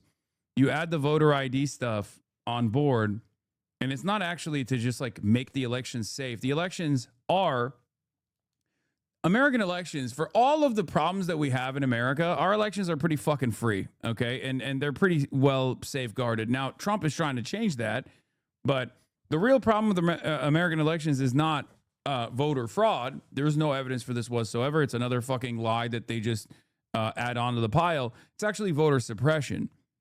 The problem is not enough people are voting rather than too many people are voting. That's why it's like incredibly stupid. But this is yet another thing that Republicans before Trump as well actively primed the base to believe. And Trump is just, knocking it out of the park. If he just did it on his own, it would probably favor Dems. But he also wants to nationalize the elections and then run them from Washington. So like literacy tests and poll taxes, if it was done selectively, yeah. The real problem is voter disenfranchisement. The real problem is engineering elections in a way where, every single person can't go out and vote, especially because during COVID, we did the mail-in ballots and Trump did not like that. Why did he not like that? Because a lot more people had the capacity to fucking vote. People were at home. And that's the reason why Trump also constantly says, I got more votes than any other Republican ever before. Yeah, you did, because it was easier for people to vote for you, but it was also easier for people to vote for Joe Biden. So that is the reason. That is the reason why they will never allow elections to take place on a national holiday. That's the reason why we can't do compulsory voting, because if there was real democracy, if there were more people, what? Hey, I'm sorry that I might have been too accusatory. I shouldn't have called you those things. I'm sure you're fighting a good fight, but really feel the need to defend my Kurdish people back home. Thank you for your coverage, Hassan. Well, I just want to kindly remind you to be aware that the Kurds have very limited options. Yeah, I am aware that the Kurds have very limited options, chatter. What the fuck are you talking about? That's my assessment as well. You're yelling at me for things that you probably agree with. My statement is on what happened with Rojava. Okay? Kurds will fucking fight to the end, only to get betrayed at the end every single time. It's that simple. And yes, it is utterly unacceptable to fall for it again, but this time literally fall for it again, but this time directly at the behest of Israel. It's ridiculous. You said they're spying for CIA or some shit. Yes, if the Kurdish militias were literally, there are literally Kurdish militias inside of Iran that work with Mossad. Okay, this doesn't mean that all Kurds are working for Mossad. That's not what I'm saying at all. Okay, that's number one. Number two, Kurds have worked alongside the CIA. It's true. They did. In Syria, they did. I was in support of Rojava. But the reality is, yes, they absolutely got arms and also training from the American State Department, the American military, the CIA. This is not a controversial statement. It's just an accurate reflection of facts. And at the end of all of that, they got betrayed regardless. Turkish-backed forces were able to successfully topple the Assad government. And Turkey obviously demanded a prize for all of the work that they put in.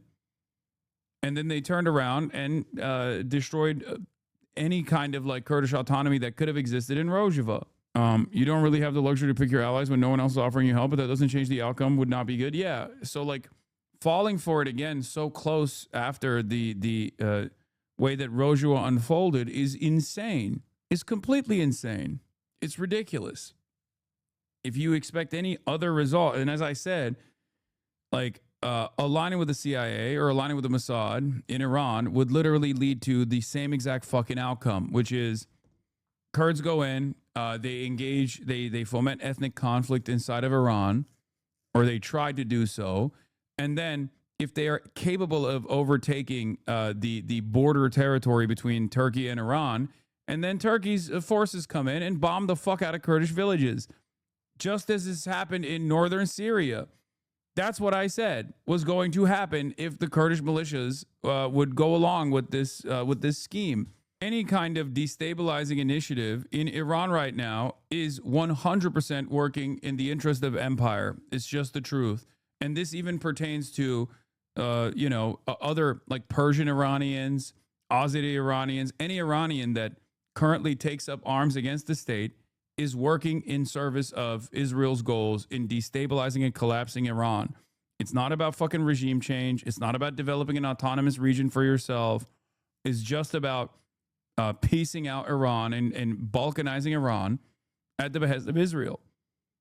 It's just, that's it. That's the case. the best scenario going forward for all Iranians of all different ethnic backgrounds, whether they be Kurds or in the Balochistan, the Balochistan region, or whether it be Azeri Iranians, or whether it be Persian Iranians, the best scenario going forward is to just hold out to the best of your ability and keep the government intact.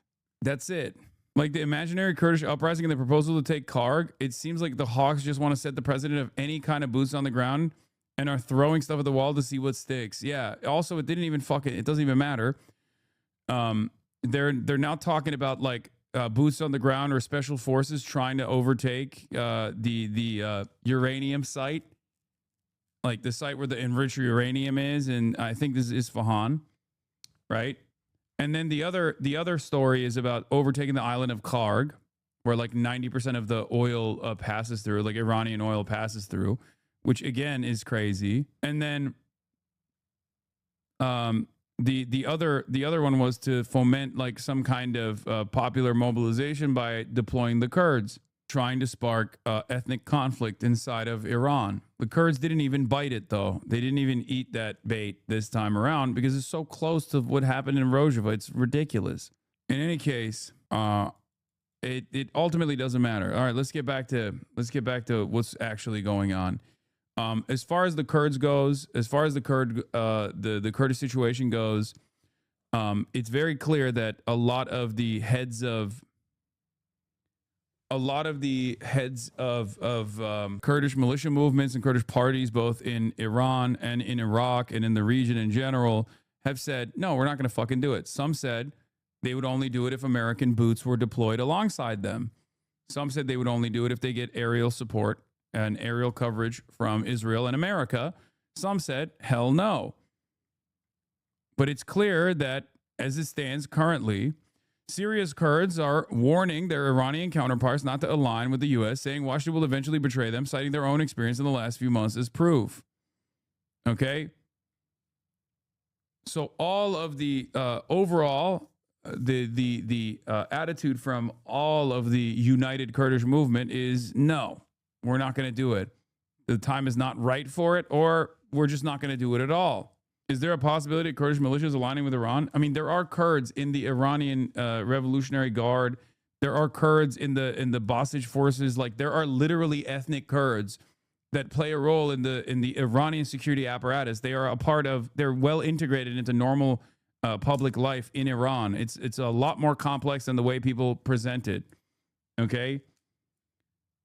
People are gonna fucking get mad at me and say that's not the case. Like, it's bullshit. All of the Iranian Kurds want to fucking rise up against their government. They're an oppressed minority in Iran, but it's not as black and white as you say it is.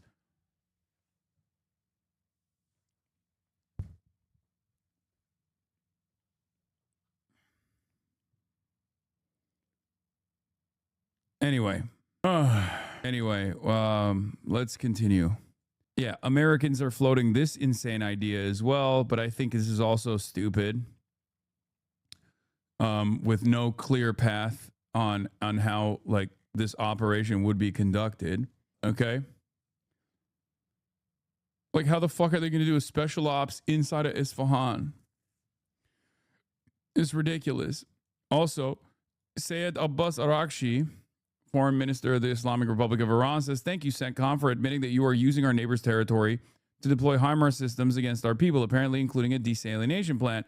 Nobody should complain if our powerful missiles destroy these systems wherever they are in retribution. There's also footage as well. Kuwaiti leaders allowed the U.S. to attack Iran from their territory, directly involving themselves in U.S. and Israel's regime change war. We saw the same thing in Bahrain. Trump's press conference is happening now. Okay. We'll watch Trump's press conference. I also have my guest coming in a second. Bro, did you talk about the short-term pain, long-term gain shit yet? Yeah. Where is it? Whether these arguments from the Iranian foreign minister are sincere or not, Iranian leaders seem to understand U.S. politics far better than American leaders understand Iranian politics. Also, that's very true as well. Araghchi is very good at his fucking job. He is very good. Trump is live. He's doing his press conference. Let's take a look at what he says now. 5,000 targets to date.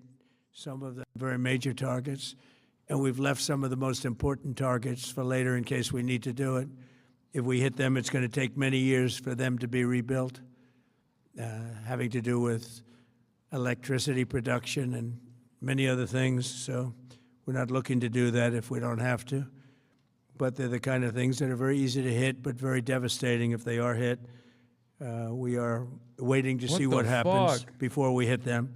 We could take them all out in one day, but it's all resulting in a 90% decline in various things, but in particular, Iranian missile launchers and 83% drop in drone launchers. As you know, the drone launchers are pretty well shot, but we're at over 90% decline in the Iranian missile launchers, which is very hard to reproduce and very hard to get.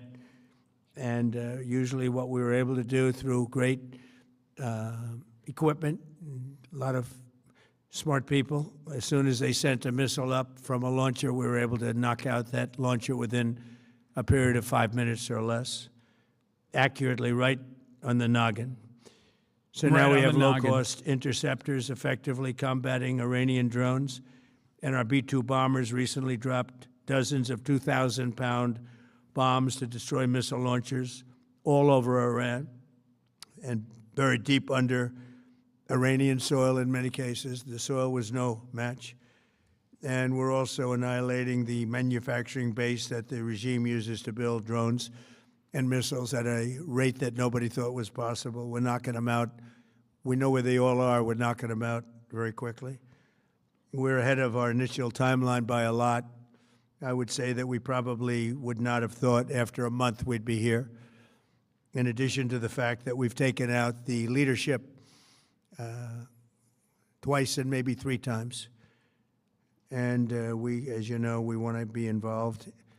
We don't want another president that maybe wouldn't be willing to do what I'm willing to do. For Yeah, the good of the definitely. world, That for would the be good really of our bad if nation. we had a president To that be was stuck doing with the this bidding of situation Israel in 5 years. unconditionally. That would be really bad. This is really good. So we think they should put a president in, or the head of the country in, that's going to be able to do something peacefully for a change. They've been doing this for 47 years, killing people for 47 years, whether it's the barracks or even the SS Cole where they were involved.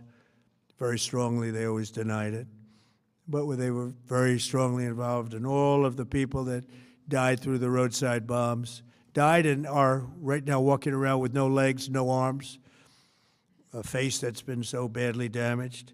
The Iranian regime has been attacking Americans and spreading terror for 47 years, and despite these countless opportunities to renounce their nuclear ambitions, which they had just a short while ago, they told Mr. Witkoff, who is standing right over here, they said, they actually said, we want to keep building. Essentially, in a real nutshell, we want to continue to build nuclear weapons. If we didn't knock out Midnight Hammer, if we didn't knock out their Iranian potential, if we didn't do that with Midnight Hammer, they would have had a nuclear weapon. They would have used it long before now.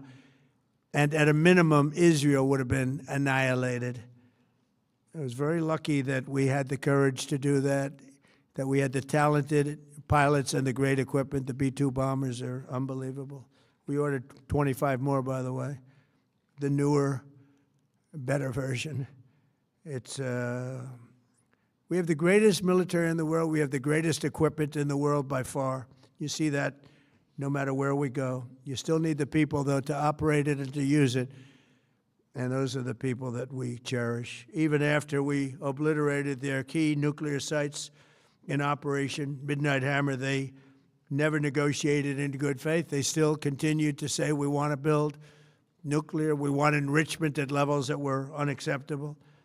And they even turned down an offer for unlimited free nuclear fuel forever for civilian purposes. We had people offering them free nuclear fuel. They weren't interested in that because they wanted to build a nuclear weapon. So instead, the regime was trying to reconstitute its weapons program at a different site. They couldn't go back to where they were, the 3 sites that we obliterated, but they were starting work at another site, a different site, different kind of a site, and that was protected by granite. They wanted it protected. Granted, it's pretty good, but they wanted it protected by a lot deeper. They wanted to go a lot deeper, and they started the Sirens process. in Israel right now. While rapidly building conventional ballistic missiles, they were going to do it all at the same time that threatened our overseas bases and soon could have reached even our homeland. The regime's intention was to use this exponentially growing ballistic missile threat to make it virtually impossible to prevent them from obtaining a nuclear weapon. So as you probably saw, they had a tremendous number of missiles, most of which are now being used or destroyed, and very unsuccessfully used, because we have been able, for the most part, to shoot them all down. What incredible technology. The Patriots have been unbelievable, and other things. And the laser technology that we have now is incredible. It's coming out pretty soon. Where literally lasers will do the work of, at a lot less cost, do the work of what the Patriots are doing or what other things are doing. The situation was very quickly approaching His heart's not in the it. point of no return, and the United States found it intolerable, in my opinion, based on what Steve and Jared and Pete and others were telling me, Marco, so involved, that I thought that they were going to attack us. I thought they would, if we didn't do this at the time we did it, I think they had in mind to attack us. And if you notice, they did something which was very foolish, very stupid, I would say. They attacked their neighbors. And their neighbors were largely neutral, or at least weren't going to be involved, and they got attacked. And it had the reverse effect. The neighbors What's going on? Came onto our side and started attacking them. And actually, all right, ladies and gentlemen, Oliver Larkin's in the building. If you look at Saudi Arabia, you look at UAE, he's going to be joining Qatar, our press conference watch. But they were strong, and then they were afterwards, smart, I'm but gonna hold nobody, his feet when to I the first fire heard it, I said, and no, ask him somebody some made questions, a mistake. some tough questions. There was no mistake. UAE had over 1,000 missiles. Welcome to the shot at it, broadcast. knocked them We're almost listening to all Donald down. Trump talk about On the very the first day I fantastic came down the operation, escalator in Operation 2015, Epic I Fail, said, Operation quote, Epstein's Fury. I will stop Iran from getting and how nuclear wonderful weapons. it's been so far. And all I'm doing regardless is of what the keeping haters my and losers promise. are Think of saying. That was in 2015. I said it. It was a threat then, and a much bigger threat now, but no longer a threat, not for a long time anyway. We want to keep it that great way as suit, we by the way. continue Oh, Operation appreciate that. Epic Yeah. Fury. Looking We're good. Got the also DSA focused pin. on keeping Wear it everywhere. energy That's and my version oil of the American flowing flag to pin. the world. And I will not allow a terrorist regime to hold the world hostage and attempt to stop the globe's oil supply. And if Iran does anything to do that, they'll get hit at a much, much harder level. I will take out those targets that were easy and that I mentioned just before. We'll take them out so quickly, they'll never be able to recover, ever.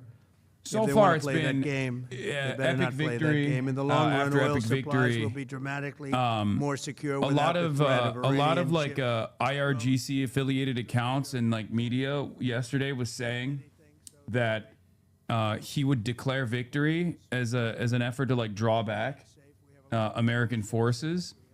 And once I think he saw the price of the oil barrels go up to like almost $120 a barrel, he very quickly gave an interview earlier today to CBS regime media, claiming, "Oh, we're almost done. We're almost done with the war," and that actually did quickly recover the futures market a little bit. It was a total manipulation, in my opinion, especially considering that there has not been any sort of real scale back on our bombing campaigns in Iran. Israel is still continuing to deploy weapons in Iran, and Iran is still continuing to pummel Israel and also a lot of the regional allies. In And the meantime, the Strait of during this Hormuz is brief not open. Disruption. The Yeah, United Lebanon's States is getting offering pummeled. Yeah. Civilians are being murdered in Beirut, and Israel's just using this as another excuse to not only go to war with Iran, but with all of the regional countries that it's bombed 6 countries last year. So this is just yet another excuse. And even today, I mean, the United States purported allies like Saudi Arabia and the UAE are basically looking at what the United States is doing, and they're not coming to the rescue the way that Trump is expecting. And I think this is just, Trump is having his mission accomplished moment right now. Oh, yeah. With like George Bush on the aircraft carrier. It is insane the way that history just repeats itself. And even someone like Trump, who ran as the purported anti-war candidate, which he never really was. He's a neocon, just like they all are.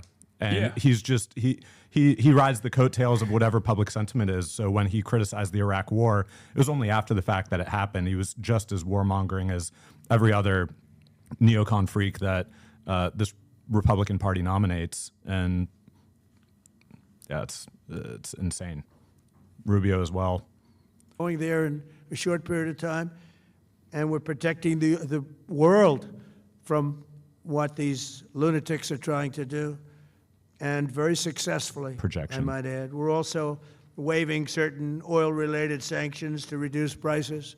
So we have sanctions on some countries. We're going to take those sanctions off till this straightens out. Then who knows, maybe we won't have to put them on. There'll be so much Russia, peace. which, by the way, has been. But when the time comes, the U.S. Navy and its partners will escort tankers through the strait in our foreign policy against Russia as well as it wages a war in Ukraine. That's what he's talking about when he says like all these other countries that we previously forced sanctions on or told to separate their ties and their energy dependence on Russian oil and gas. They're now retreating on that as well. If they play that game, we're going to hit them at a level that they have not seen before. Yes. So we're winning very after this is over. Decisively. I'll Oliver. We're way ahead of again, schedule. Okay. It's our military is the greatest in the world, with the greatest equipment and the greatest people in the world. Nobody's ever seen anything like it. Iran's a very powerful country. They were going to take over the Middle East. If we did not hit them, they were going to take over the Middle East. They had thousands and thousands since their last hit. They had thousands and thousands of missiles and everything else. Most are now destroyed. But they were going to take over the Middle East. Those weapons were aimed at Middle Eastern countries that had nothing to do with this. They were going to take over the Middle East, and they were going to try and destroy Israel. So we stopped it with good timing, and 561. We're very proud to be involved in this, and it's going to be ended soon. And if it starts up again, they'll be hit even harder. Yeah, he's. Thank you very much for being here. Go ahead. Any questions? Oh shit! Oh, this is the best part. This is a crazy thing to say when the other side is completely. Of Iran's new supreme leader, and secondly, can you tell us more about your call with Russian President Vladimir Putin today? When the Iranian side is like I operating in a totally sovereign manner, it is wild to just come out and be like, "Oh, it's a total victory. They're going to pull back now." We were talking about Ukraine, which is just a never-ending fight, and when. Look, there's tremendous hatred between President Putin and President Zelensky. They can't seem to get it together. But I think it was a positive call on that subject. And we obviously talked then about the Middle East. And he wants to be helpful. I said, you could be more helpful by getting the over soon. Well, he said it's over soon. This is what's going on but we had a very in good Israel, talk, like right now. And he wants to be very constructive. Missile alerts everywhere. Oh, Jesus Christ. Yeah, please. Thank you, Mr. President. On Iran, you called it an excursion. You said it would be over soon. Are you thinking this week it will be over? No, Are you talking but soon. about days? I think soon. Okay. Oh, no, not this week, Very but soon. soon. Look, everything they have is gone, including their leadership. In fact, there are two levels of leadership, and even actually, as it turns out, more than that. But two levels of leadership are gone. Khomeini with Khomeini. Most people have never even heard about the leaders that they're talking about. So it's obviously been very. This guy, very no one's powerful, ever very heard of him. His Cuba, name you is said that Cuba wants to make a deal. but What younger. would the United States get in return for that, and why should Americans trust Marco Rubio to negotiate it? Well, Jared Marco Moskowitz Rubio trusts is doing a great Marco job. I think Rubio. he's going to go down as the greatest Secretary of State in Get history. your licks in, King. Look at what we've done as a. It's crazy. I mean, as a presidency, look at what we've Don't done want as to an interrupt the administration. president. Yeah, the GOAT. They trust Marco. Yeah, and no, so do totally. The American people trust. He's been successful no matter where he's been. He also speaks the language, which is always nice. Oh, and they're always talking helpful. about the But he's dealing, and it may Operation be Reactionary a friendly Shield in takeover. Latin It may America. not be a friendly takeover. It wouldn't matter. Yeah, because they they're trust really him. He speaks the they're language. Down to, That's crazy. as they say, fumes. They have no helping energy. another They have narco no, dictator in Ecuador, money. They're Noboa. in deep Yeah. trouble on a humanitarian basis. Our South American policy is so we don't want to see that, fucking they disastrous. were very, very bad Is to a lot of people, as you know. devastating, and we can't even like focus on it that much because we're fucking Cuban-American up vote, the Middle which I East got right now. at record levels. No, but very Rubio, important. Graham, Those they're people are frothing very at the mouth important to over me. Cuba I know what they right went through. now. They went through hell. Some of them have gone on to be some of the most successful people in the country. Cuban-American business There we people, go. some of them are like the most successful in the country.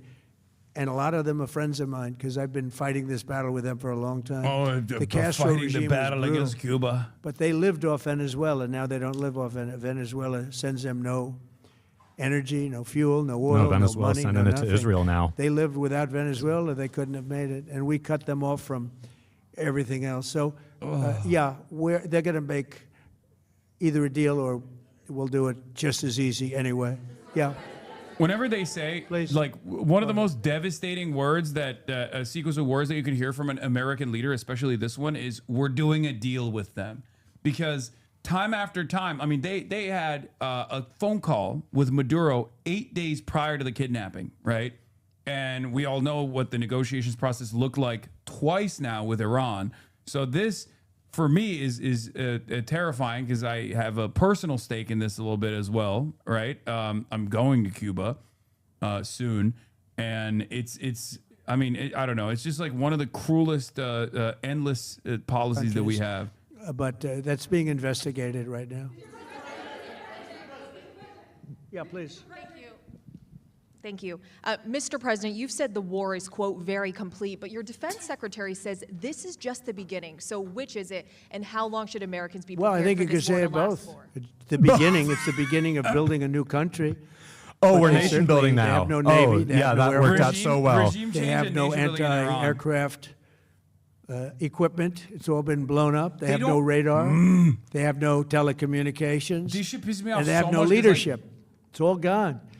So, you know, you could look at that statement. George W. Bush with a spray We could tan. call it a tremendous success right now as we leave here. I could call it, or we could go further, and we're going to go further. Oh, But, so it's not over. The big risk on that war has been over for 3 days. We wiped them out in the first 2 days. When you think about it, it's Gonna go incredible. back We to this wiped real out a quick. big Navy, very powerful Navy. You know, these were ships. These were serious ships. These were Literally ships none that of you their buy naval assets, when you none want of to their win large battles. naval They're all, assets are relevant in this. they're all on Most the bottom of the naval floor. The assets sailors they are all bombed on the running off first the day ships were and already refused to get parked on on the the ship. docks. Like they didn't even, they weren't even, they didn't have The Air people Force in is them. gone. Everything's gone. The missiles are down to a trickle. The real Down to a trickle. the real Iranian Probably Navy is the 25%. Go Fast boats that they have. And they'll they soon be haven't down to actually been able nothing. to We'll strike have those. where they manufactured the drones are under fire as we speak. They're being hit. So the rest is going to be determination as to my attitude, along with the people in the Trump administration, what we want to do. Thank you. Yeah, please. Can I ask you, you mentioned you were going to waive certain additional oil waivers or sanctions. Can you talk a little bit more about that and address in particular? Well, are you we're looking to considering keep the measures oil like- prices down. We went artificially up because of this excursion. Israeli into chatter says while he's a very talking, we get positive sirens thing. I mean, over and this over was an again. excursion Fucking a lot of liar. people wouldn't have done. I knew oil prices would go up if I did this, and No, he's got they've this. gone Him up and Bibi got probably this, less bro. than I Don't thought worry. they'd go up. But I don't think anybody thought we were going to be this quickly successful. This He said was artificially a the oil prices military went up. success, the likes of Artificially. which Was it the people largest haven't oil seen. We spike have the since best 2008 military. We with have the best equipment. Lehman Brothers? Yeah. We have, I believe, the best generals. We have the best. And this went very quickly. We I love talked when they about do that this with thing where it's like, President oh, Putin. well, He was you're not very shitting impressed on me. You're shitting with on our what he beautiful saw. generals, This- actually. Nobody's ever seen anything quite like Okay. it. You know, Iran was a very powerful military country with all of the missiles. Now, you had the double attack. You had the original attack with us and Israel, and that knocked them for a loop. Then you had the B-2 bombers, which took out their nuclear capability, I and love they would this have had image. a nuclear weapon within 2 weeks to 4 weeks. And they would have used it long before this press conference. They would have had a nuclear weapon And 2 we weeks might to have had 4 a much weeks. different press conference if we had a press conference. He's literally Benjamin at all. Netanyah's flesh puppet. Like he But is just it's like been saying amazing. everything that they've the told him in military those rooms. success that we've had is truly unprecedented. 2 to 4 weeks away for 30 years. Yeah. You've told your congressional colleagues that you will not sign any piece of legislation until the Save America Act is passed. Does that include the confirmation of Senator Mullen as your next DHS secretary? Does that mean a DHS funding bill? And Senator Thune said today it's not a matter of whether or not your Republican colleagues agree with the policy, it's about changing the process. In other words, getting rid of the filibuster to get there. So in order to get it, you're going to need Democrat votes. And what we're saying is the Save America, not the SAVE Act, which nobody knew what it was, the Save America Act, the Save America Act. And that's voter ID. We want voter ID. When a voter, we want to be able to see a picture of the voter. We want to be able to see that the voter is legitimate. We want, very importantly, confirmation that this voter is a citizen of the United States of America, and we want no mail-in ballot scams. It's a problem that doesn't exist. It's a problem that was purely invented. It's identical in many respects to the whole like immigrants are doing crime narrative. Again, no evidence for this whatsoever. There have been a million different independent and also partisan studies conducted on this issue on whether or not undocumented immigrants are actually voting, or there's like tremendous amounts of voting fraud that's taking place in the United States of America. And time after time, they found no evidence whatsoever. And as a matter of fact, I think the most comprehensive study conducted was by the Heritage Foundation or the American Enterprise Institute, one or the other. I can't remember right now off the top of my head. And they found 1,200 instances of voter fraud. 1,200 instances of voter fraud over 30 fucking years. Okay? And they weren't all Democrats, as a matter of fact. Many of them were actually Republicans. Ironically enough, whenever they do, it was Heritage, thank you. Whenever they do these kinds of studies, these comprehensive studies, what they end up finding is like a lot of the high profile instances of voter fraud are unironically fucking Republicans. And when they're actually arrested for it and asked like, what the fuck were you thinking? They go, this happened in 2016 where a Trump supporter was like, well, I had to do it because the Democrats were doing it. So I had to counteract the Democratic voter fraud by doing voter fraud myself. So like this notion that there is tremendous amounts of voter fraud taking place in this country is so idiotic. It's never existed. And before people say this is Trump, this is classic Trump, no the fuck not. Even Paul Ryan had indicated that voter fraud was taking place in California. This has been an ongoing Republican lie.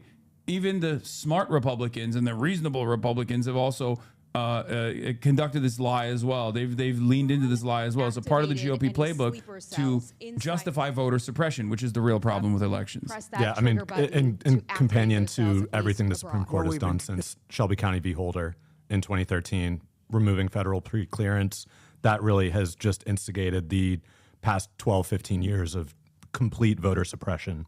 So it's another classic case of Republican projection, as so many of these things are. They're afraid of the voter fraud, that they're creating their own incentive to have their supporters commit it when it's statistically insignificant on a macro level. Yeah. Things that have happened that have been very bad. A lot of them came in during the Biden open border period, but we have them under, we've got them, we're watching every single one of them. Yeah, we know a lot about them. The biggest problem we have is the Democrat shutdown. We know a lot about them, but the shutdown doesn't allow us to do what we have to do. Do you have to take him out? Does he have a target on his back? You mean the new supreme leader? You mean the son? How can there be an Iran with Well, another I don't want to say that, but I was disappointed because we think it's going to lead to just more of the same problem for the country. So I found the light of Allah. I am Shia now. I say Ya Ali every morning, and they won't ask me for my take. Someone in mind to be the new Iranian I've read all the surahs. Mashallah. Yeah, he has found the light of Allah. He has found the light of Islam. I like the idea of internal and eternal, come to think of it. But I like the idea of internal, because it works well. I mean, I think we've proven that so far. I wanted Kid Rock to run the country. In Venezuela, we have a woman, Delcy, who has been, president of the country, very respected, she's doing a great job. That hurts my soul. And it's, no disruption. We had, as you remember, Iraq, where everybody got fired. The military got fired, the police got fired, the politicians got fired. There was nobody. And you know what they turned into? ISIS. And we don't want that. We don't want that. This is the part of I would Trump's, like to see people that are inside messaging that now is they correct talk about too. the Like, son of the Shah. if there's going to be They talk intervention, about Venezuela other people, is but, the you know, better hasn't been case there scenario. many, It's many like years. tactically much smarter to do what he We did in have a Venezuela as opposed to formula like what that's been very good Iraq turned so into. far, and I think But it'll of course, continue to be when good. you The meet an relationship is immovable extraordinary with object Venezuela. like the competent Iranian state, regardless of like the repressive nature and whatnot in their domestic affairs, like it is clearly a very different type of country. All of a sudden, you can't do that. You can't just do like a swift decapitation and then turn around and just be like, all right, we're doing regime change now. We're going to cut a fucking deal, especially when the other party involved is Israel, and Israel doesn't want any regime change whatsoever. Israel wants a failed state. So that's what the issue that he's running into here. If he had the opportunity to pull a Venezuela in Iran, he would have taken it most likely. Not that like the Iranian government was willing and interested in doing some sort of like regime change anyway. But Israel is the real spoiler Suggested that Iran somehow got its hands on a tomahawk and bombed its own elementary school on the first day of the war. But you're the only person in your government saying this. Even your defense secretary wouldn't say that. Oh when my he was asked, God. standing over your shoulder on your plane on Saturday. Why are you the only person saying this? Because I just don't know enough about it. Oh I my think God, who it's the fuck is this something guy? that I was told is under investigation. It's a ballsy question. But tomahawks are. He's about to get are tomahawked used by himself, others, as dude. you They're know. going to pack him up. Numerous other nations have tomahawks. They buy them from us. But I will certainly, whatever the report shows, I'm willing to live with that report.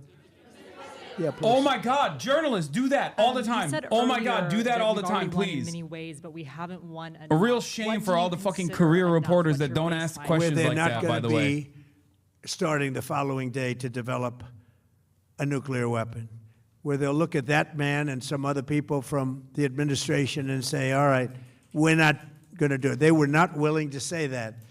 And when Steve called up and he said that to me, I said, well, here we go. Let's do it the hard way. But the hard way, I think, is probably the easy way. When basically I can see that they will no longer have any capacity whatsoever for a very long period of time of developing weaponry that could be used against the United States, Israel, or any of our allies. We have great allies in the Middle East, great countries that are allies. And they were staying out of it until they got hit. Someday they'll have to do a story. Why did he do that? Why did they do that? But they were going to hit them. If I didn't hit them first, they were going to hit our allies first. I believe, upon It's weird because they information weren't and doing belief, that before but they I got believe bombed. that he So was it's going like very to. strange that They were going to take over like, the Middle even East. They were from looking to take over. even the from Middle- like the logic that they're trying to present here, like it is a total and utter fucking defeat because they weren't closing the Strait of Hormuz. They weren't bombing the American bases in the Gulf. They weren't bombing Israel. And they only started doing the worst possible scenario from our perspective after we started bombing them and we engaged in a decapitation missiles were strike. aimed at various countries. And when you look at over 1,000 fucking missiles failure. shot at like UAE, they were looking to take over the Middle East. We got there first. We're lucky. I'll tell you what, the Middle East and those countries, very rich countries, are very lucky that I was president instead of somebody else. Yeah, this is basically it. The reason Iran is a geopolitical threat is because they could block the Strait of Hormuz I and don't cripple the think world's so. economy, something We they have get never along done. very So well we on bombed them this. until they did He that. was, Is literally the I was saying fucking philosophically is a little bit the attitude different, from this administration is so than me. stupid. I think he was maybe less enthusiastic about going, but he was quite enthusiastic. But I felt it was something we had to do. I didn't feel we had a choice. If we didn't do it, they would have done it to us. I felt, based on the negotiations that were being had by Steve Witkoff and Jared Kushner and Marco and Pete and everybody was involved, I felt that they were looking to tap us along before they hit, and I thought they were going to hit. And if they hit us first, that would have been a very bad thing. In the back, please, in the back. The only countries that do this preemptively are the United States and Israel. Yeah. About the Strait, it's you mean? It's total violation of all fucking I want to keep it previous, open. I like, want to rules keep of it conflict good. and You know, it international doesn't human pertain to rights. us so much as it does to China. We're really helping China here. and other countries. With the acid rain Because cloud they get that a is lot of blowing over their China right now energy from bombing from the the oil Straits. depots No, in he's Tehran. saying because like the Strait of look, we have a Hormuz good is, like, relationship with sending China. It's energy my to honor all of to our do it. allies Yeah. in Asia and China as well. That's what he's like. Oh, we're helping You China. have It's like, called bro, him you broke an it. You broke unacceptable it. choice. So does he have a target on his back? And how can you say I that- don't want to say whether or not he does because that would be inappropriate. But hey, look, I had a target on my back because, as you people wrote pretty well, they caught the assassin that was after me. So we Yeah. just got them first. But they caught the assassin. They have him now in custody that was after me. So, you know. Ryan Ruth. People don't like to mention that, but they did catch him. And I'd like to He was congratulate our Iranian. military, Secret Service, FBI, all of the people that worked on that, but they did. Yeah, please. It's not lost on me that every single person that has tried to kill Donald Trump has at some point either been a Trump supporter or directly voted for Donald Trump, including, but not limited to, Ryan fucking Ruth. It's crazy. There was the other Mar-a-Lago guy, the attempted one. Again, another Trump supporter. Very menacing. Trump supporters keep trying to kill Trump. They have an amazing population. It's amazing, smart, brilliant, energetic. They have a great, I'd love to help them, but they have to be in a system that allows them to be helped. And right now they're in a system that only allows failure. And I don't want that. And I want a system that's not going to be attacking us. We want a system that can lead to many years of peace. And if we can't have that, we might as well get it over with right now. Yeah, please. What does that even And mean? as of today, there have been 8 U.S. military fatalities associated with the war in Iran. How many American deaths are you willing to have in this war? Oh my God. Well, as I said before, What is happening to the when you media have today? conflicts like this, you always have death. And I was at Dover yesterday. I met the parents, and they were unbelievable people. They were Look, unbelievable I'm not the biggest fan of people, Barack but they all Obama had either. one I've been thing very in critical of common. him, They but said can to you me one imagine thing, Barack every single Obama one. responding like this? Like, Finish what the would job, be sir. the result Please of finish Barack the Obama being job. like, yeah, you know, people die sometimes? I'll leave you at that. The Thank you Fox very News much, would be everybody. Going Thank completely apeshit. Oh my God! Speaking of Fox News, okay, did you see the Fox News coverage where he was wearing the hat when they were doing the dignified? Oh yeah, transfer? and they swapped in the. It's total state propaganda. Yeah, I mean, and then they apologized for it after the fact. All right, ladies and gentlemen, that concludes President Trump's press conference. That was a fucking disaster of epic proportions, but obviously I got to do an introduction first once again. Oliver Larkin is in the building. He's a DSA-endorsed U.S. House candidate from Florida 23 and a former Bernie Sanders staffer. Florida's 23rd district spans parts of Broward and Palm Beach County.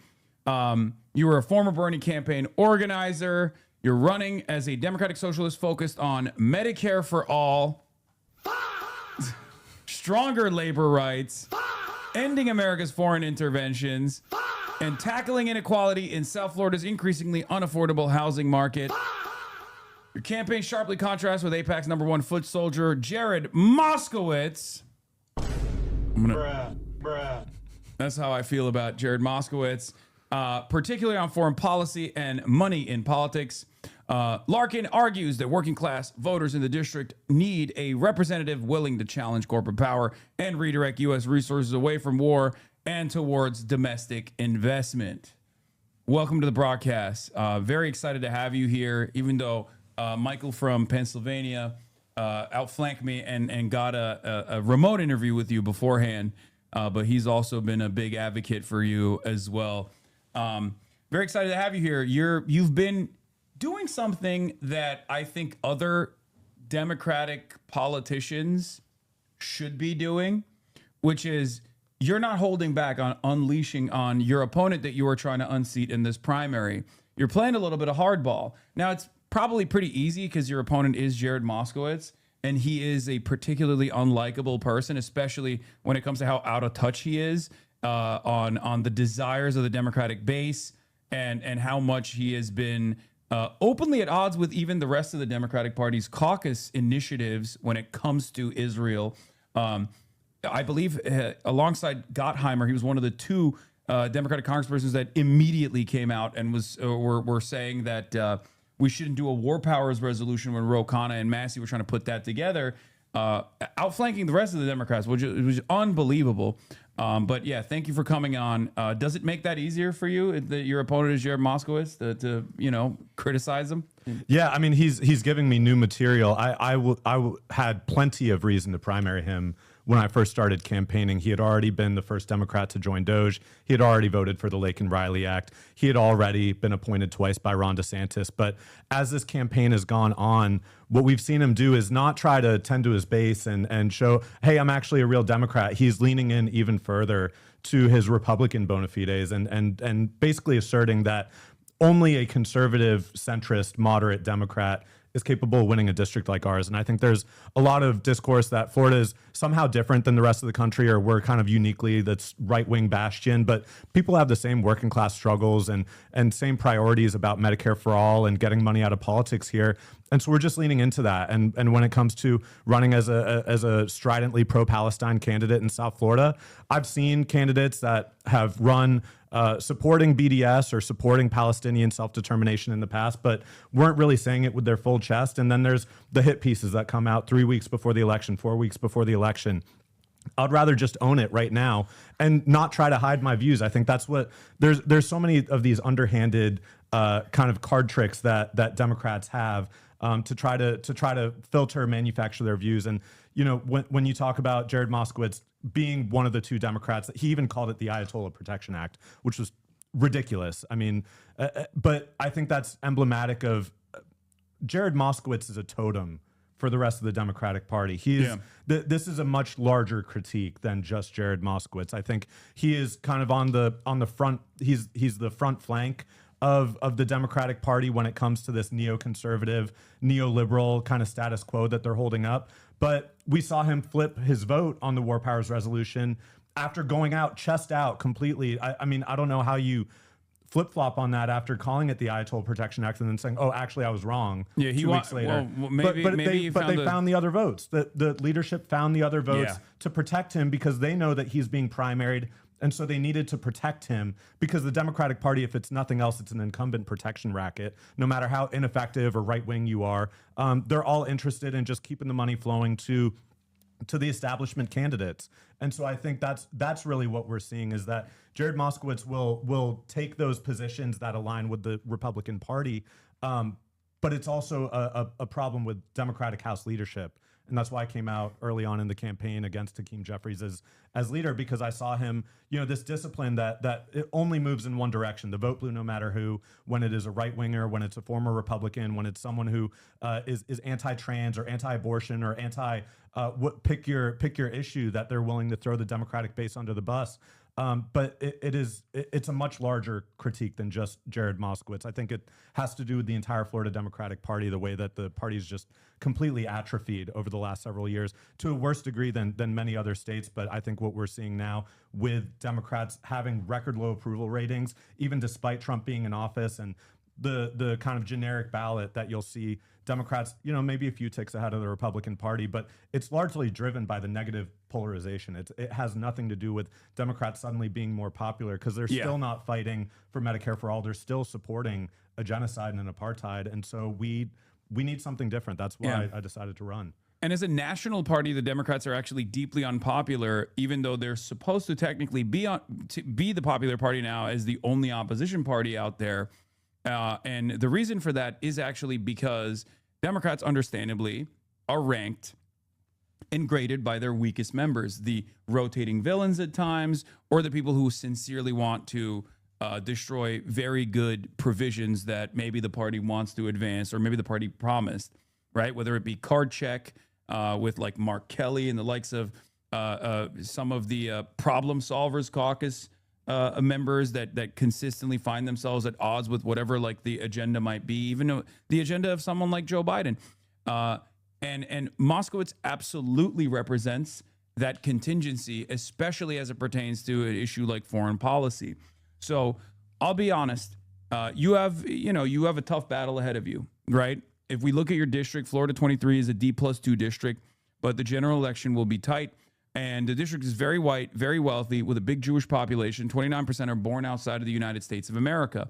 Now, what it reminds me of, however, is the same bargain that Zohran Mamdani represented, where the idea that large majority Jewish voting bloc is going to automatically align with whoever is Israel first is silly. It's a failed concept, and Zohar Mamdani proved that, even though there were plenty of people who did not agree with him on the issue of Israel or what his perspective was, they still ended up voting for him. And the reason why they ended up voting for him was because you don't vote for a candidate exclusively on the issue of Israel. You vote for a candidate on all of the other promises that they're making. You vote for a candidate on trust, whether someone trusts you to fight for their values and to fight for their interests. So what is the 5 policies that you want to be defined by, the Zoran method, if you were to make a plea to all the voters that are listening in right now? Yeah, I would say number one, it has to start with Medicare for all. I think that is just such an emblem of willingness to take on the entrenched corporate power and the lobbying industry in Congress, with the pharmaceutical industry, with the private health insurance industry. The United States is the largest country in the world, the wealthiest country in the world, not to have Medicare for all, universal health care. We also pay twice as much per capita as other developed nations. And we still have a system that allows medical debt to happen, that allows people to, forces them into having to put up GoFundMes when they have cancer.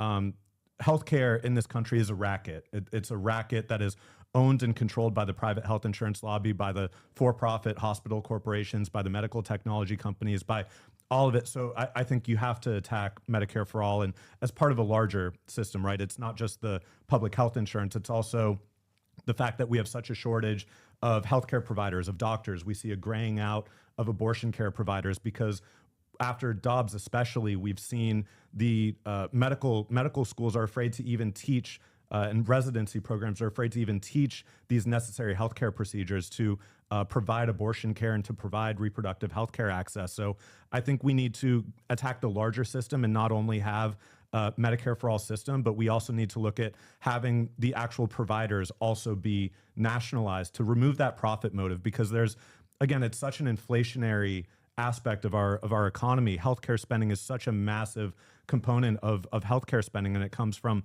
the public sector and the private sector. And it's because even with Medicare, it still has to be supplemented by private insurance. You still have to have vision, hearing, dental insurance. You need oftentimes private mental health care. You need to go outside of your plan to seek abortion care. So I think this is, Medicare for all is the starting point. It's not the end point, but it is the starting point of a truly just and humane healthcare system. I would also say the Green New Deal as number 2. And in my district where I grew up, we have one of the only tracts of coral reef in the entire country. Something that even Ron DeSantis sought to protect and preserve initially. And that is something where, again, it's a failure of the Florida Democratic Party, where for years you've got Ron DeSantis being endorsed by the Everglades Foundation. You've got Republicans like Brian Mast in Congress, the guy who some of the viewers may know wears the IDF uniform to Congress. Yeah. But he also runs on being a clean water candidate and someone who's going to stand up to Big Sugar and those entrenched corporate interests that incidentally have contributed about $27,000 to Jared Moskowitz's campaign. So for a Green New Deal, our ecology and our economy are connected in South Florida. When you look at the marine industry, it's literally hundreds of thousands of jobs. The tourism economy, Florida is one of the only states without a state income tax. And it's because we have the great fortune of having a tourism-driven economy that brings so much economic stimulus into our state. But if you're having the seagrass die off and manatees dying in record numbers, you've got coral reefs being destroyed by consistent dredging and coral bleaching of the warming oceans. You've got mangroves being torn up to make room for more beachfront mansions, and it all adds up to a system where South Florida cannot exist without a healthy environment. We have flooding on sunny days. We have infrastructure that literally breaks and spews hundreds of millions of gallons of raw sewage into the environment, into the water system. So we need a Green New Deal. It's also how we provide good jobs. It's also how we provide affordable housing, climate resilient housing. So I would connect this absolutely to Ilhan Omar's Homes for All Act. I would connect it to getting public ownership of the energy economy, nationalizing the energy system to really truly meet the scale of the climate crisis and the urgency of that. We cannot rely on the market to address the climate crisis the way that we need to. I would also look at, in the Green New Deal, things like nationalizing the public transportation industry. Here in Los Angeles, there's Brightline West that's being constructed. That's an extension of Brightline in South Florida, which is the only privatized passenger rail system. Supposed to in be the the United only. States. It's also supposed to be high-speed rail. Yeah, and that is the investment vehicle of our Senator Rick Scott, who, as governor, literally denied public funding, billions of dollars in public funding from President Obama, so that he could then go behind everyone's back and invest in All Aboard Florida, which became Brightline. So I would encompass, affordable housing, energy, climate resilience, all within the Green New Deal. Number 3, we need truly an anti-war party. I mean, we just watched that ridiculous Trump press conference. And there are Democrats who, again, when it comes to Venezuela, when it comes to Iran, they always have to couch it and Or say, even Cuba. Cuba, especially in South Florida, you'll hear, well, of course, it's a totalitarian regime. They have to couch it that this is also a policy they agree with. They just don't think Republicans went about it the right way. Yeah. So we have a two-party system that both parties manufacture this consent for these constant regime change efforts, endless war. We've got AIPAC funding candidates on both sides, even despite AIPAC funding endorsing 109 January 6th insurrectionists in 2022. AIPAC doesn't care about democracy. They don't care about democracy in Palestine, and they don't care about democracy in the United States. Yeah. So we truly need an anti-war candidate, because when we're spending billions and billions and billions of dollars, and this is also a matter of fact with not just the United States government, the federal government, but in Palm Beach County, that's the largest municipal investor in Israel bonds in the entire world. $1 billion invested at the same time that there's a severe lack of affordable housing. They're literally cutting PalmTran, the public transportation system. So we need an anti-war Congress and anti-war candidates to go in there and to claw back this funding, where we've got $1 trillion in Pentagon budget, and they're still going back for more money and saying, Jared Moskowitz is saying, well, I'm not going to defund the troops by voting against this Iran war budget. They're already funded. They've got $1 trillion. They've got more money than they've ever had before, but there's so much corruption and waste and fraud within the defense industry, within the private defense contractors. We saw Lockheed Martin stock last Monday, hit an all-time high on the stock market. Jared Moskowitz, as he is going into the media and saying, I agree with Marco Rubio, I agree with Tom Cotton, I agree with Lindsey Graham, they're leading Trump in the right direction. J.D. Vance is too isolationist. He's not right-wing enough. I'm further to the right than J.D. Vance. This is all what Jared Moskowitz is saying as he's investing in the private defense industry. So we need an anti-war Congress, and we need a Congress that is going to stand up for Palestinian self-determination, against genocide, against apartheid in the West Bank. And that's something that we've been doing on this campaign. All right, what's 4? Number 4 is we need to abolish and prosecute ICE. And I think it's part of a larger dismantling of the DHS post 9/11 surveillance state that we've seen. ICE in Florida is operating differently than in many other states because Ron DeSantis, our governor, has mandated that there are these 287G agreements. So you're not necessarily seeing ICE agents out in the streets. They're deputized to have the Florida Highway Patrol. At Florida Atlantic University, the campus police department, and at Florida International University, you've got the local municipal police departments that are actually doing the detention and deportation efforts that ICE is doing across the country. It's just more localized in Florida. And so when we've got to abolish and prosecute ICE, that also includes the private prison contractors. When we talk about the $75 billion that was allocated to ICE in the One Big Beautiful Bill last year, that's not all just going to ICE. It's going to the private contractors like Geo Group, the largest private prison corporation in the entire United States, which is housed right in our district in Boca Raton, literally across I-95 from Florida Atlantic University. And we see Jared Moskowitz literally recommending a private prison executive, Adam Hasner, writing the letter of recommendation to the FAU Board of Trustees, which also incidentally includes Geo Group executives, to make a private prison executive the president of the largest public university in our district, at the same time that we've got the Broward Transitional Center, which was where Marie-Ange Blaise, one of the women who have died in ICE custody last year, passed away. That's a Geo Group operated, privately contracted ICE facility. Of course, we've also got Alligator Alcatraz. We've got the Miramar ICE enforcement and removal operations facility. So South Florida really is the nexus for this detention and deportation regime, and we need to dismantle it. And it's part of a broader violation of our due process and our constitutional rights that's been enabled by this post 9/11 surveillance state that we've seen. And even with things like FISA and Section 702 that allows for surveillance of American citizens if they're in contact with foreign nationals. That is something, Section 702, that was actually produced because the Bush administration was law-breaking and the National Security Administration was spying on American citizens. Congress sees that and says, oh shit, we need to actually legalize that to cover the Bush administration's ass. And Jared Moskowitz actually voted against a warrant requirement in Section 702 the last time the FISA reauthorization came up for a vote. So that's number 4. And then number 5, we need to we have an anti-democratic constitution. And to illustrate that, I just want to give one example from South Florida that I think will illustrate this for everyone. We have in Miami-Dade County, just outside of our district, a local ordinance was passed for heat protections for construction workers. Shade, rest, water breaks.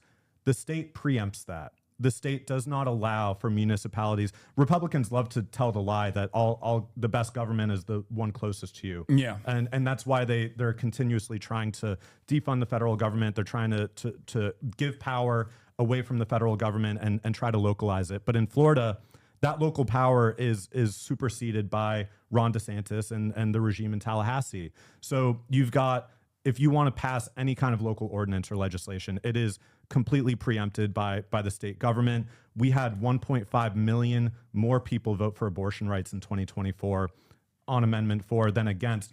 But in this anti-democratic, undemocratic system, 42% beats 58%. And we see this replicated over and over again, whether it is the filibuster, whether it is gerrymandering, whether it is just the very nature of the Senate, which is a compromise with slave states. And there are members, former members of Congress like John Dingell, that have called for abolishing the Senate. We really need to look back at Reconstruction and what the promise of Reconstruction was, because it is really in many ways a founding of a new country. It is a fundamentally different country after a worker uprising of giving slaves the franchise, freeing people from bondage. It was an entirely new country, and with the amendments that were passed to try to guarantee a lot of those basic democratic rights, and the promise of Reconstruction was rolled back, and that made the way for Jim Crow. And of course, Florida is one of the states that suffered the most under Jim Crow. So we really need to go at the undemocratic nature of the Constitution, and I think that includes public financing of elections. It includes expanding the House of Representatives. I would really like to take a long, hard look at what the very nature of the Senate is. We need to look at judicial review and Marbury versus Madison, the kind of legislating from the bench that is able to occur where Congress can pass legislation, but Republicans that have stacked the Supreme Court can basically just veto so many different legislative priorities that are passed. So I think number 5 is just the basic democratic nature of the country, which I hesitate to even call America a democracy right now, because you look at Washington, D.C., it's never been a democracy for Washingtonians. They don't have the same level of representation in Congress. I draw the parallel. In Washington, D.C., people are disenfranchised because they don't have voting representation. In Florida or Texas or other red states, because of gerrymandering, people are also disenfranchised. It just looks differently depending on the state or the municipality you're in. But we really, and I think we're in a moment now where it's not just leftists, it's not just democratic socialists, it is people across the left liberal coalition that look at what Trump is doing and what Republicans are doing, and they know that we need to go further. The status quo and returning to the status quo is not acceptable, because it's going to pave the way for just another fascist to come after Trump and to continue this tug of war unless we really fundamentally change the nature of American democracy. And I think that includes attacking the undemocratic nature of the Constitution. Yeah. Now that you got through the 5, I thought it was going to be much shorter than that. But I was going to say, go to secureactblue.com, donate OFC dash Hasanabi or underscore Hasanabi, which is the link in the chat that we're spamming right now. If you want to donate to Oliver's campaign. Let's beat Mike. Yeah, Mike raised what, 23 grand or something? Yeah, 23 grand. It's really fucked up that, we're falling short of Michael from Taiwan. Anyway, he slid right in there. But too, you had us booked before Mike, and he was like, "Oh, it's easy. Just jump on stream." This is a link. Jared Moskowitz, in his own words, this is a 3-minute video from my stream. It seems. Did you get your team made this? Yeah, I think this is crazy. Let's see. Let's take a look. The guy from Florida too, that's like trying to go after.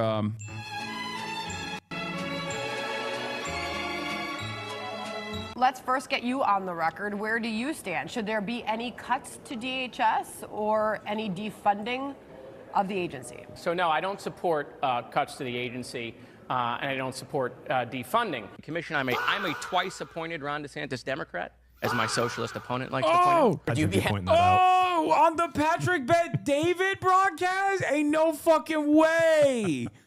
This is how he's reacting, though. This is like he says this is what my socialist opponent likes to call me. Yeah, he's like leaning further and further into like this is somewhat of a test district, in my opinion, for like testing out the strategy of whether or not like true left populism could actually overcome what Democrats like to call are these like districts that could go to a Republican, God forbid. I genuinely think you'd have a easier shot in the general than you do within the primary structure, because all the people that are like party loyalists in the primaries, now that attitude is changing right now. Don't know how it is going to work in your district, but like the people that vote in the primaries are like the party loyalists for the most part. They favor the incumbent usually. Having said that, however, because of the overall discontent with the national party, there's a real opportunity right now to make that electability argument and to make sure that this is like a permanent Democratic, like easy seat, not +2, but we're talking +10, +20 even in the general with someone like yourself that has this like broad appeal across the board. But yeah, let's get back to this. Happy with Elon Musk or Rupert Murdoch owning TikTok? Well, it's better than China. He's just he is like one of the worst. He is genuinely, truly one of the worst Democrats. Oh my God, I'm so happy they're running against him. Well, look, what I would like to see actually is a little tougher language coming out of the Trump administration. I'm to the right of this issue to the J.D. Vance Witkoff approach, and I agree, quite frankly, more with Senator Lindsey Graham and probably Senator Tom Cotton. Iran is the weakest they've been in a period of time. Now is not the time to appease them. No, my team now is the time to put maximum pressure on them and make sure that we dismantle the nuclear program. It's unacceptable for Iran to get a nuclear weapon. We all say that it's unacceptable. But what are we willing to do? Whether it's cyber or military. September 14th, 2023. Oh my God. This is the belligerence before October 7th. Oh my God. Interventions have worked. We all know right now the only reason why the centrifuges aren't going up, it's not because of anything we're doing, it's because the Iranians are not doing it. Iranians. Right? And they could do it at any... Listen to me, okay?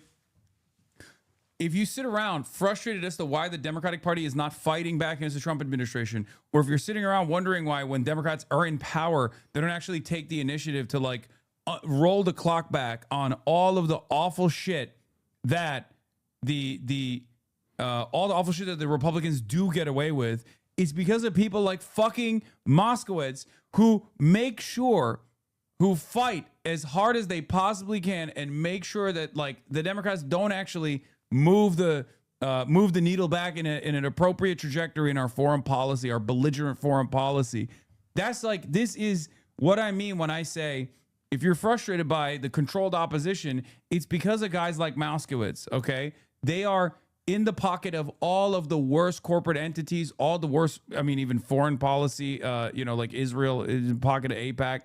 It's all of the worst shit that the Democratic Party puts out. It's Jared Moskowitz is the guy who's pushing for it. Moment. It's not like we have some lever that would stop them. They could do it at any moment. And most likely, we'll find out after the fact because they're so close. So it wouldn't be we could do a preemptive military strike to stop it. It would be post. We would find out that they've hit the threshold, and then it would be, what are we willing to do? The next guy, I agree. The next guy ain't going to do this. I agree. And Trump can't fall for it. Now, he's got people around him. I think Marco is leading him in the right direction. Vance sometimes concerns me because he's an isolationist. But J.D. Vance concerns me because he's not crazy enough. Bro, you're a Democrat. What the fuck are you saying? Oh my God, this makes me so mad. This clip compilation was designed to give me a fucking aneurysm. I swear to God. And to save your fingers. It's just like, it's Trump's mind-boggling. got to recognize it's him or nobody. I mean, that's where we're at when it comes to Iran. Like Trump, don't like Trump. They look at Trump as crazy as they are.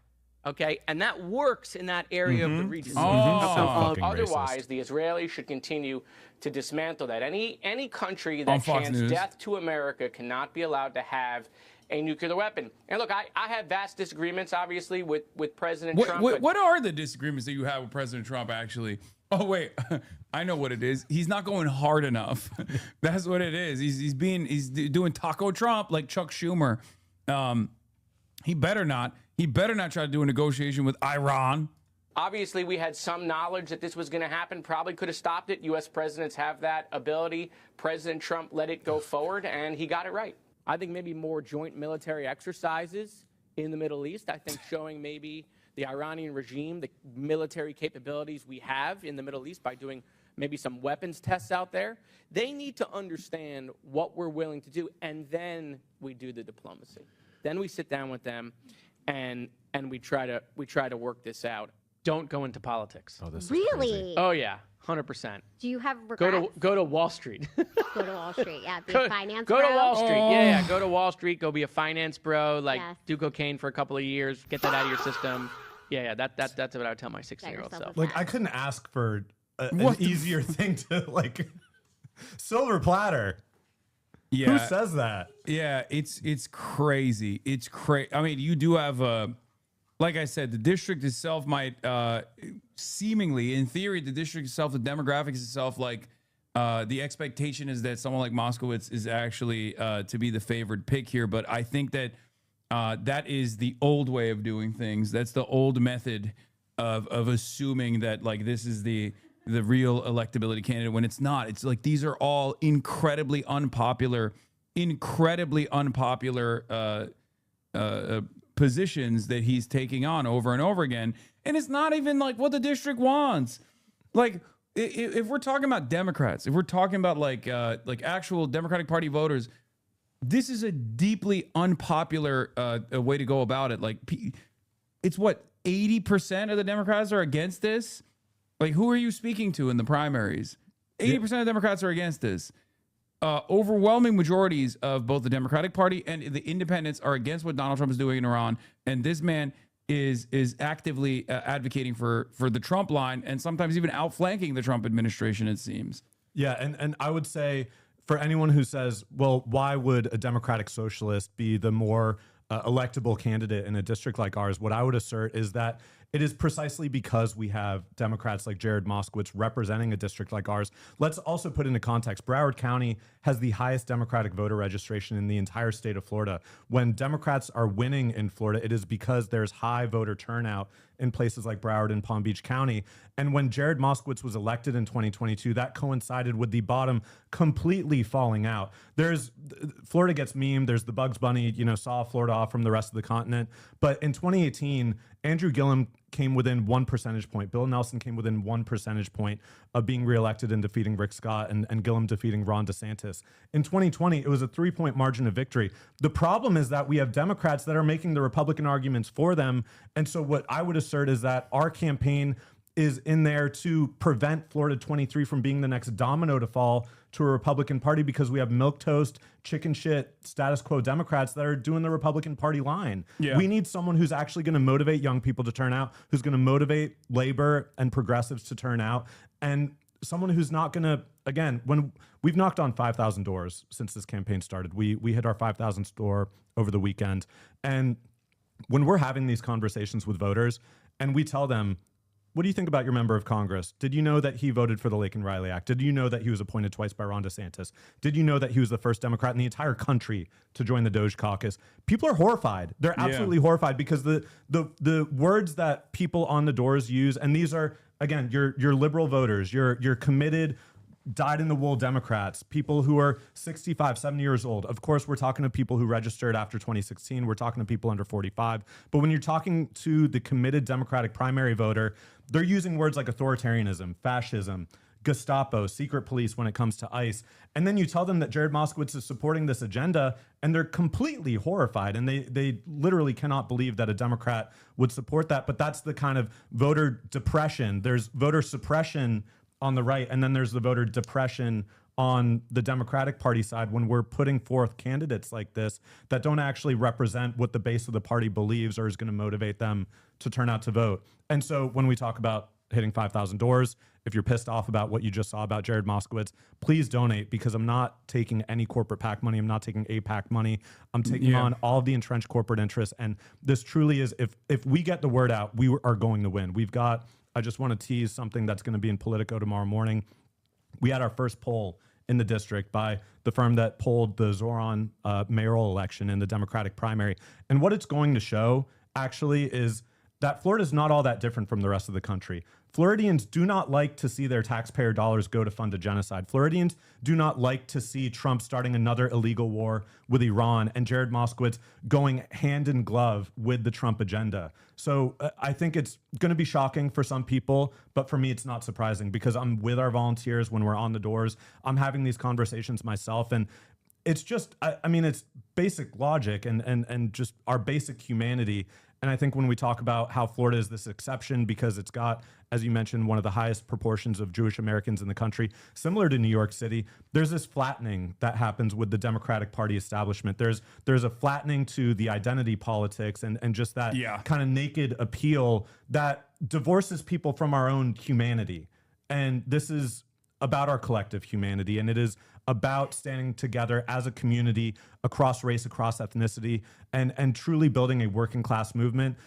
Those Jewish Americans in our district, they're also worried about paying rent. They're also worried about sending their kids to college. They're also worried about going bankrupt because of a healthcare crisis. So this flattening that the Democratic Party does based on identity is really just used to reinforce the status quo and to prevent any kind of new voices from coming forward. But I think we just have to be bold and assertive in what we're saying, because most people are with us. No, absolutely.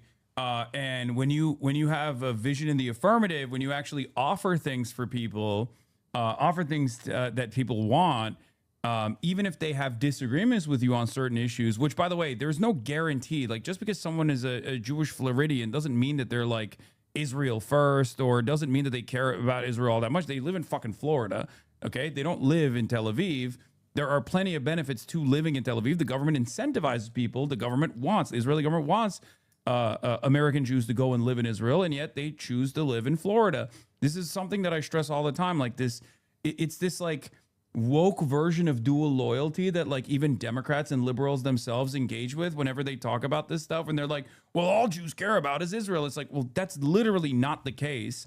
Even if it's like somewhat of a something that they care about to a certain degree, it rarely ever meets like the top 5 priorities, because they're Floridians first and foremost. They live in the United States of America. They're Americans. They're American voters, and they care. They have American interests. They have American values. There are things that they care about that's happening in their backyard. And when you identify what those issues are and you seek to solve those problems, they're going to vote for you. Even if they, in the back of their minds, they might be thinking like, oh, well, you know, maybe you and I might have some disagreements on the issue of Israel. Then again, I don't even think that it's as controversial amongst the Jewish voting blocs in general to say what Israel is doing is completely unacceptable. Once again, time and time again, voters have shown, even with the case of Zoran and many other places, and also depending on which poll you're looking at, American Jews are not monolithic at all, and they're certainly not monolithic on the issue of Israel either. All right, but I have some more questions for you. You've brought up a lot of things already. You were very well prepared for this interview because you've already talked to Mike and you've talked to Eric too. And you basically went after in the 5-point plan, like virtually all the questions that I have for you, but I'm going to try to find something I can.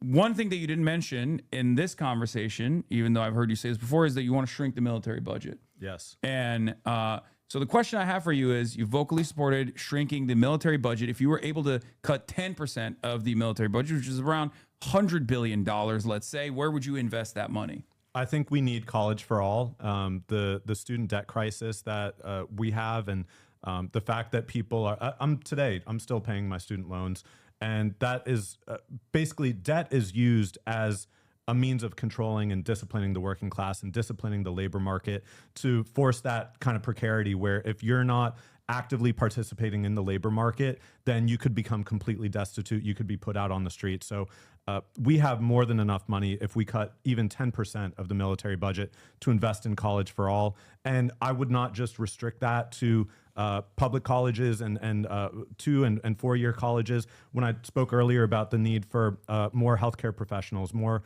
medical providers, I would extend that to also things like medical school, because in the United States currently, we have such a lack of healthcare professionals, and it's because you either have to assume the burden of even more student loan debt, not just the 4-year undergraduate, but the additional student loan debt of going to medical school, or you have wealthy parents, or again, you have this inflationary aspect of the healthcare system where because people take out hundreds of thousands of dollars in medical debt, that is the excuse or the justification for these exorbitantly high medical healthcare provider salaries, because people are still struggling to get by because they're paying $1,000 or $2,000 a month in medical school debt. So what I would say is investing in public education for all, vocational school, trade schools, and really making it so that we have the most educated public that we could possibly have, and making it accessible for working class people to go and get an education, because that helps our entire economy. The output of that investment is much greater than what it would cost to provide free public college education to every single American who wants it. So I would say absolutely public college for all. And I think there's a lot of other priorities, but so you wouldn't cut 10% of the military budget to directly give it to the state of Israel? No, cut out the middleman. Okay, I don't know. I mean, I thought like that's probably what I'd be in favor of, but I guess you and I have a disagreement there. It's okay. South Florida has become one of the most expensive housing markets in the country. How do you believe Florida should make home ownership more accessible? Yeah, I would say the corporate landlords and the private equity that really control the real estate industry in Florida. And this is, again, if people want to look up Lennar Homes, Lennar Construction, their top 3 recipients of their campaign contributions are the National Republican Congressional Committee, the NRCC, and then Jared Moskowitz and Jared Moskowitz's PAC. So he is completely beholden to the private construction industry, the private equity and the corporate landlords. So we need to remove them from the housing market. And I would say more broadly, when you look at what the Clinton administration did with the Faircloth Amendment, capping the number of social housing units available at the number that existed in 1999. You think about how much the United States population has grown since then, and why building new housing is so expensive, because it cannot be directly administered by municipalities. It has to be routed through these nonprofit groups that create a lot of redundancy and a lot of just slows down the process of building new housing and makes it incredibly more expensive. So I would be a strong supporter of Ilhan Omar's Homes for All Act to build 12 million new homes to incentivize home ownership for working class people. The average age of a home buyer in the United States 30 years ago, it was, I believe, 39 years old. Now it's 59 years old. So it's people. It's got to go older, I think. Yeah. It's not old enough. Too young. 59-year-olds don't need a home. They can be permanent renters, I think. Yeah. So repeal the Faircloth Amendment, pass the Homes for All Act, and ban private equity and corporate landlords from owning the housing stock that they do. And I think we can do that by changing the tax structure of the country and making it so that Airbnbs and these corporate landlords like Invitation Homes, which has tens of thousands of units in Florida, that oftentimes when you're paying rent, you're paying your landlord's mortgage and then some. And so if rent is supposed to be the less expensive option that allows you to squirrel money away and potentially go put money for a down payment someday and to afford a mortgage, we have completely inverted that structure where rent is so unaffordable that Florida Atlantic University ran a poll last fall that found you want to look for a majoritarian position in the state of Florida. More than half of Floridians are considering leaving the state because of the cost of housing and the affordability crisis. Yeah. So we have to make public housing available, and we have to make it so that working class people can get into home ownership and build that equity. That is really the hallmark of how you build wealth in America. I think there are a lot of other ways that we can attack the income and wealth inequality gap, but home ownership is certainly one of them.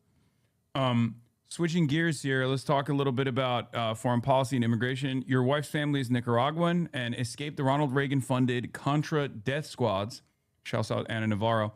What's your wife's story, if you care to elaborate, and how does that guide your position on immigration, especially considering that 29% of your district is born outside of the United States? Yeah, I just have to shout out my wife, Sandra, who originally asked me to be on the union organizing committee at our workplace to organize with the News Guild. So I knew she was the one then. When she asked me to help form a union, we met through our activism. She comes from the abortion rights movement, working at the National Latina Institute for Reproductive Justice.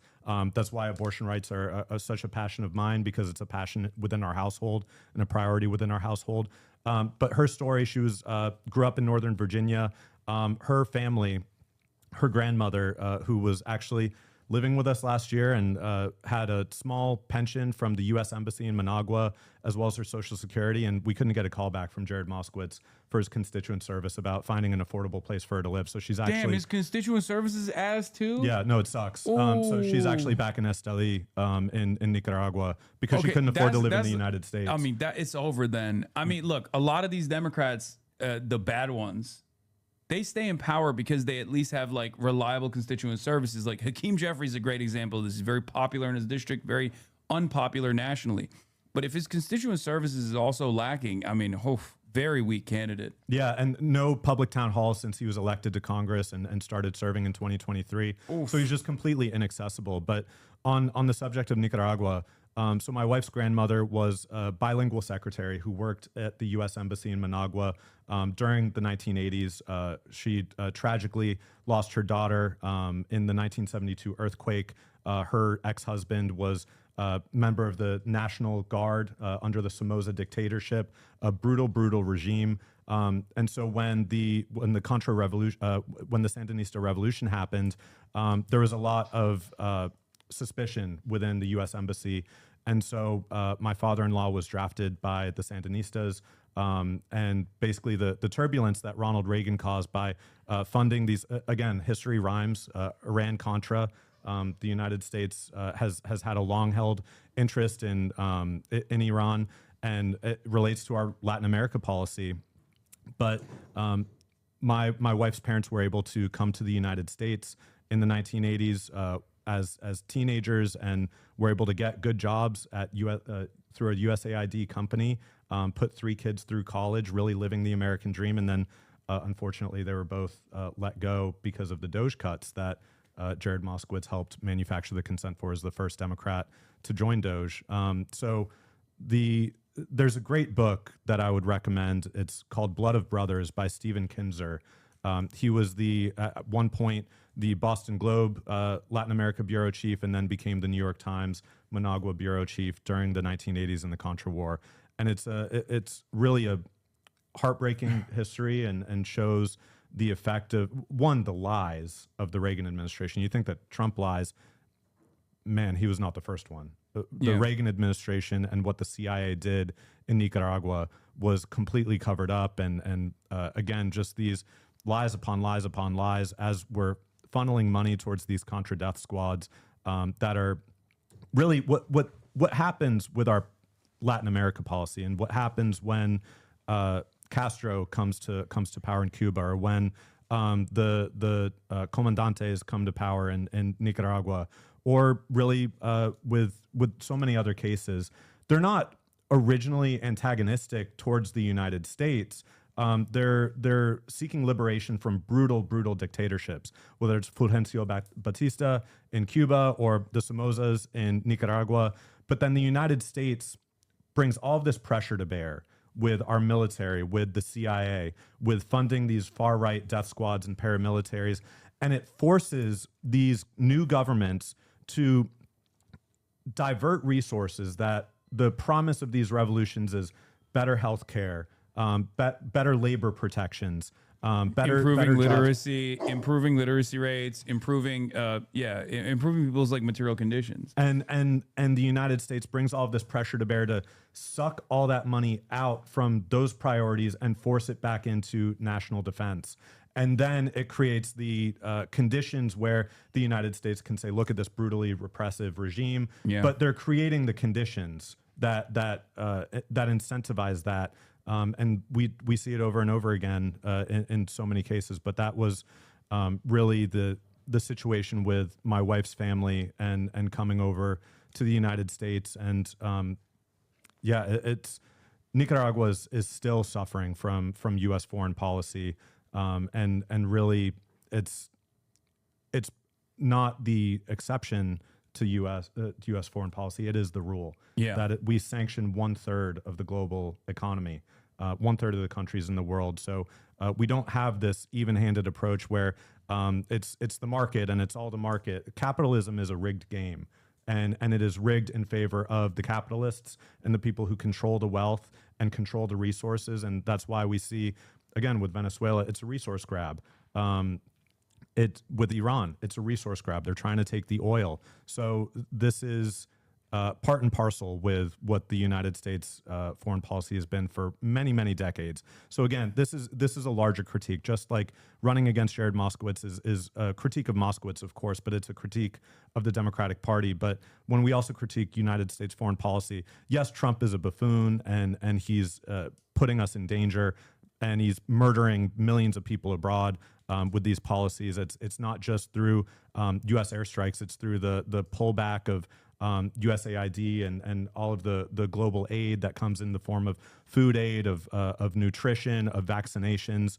And it's really, it extends way far beyond Trump to many other Republican presidents. Yeah, no. And Democrats. And Democratic presidents as well. Like they are, like Democrats that came before Donald Trump also set the stage for Donald Trump to basically advance this agenda. I mean, he's a lot more vulgar than the previous administrations in terms of like his ambitions, but in many respects, he's basically just saying the quiet part out loud. Whereas in previous iterations of this kind of destabilization, Democrats and Republicans alike have tried to. Kaya wants to also hear this stuff up close. Loving it. But in previous iterations, it was the Democrats that either refused to prosecute former war criminals, refused to actually roll back some of the initiatives that the Republicans had taken, and created a perfect environment and a perfect opportunity to normalize the Republican agenda, and then for Donald Trump to come in and seize power and take it to its maximalist position. But I think right now we have a unique opportunity to communicate on this stuff unlike ever before, because after 2.5 years of genocide that Democrats as well as the Republicans back to the hilt, people actually recognize that the democratic process when it comes to foreign policy is not really there. And it's not really there for a lot of other issues in the domestic front as well. So I at least in my own personal experience, have seen it, have seen that it's much easier to communicate with people on the priors that they were made to believe, with the social conditioning, especially even in terms of like things like Cuba, right? Mm-hmm. Our starvation policy in Cuba has been voted against over and over again by every single country in the United Nations for years since the blockade began. And that blockade began, why? Because like you said, Batista was our guy. He was brutal, he was ruthless, and the conditions in Cuba were terrible, but he was our guy, and it was beneficial for our criminal component. It was beneficial for, at the time, like labor unions that were also utilizing the island as a tourism destination, sugar plantations with horrible conditions. And we wanted to punish this country for having a successful revolution against that. And we never stopped punishing this country. And now Donald Trump has taken it to its maximalist position where he's cut off oil after taking over Venezuela. And doing this resource grab in Venezuela, we have decided Cuba is no longer allowed to get oil, even from other supposedly sovereign nations like Mexico, supposedly sovereign nations like Canada that previously were sending oil to the island. And we're starving the country. It's pretty fucking ruthless. It's pretty brutal. But people, I think, understand that now better than ever before. Yeah, absolutely. And the Cuba policy is the Republican and Democratic bipartisan consensus on Cuba of maintaining this blockade for decades. It has failed on its own merits. And so what we're seeing now is an escalation because it has failed on its own merits, despite the United States trying to isolate Cuba from the global economy and using that as the notion that socialism is failing because our largest natural trading Cuba's largest natural trading partner refuses to trade with them. And I thought it was interesting that when Mexico decided to send oil to Cuba, that we saw that large blow up with the cartels. Again, when United States weapons manufacturers and the illegal arms trade is largely what is funding the cartels, but there's this reflexive nature that the United States, anytime that there is attempts by other countries to help the Cuban people, the United States goes against that. And ultimately, this policy is just about immiserating generations of Cubans and separating them from their families. One of the ways that the Cuban government is able to generate revenue for itself in spite of these crippling sanctions and the blockade that's unjustifiable is medical missions, right? Cuba will send doctors everywhere around the world, including the United States of America in the aftermath of Katrina. And now Marco Rubio, when he came into power as the Secretary of State, one of the first initiatives that he advanced was to make those medical missions illegal. And for the last year, I interviewed a doctor that had participated in this medical mission from Cuba, who had actually lived in Chicago for a little bit as well. And then when Marco Rubio first said that this initiative was going to be rendered illegal, for a year, they went silent on it. They didn't really fully focus on it. But immediately, as soon as Cuba became the main point of contention for the administration before the Iran initiative, they decided to make it illegal. Like they forced the hand of many countries. Ecuador was one of the first, and then they also told the Cuban embassy to withdraw from Ecuador. Again, unprecedented. And now in Jamaica as well, and in Guatemala as well, these countries were forced to no longer have medical missions from Cuba with Cuban doctors. It's like the harm that we're contributing to is not just to Cuba, but it's also to all these other countries as well, where they rely on these doctors. They rely on these medical missions to help some of the less fortunate people in places like Honduras, in places like Jamaica. Yeah, and in the Caribbean, a lot of these nations send medical students to Cuba to be educated, and the United States again disincentivizes that and uses the stick. It's never the carrot; it's always the stick to prevent these other countries from developing by utilizing the generosity of the Cuban government. And I think highlighting the Hurricane Katrina example is a really apt one because it shows that there's an ethos of solidarity that exists with the Cuban government with oppressed people all around the world. It's why Fidel Castro sent the Cuban military to Angola to fight against the apartheid regime in South Africa during the war, and that largely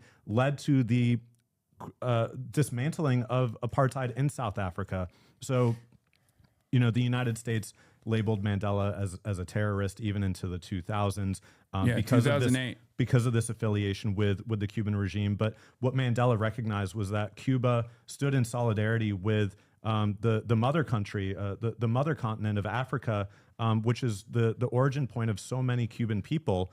So it is the United States, again, bringing this pressure to bear. It is picking and choosing winners and losers, not on the merits of what these countries or these economies have to offer. It is in the political interest of protecting American capitalism and global hegemony of the United States. And it's why we see the United States time and time again as one of the sole votes against ending the Cuban blockade, one of the sole votes against a ceasefire in Gaza. And I think, American exceptionalism is used to as this kind of rah-rah, rally around the flag, jingoistic kind of appeal to American patriotism. But what that obscures is how far of an outlier we are with the global order when it comes to not supporting genocide or not supporting a genocidal blockade over Cuba, which we're now seeing with the blockade that's occurring, the rationing of oil for education, for medical provision, that hospitals are struggling to even sustain care over cancer patients. And it's, again, if the United States really cared about global well-being and humanity, then we wouldn't be bringing this kind of pressure to bear. But it's the same reason that how is a child in Gaza supposed to have had an education for the last 2.5 years? There are these knock-on effects of U.S. policy that just engenders this kind of oppositional nature to the U.S. and the rest of the world. And because we have this hegemony, because we have the largest military in the world, we can bring that pressure to bear. But I think what we're seeing now with the dismantling of so many of our alliances, whether it's Trump threatening Greenland and threatening the NATO alliance, or now with our supposed allies in the Middle East looking at us askance because of what we're doing in Iran, we're really continuing to isolate ourselves even further. And because there's now a countervailing force in China that is a large economic power, that is a growing economy, that has a growing middle class, we're seeing Canada gravitate more towards China because the United States is becoming so unequal, becoming so dictatorial, that we're no longer the reliable economic partner, where our actions can lead to global oil prices spiking for the entire world. And China is the one that's like trying to maintain stability by going to Iran and Saudi Arabia and trying to get them to cease fighting against one another in the same time frame. So, I mean, I obviously don't have any issues with China whatsoever, and I believe that we need to chart a new path forward with the way we deal with all powers in the world. What is your opinion on how to do diplomacy with China? I think it has to be diplomacy without this level of brinksmanship that we've seen from the United States, where we are really what the Trump administration is trying to do. But again, this is the bipartisan consent of U.S. foreign policy, where they're trying to take us into another Cold War against China. And it is the South China Sea. It is increasingly the Chinese economy that is overtaking the United States in many metrics. We cannot have this level of brinksmanship where we're continuing to send weapons to Taiwan and overcommitting ourselves to another war with another global superpower. It is an insane approach to take, especially when China is our largest trading partner. 30% of our trade is with China. It's ridiculous. It is an economic catastrophe waiting to happen if we're going to get into a conflict with China. So we need to have a multilateral diplomatic approach with these other countries that is fostering global cooperation.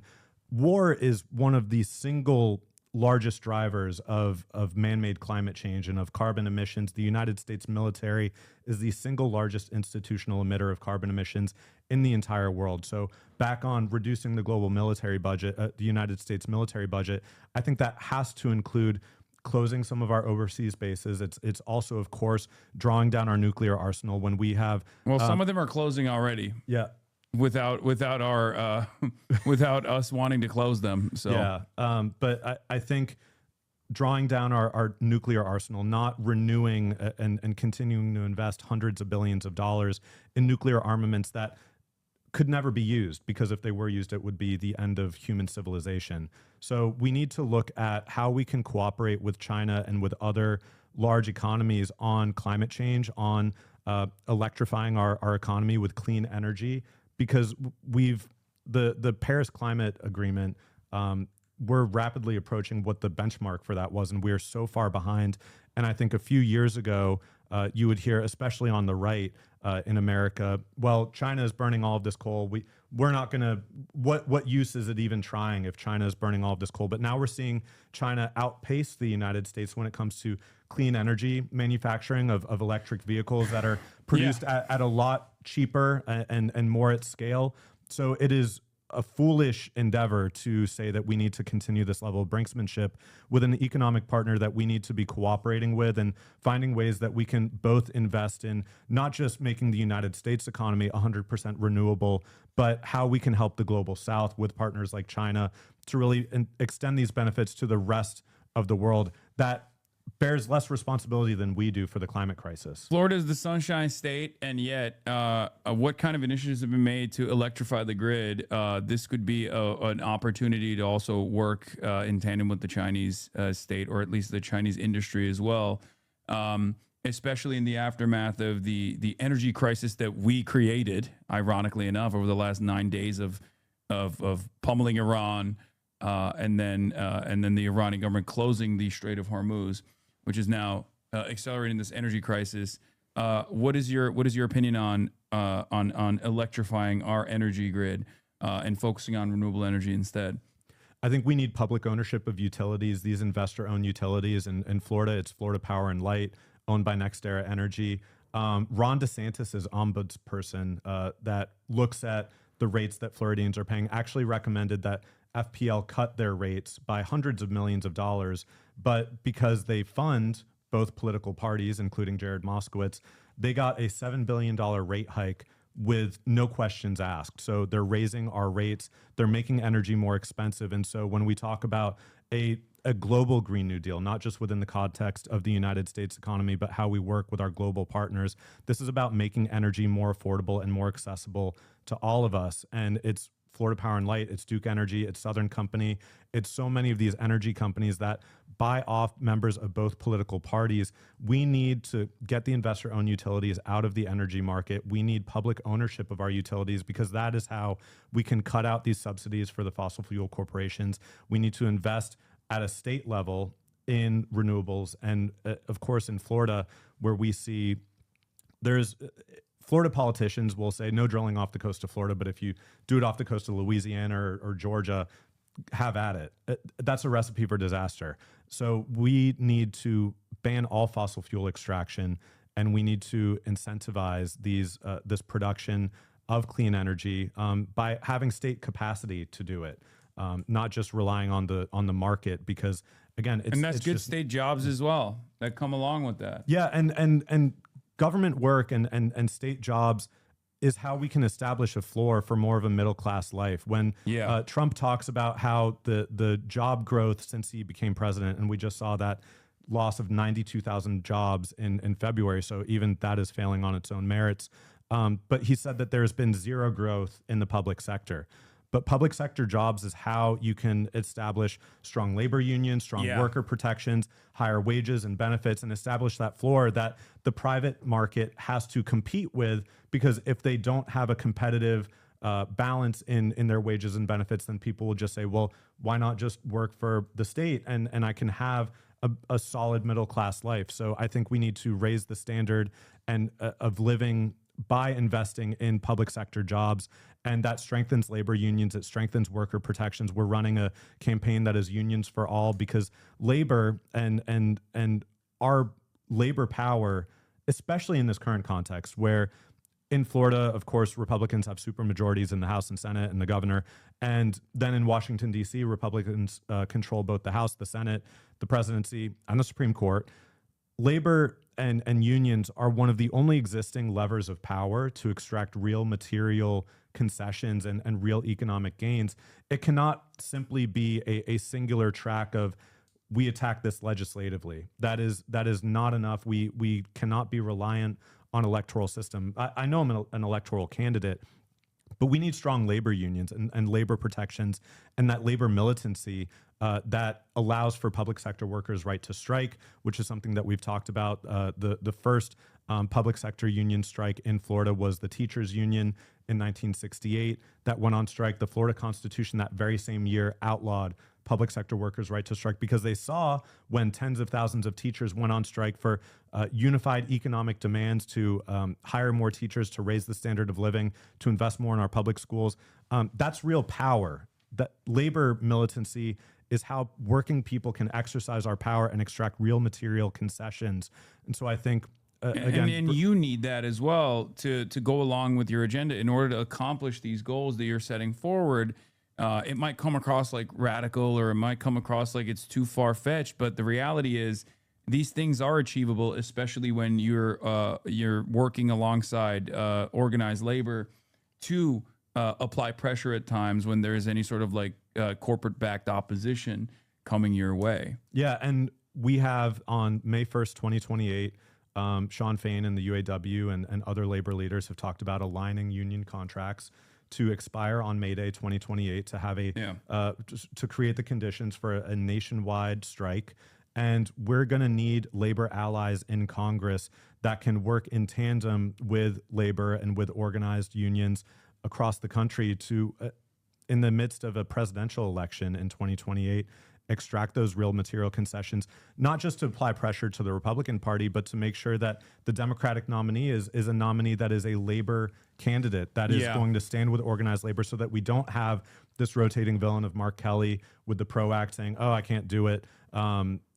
There cannot be time and time again when there's always an exception, whether it's Mark Kelly with the PRO Act or whether it's Kristen Sinema with the $15 wage, the exception becomes the rule. And when time and time again, the Democratic Party has these candidates, these elected officials that it allows to completely tank the Biden agenda or any kind of Democratic agenda, that is the rule, because Democrats then refuse to use their bully pulpit. Hakeem Jeffries and Chuck Schumer, they don't talk about applying pressure to the members of their own caucus. They just reflexively say, well, this is what they need to do to get elected in their state. And so that's why we need organized labor as a parallel power structure to the electoral power structure to really extract these material gains and concessions.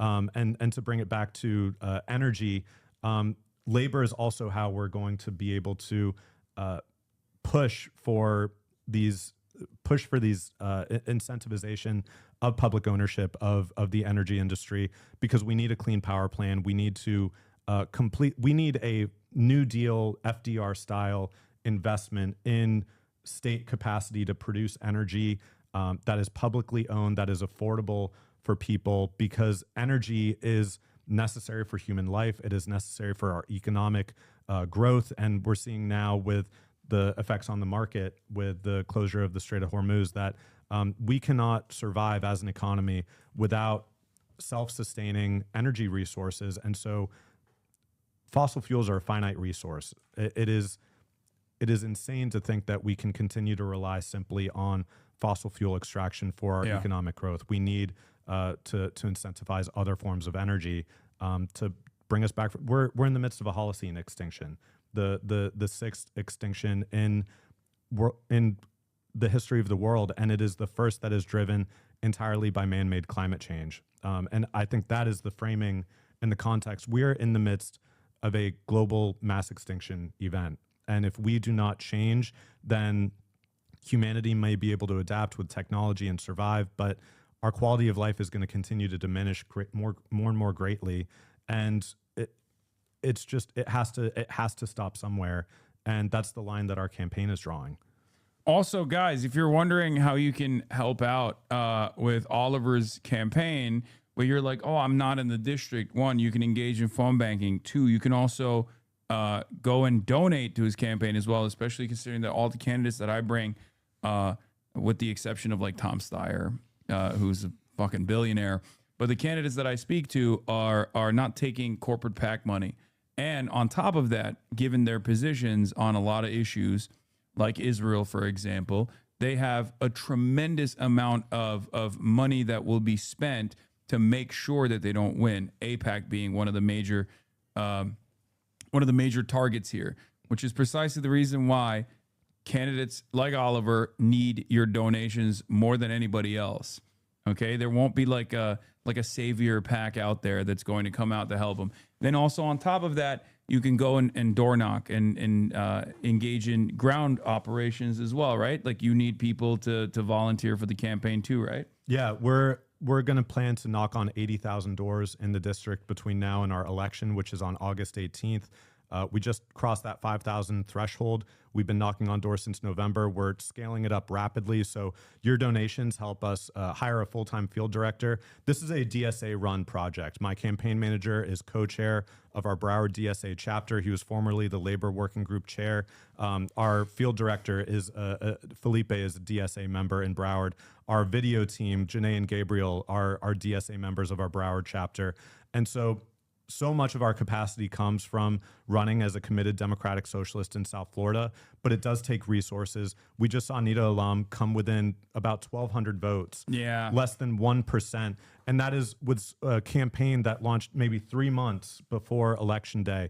We launched 13 months before our election because we knew that it would take time, especially as a first-time candidate, for me to establish that ground game, for me to have the level of conversations that we needed to have. But we need to hire a field director. We need to open a campaign field office. And these are costs that are thousands and thousands of dollars a month. I'm not sure where we're at now, but we had our best fundraising day when we went on stream with Mike on Thursday.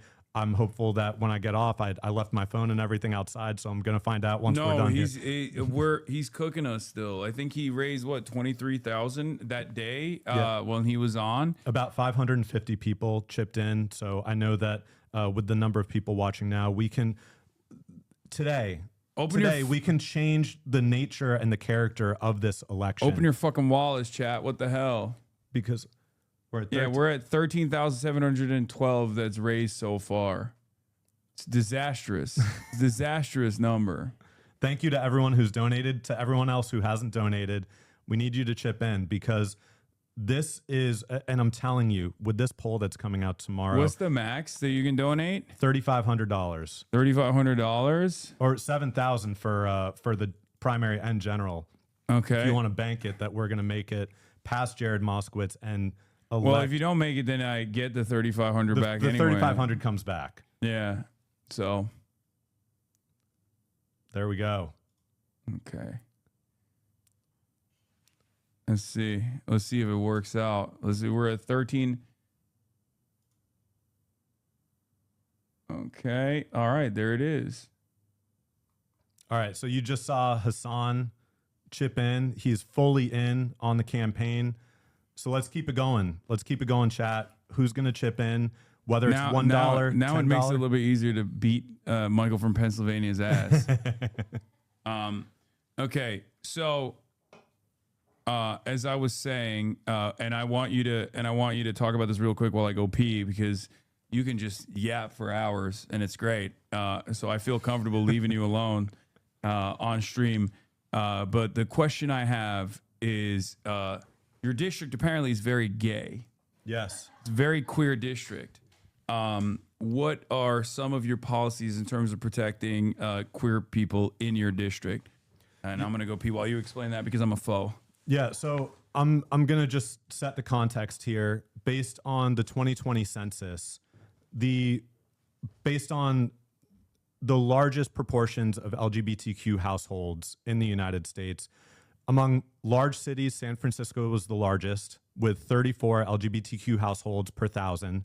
Fort Lauderdale in our district in Broward County was the largest medium-sized city in terms of proportions of LGBTQ households, more than San Francisco at 42 per 1,000.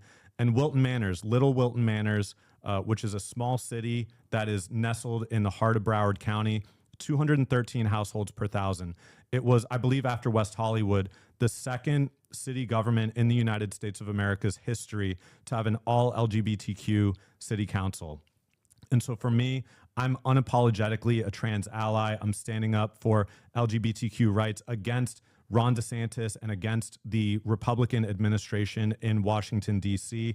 Jared Moskowitz is a twice appointed Ron DeSantis Democrat. When Ron DeSantis has attacked the LGBTQ community by attempting to remove pride flag street art from Sebastian Street on Fort Lauderdale Beach, Jared Moskowitz has said nothing, but I've stood time and time again at Trans Day of Remembrance at the Pride Center at Equality Park in Wilton Manors. We've stood with the trans community. This is just who I am. I'm a first-time candidate, so this is not me having some preconceived notion of electability or what it means or how it works with my coalition. This is just who I am. I love the LGBTQ community, my trans friends and family members. This is this is what we need. This is what our district needs to stand up for trans liberation and to really not only just pass the Equality Act, but to be able to throw a punch back when Republicans use the trans community as a punching bag, and Democrats are so willing to saw off this part of the coalition. When we had Sarah McBride, the first trans member of Congress that wasn't even able to have a speaking slot at the 2024 DNC, the Democratic Party feels like it is ashamed for having some parts of its coalition, whether it is the Palestinian community, whether it is the trans community.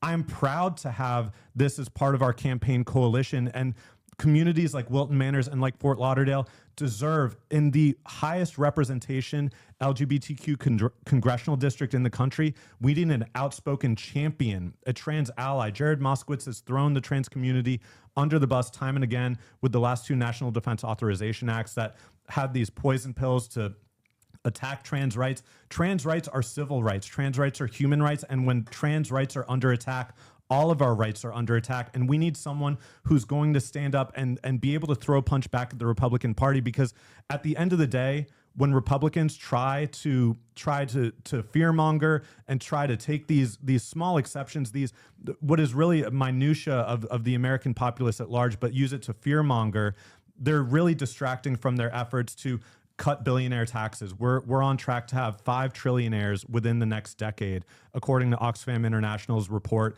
at the beginning of 2025. And so when we see attacks on the trans community, it is, one, an attack on all of our civil rights, but also it is a red herring so that Republicans can stoke the culture war and fight the identity politics fight so that they can continue to completely rig the economy and fuck working people over. And so to stand with the trans community is to stand with the working class. It is to stand with labor unions. It is to stand with every marginalized community that this Republican fascist administration is attacking. So I'm proud and I'm unapologetic because, again, these are my friends. This is my community. This is who I hang out with.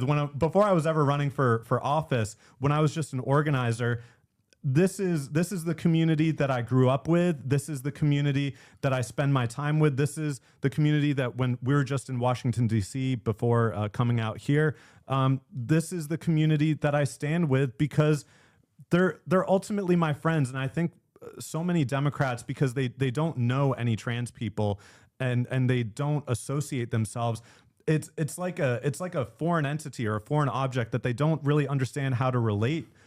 But at the end of the day, we're all human beings, and we all have the same common aspirations and interests to be able to love and be loved, to be able to have our civil rights respected, to fully express ourselves in the promise of what American democracy is. And so if we're going to have a party that stands up for all of us, it cannot be a party that bites its tongue when it comes to fighting for trans rights. So I will never, ever, ever back down. I would drop out before I had to ever compromise on this position, because to compromise is to fail. To compromise is to give up and to say that civil rights are only for some of us. And that's just not what I'm in this for. Okay, Win, lose, or draw. But have you considered that when Donald Trump banned 59 trans athletes from participating in NCAA competitions, rent went down by half, and so did the grocery prices. Like, it just, affordability was no longer even a concern for every American because he did that. Yeah, I mean, as a shameless plug here, as a former college football player, I was a defensive end for the Sewanee Tigers. Someone can check the stats. I did have some stats when I was in college. This is not something that I ever thought about of the sexual orientation or gender identity of the people I played with, or I went to a small school, so much of the student body were student athletes, and there's a shared affinity and a solidarity because it's demanding when you're spending 30 to 40 hours a week. There's a great Deadspin article written that profiled me when I was a senior called "The Future of College Football is the University of the South." This is right. It's they're not bringing down the cost of rent when they attack the trans community. Yeah. It is a complete culture war. And people like Riley Gaines that use their own experience as a college athlete to attack trans rights and to try to prop themselves up and make themselves into a cause celeb of the far right.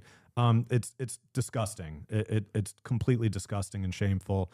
And you know, we need to actually address the cost of living and bring down the cost of rent. And it is not happening by attacking the trans community or the immigrant community or the Muslim or Palestinian community.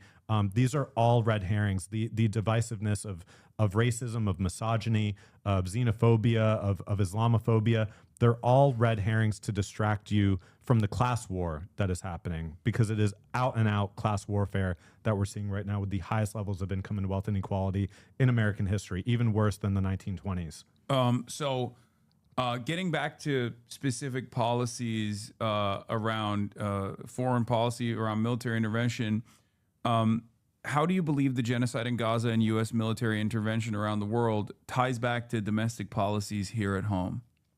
Oh, wow. That's a great question. I mean, when we see ICE that is murdering Renee Good and Alex Preddy and Keith Porter, these are tactics. And also, it's not just the fact that they are now murdering with impunity people in the United States, but it is then the propaganda machine that gets spun up after the fact that these are domestic terrorists. If you and certainly what is happening right now in the West Bank under cover of this war that the United States and Israel have started with Iran, it is turbocharging the settler violence that is going on in the West Bank. Yeah. So when ICE is trained by the IDF, when U.S. police departments are trained by the IDF, they're bringing these tactics back to be used on the American people.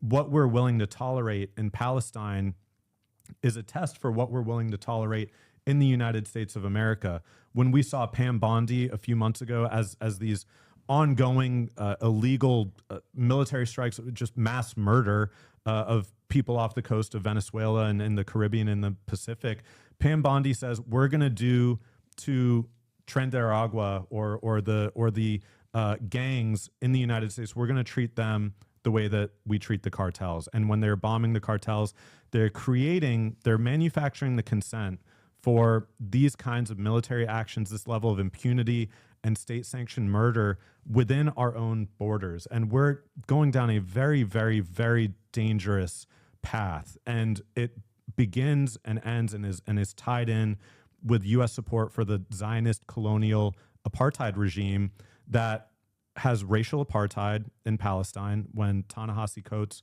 went over there and he comes back and he says, it's actually, as a Black American, very, very familiar to see based on which streets you can go down. I mean, there are sundown towns in the West Bank. There are streets that you cannot go down based on your ethnicity or based on your religion. So in Florida, we had a teenager, Muhammad Ibrahim, he was 15 years old when he was kidnapped by the IDF from his bed, from his family's home in the West Bank when he was there visiting relatives. He was kidnapped along with a few other teenage boys. He was incarcerated in Israeli detention for about 10 months. He lost, I believe, a third of his body weight. He contracted scabies. He could not see his family. He turned 16 years old in Israeli prison.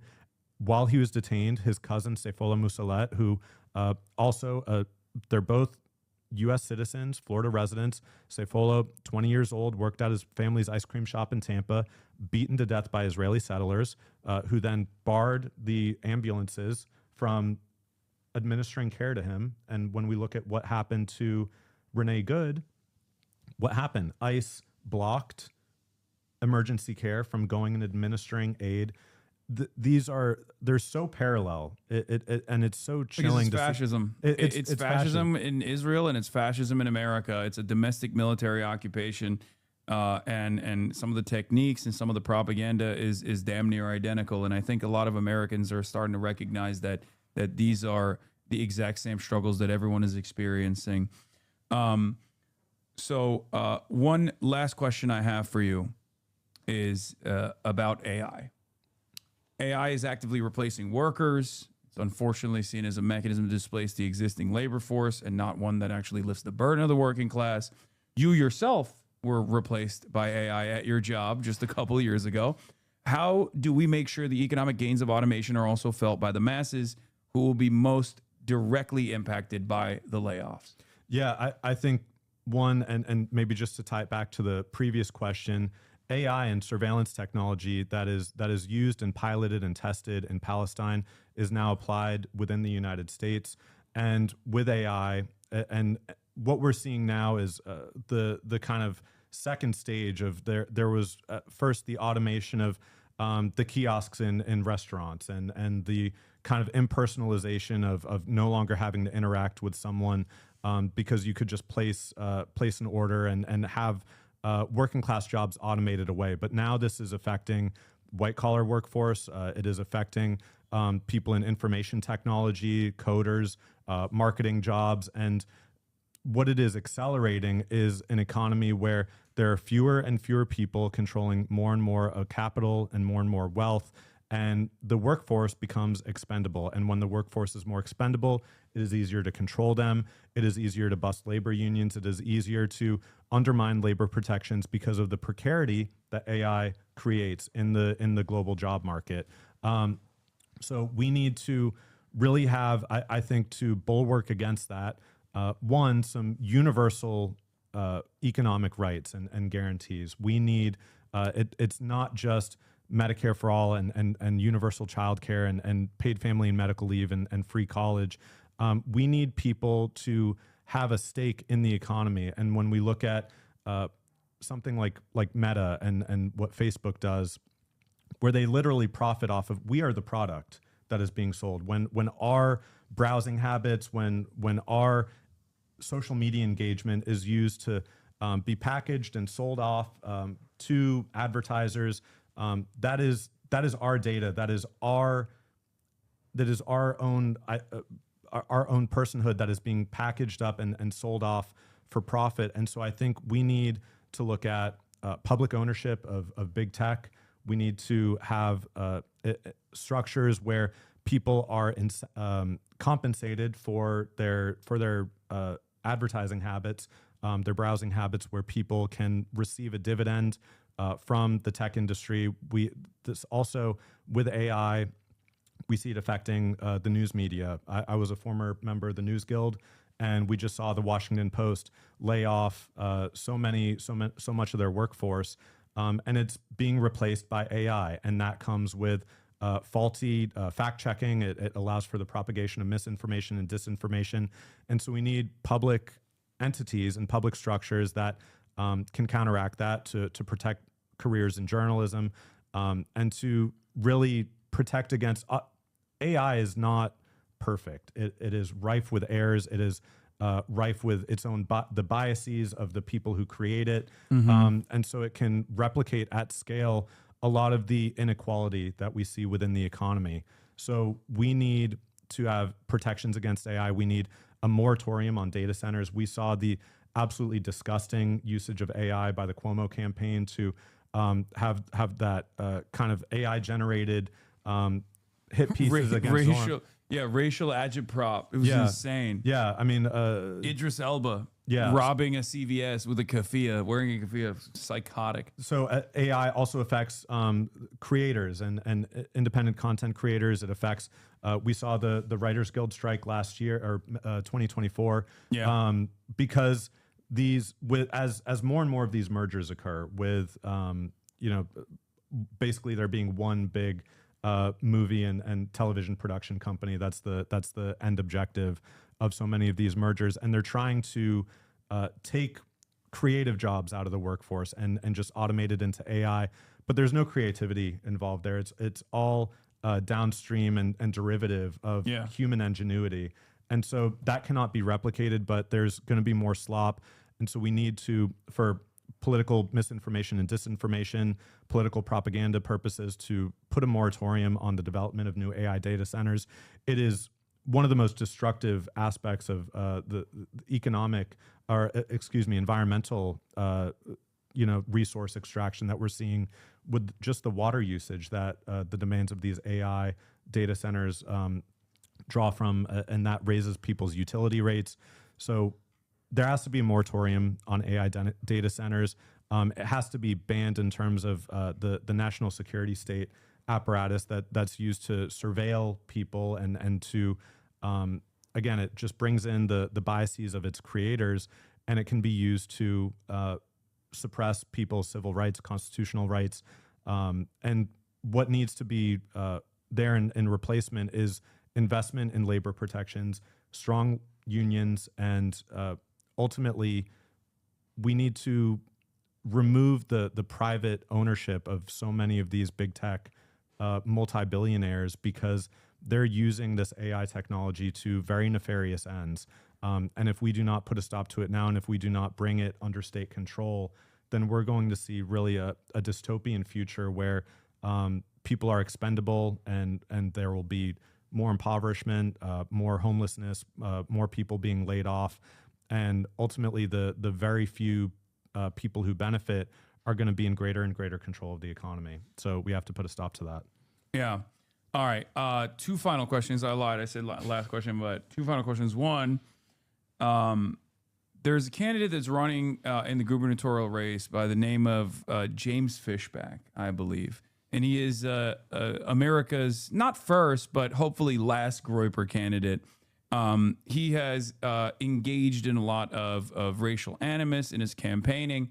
But also outside of that, one thing that he's been able to take advantage of is the information vacuum that exists on the left, especially as it comes to issues like Israel and Palestine. Now, while he is an anti-Semite, or at least like leaning into anti-Semitism, even though he was a big Barry Weiss fan not that long ago, weirdly enough, I feel as though the only reason why Republican candidates can take advantage of, or the Republican candidates can technically, quote unquote, lead on issues like Gaza is because of the lack of momentum that's coming from the Democratic Party. How do you seek to address that messaging vacuum on the left?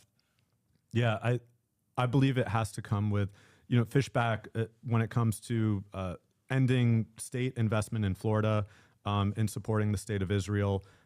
When he talks about putting a moratorium on AI data centers, when he talks about banning private equity from home ownership in the state of Florida, these are all policies that are used to kind of wink at bring people in from the left. And it's a tactic that fascists have used time and time again. Donald Trump, when he ran in 2016, he talked about how he was a different kind of Republican, how he wasn't going to touch Social Security or Medicare.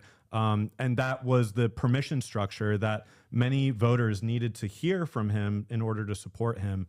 So what Fishback is doing is filling a vacuum, as you said, within the Democratic Party, because when Democrats we just saw AI come to the rescue of Valerie Foushee in North Carolina's 4th District.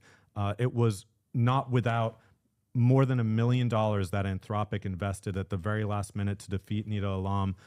So Democrats, this is tied in with the corrupt nature of the campaign finance system. When I spoke a little while ago about Jared Moskowitz being funded by Lennar Homes, a corporation that also invests in the Republican Party. But as long as Democrats are tethered to a corrupt campaign finance system that is backed by corporate PACs and by special interests that they rely on to sustain their office, to sustain their campaigns, to be a bulwark against leftist challengers, then the Democratic Party is going to remain susceptible to the fascist right co-opting the language of universal economic benefits. And what Fishback is doing, he's taking these terms and then he's turning it in a jingoistic way, and he's saying Florida is full, and H1 Byron, that Byron Donalds, the Trump-endorsed Republican who he's running against in the Republican primary. Fishback is then pivoting on that and saying we have to ban all immigration, that he does go further with banning U.S. Financial aid to Israel in a very anti-Semitic way. So if Democrats are going to fight back against that, then we have to divorce ourselves from this corrupt campaign finance system.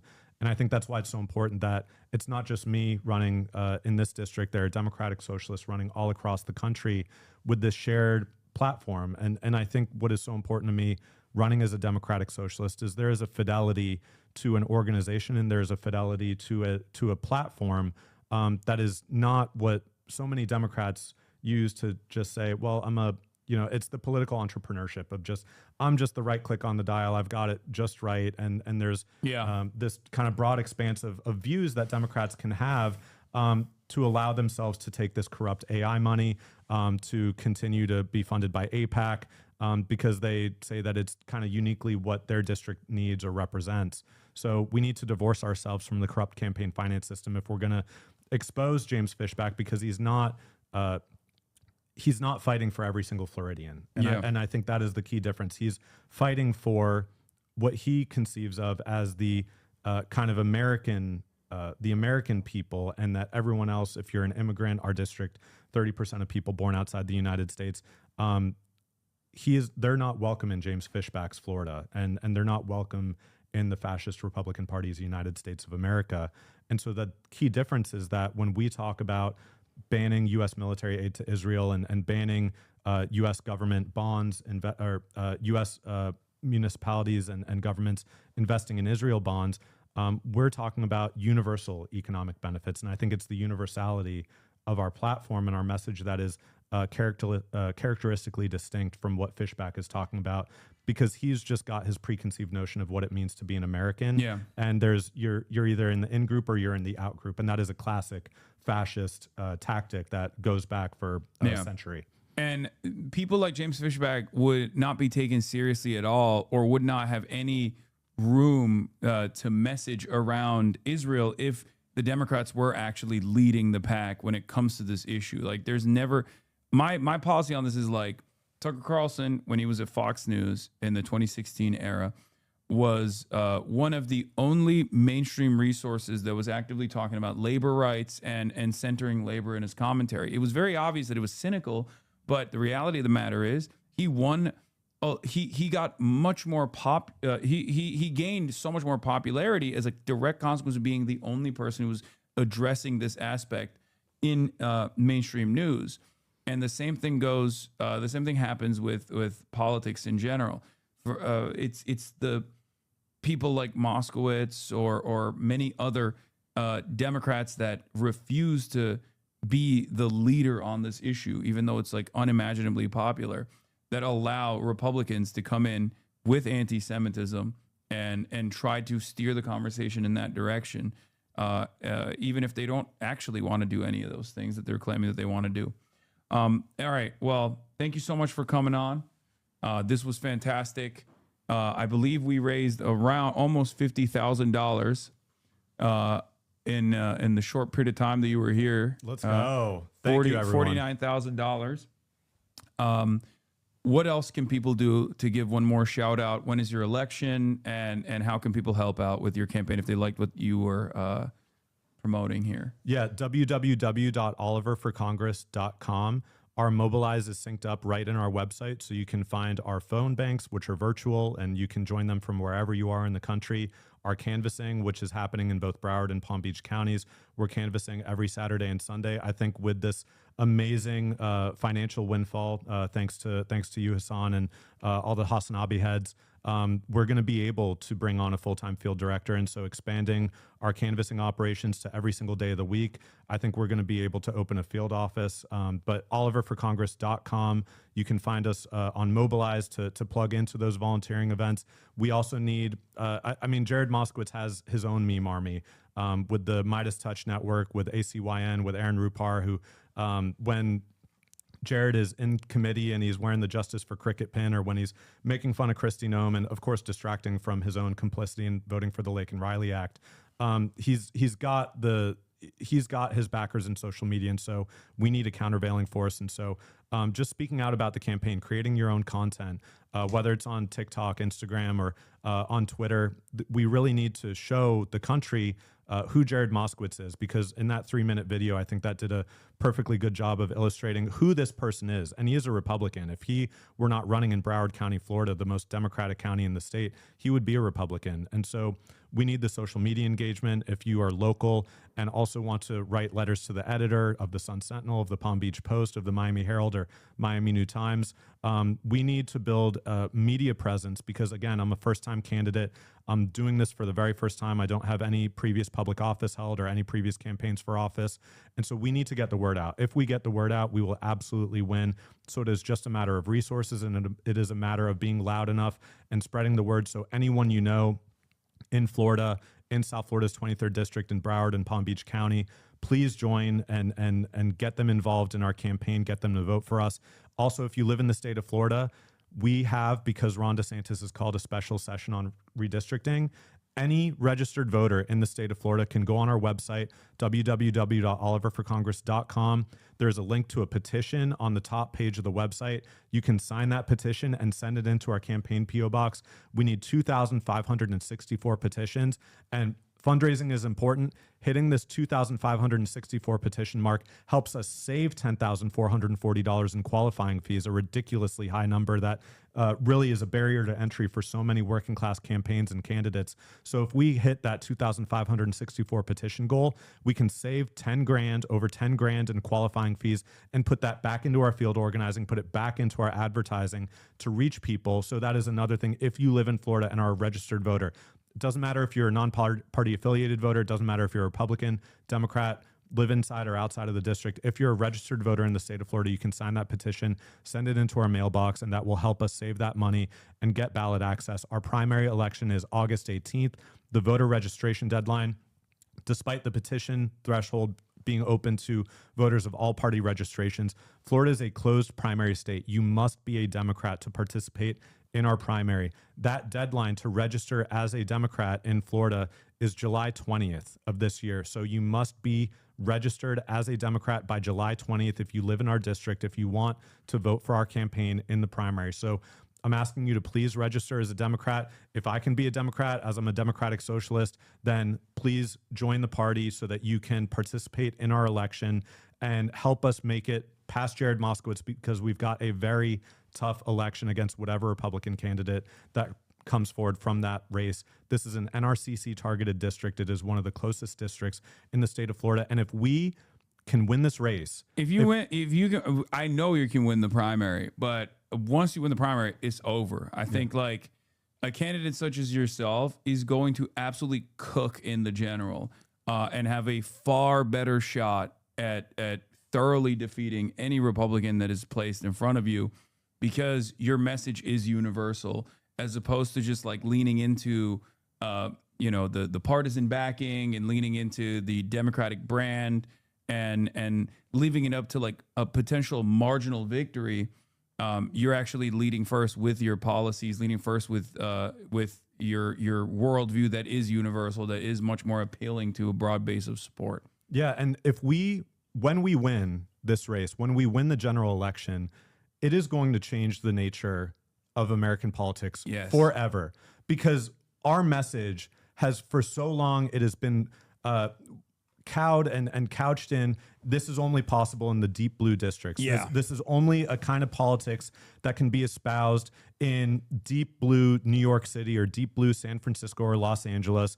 When we win this race in South Florida, in the heart of anti-socialism, anti-communism, of reactionary foreign policy, it is going to change the character of American politics forever. And it is going to open up the terrain for candidates like me to run all across the country, because that is what we need. When I worked on Bernie Sanders' campaign in 2016, I worked in states like Kansas, in states like Utah, where there was record-breaking turnout. I spoke at a rally in Utah in front of 17,000 people.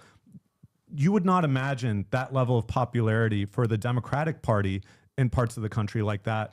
But working class politics, democratic socialist politics, the universal economic message, irrespective of race, gender, ethnicity, religion, that is truly the unifying message that people of all stripes in America can get behind. And so when we win this race, I think it is only going to propel us into Congress and propel more and more working class and DSA candidates into Congress and into state and local seats as well. This is really exciting. Yeah. And I think this is the moment where we have to change. We have to change as a country. Think about how awesome it would be to own Matt Iglesias, who is one of the greatest purveyors of this idea that like Democrats need to moderate. Like in your mind, close your eyes and think about the shittiest New York Times op-ed writer and the shittiest third way Democrat, neoliberal Democrat, and how they consistently advocate for this pivot to the center, for this mythical moderate voter, because we have to win purple districts, we have to win red districts, okay? If Oliver wins, or when Oliver wins, all of that argument, those arguments fall apart. It's over. It's gone. And you know, I do believe that you have a much better shot than anybody else. Yeah, I mean, I'm 33 years old. This is what our generation, millennials and Gen Z, this is what we believe in. And that transcends party. It transcends party, and it is really the only way that we move forward as a country. So I really appreciate you sharing your platform with us and having me on, inviting me out here. This has been awesome. Love everyone in the chat, all the love that we've been seeing. I've been trying not to look too much and get distracted, but no, you've been killing it. You've been yapping. Yeah, we've reached over 52,000 in donations now. Best fundraising day of the campaign. Let me emphasize that. This has been, thanks to Hasanabi heads, the best fundraising day of the campaign. This is probably about 20 to 25% of the total fundraising that we've had for this entire race. We've already been in the top 12% of primary challengers when it comes to our fundraising. We've already been competitive. This is going to put us over the top. We have, in the last week, I think we're closing in on $100,000, which is about double what we've raised up to this point. So this has been really, really incredible, and shows the power of just ordinary people all across the country. We have the power to take on these entrenched corporate interests in AIPAC, and we're going to kick their ass on August 18th. I truly believe if we have the resources, and thanks to today, we're getting a lot closer. It won't be close. If we have the resources to reach people, I don't want to oversell my expectations, but you saw how bad Jared Moskowitz is. This is not what people want, but we've been so cowed and depressed into thinking that this is all that is possible in Florida. But a better world, a better Florida is possible. Yeah, absolutely. Thank you, Oliver. Thank you for coming on. This was wonderful. Appreciate it, Hassan. All right, and I will, when I'm in Florida, I'm going to see if we can link up, and maybe I'll link you up with some of my Florida friends as well that live out there in possibly in your county, as a matter of fact. Hell yeah. Let's do it. Okay, perfect. Damn, this guy's good.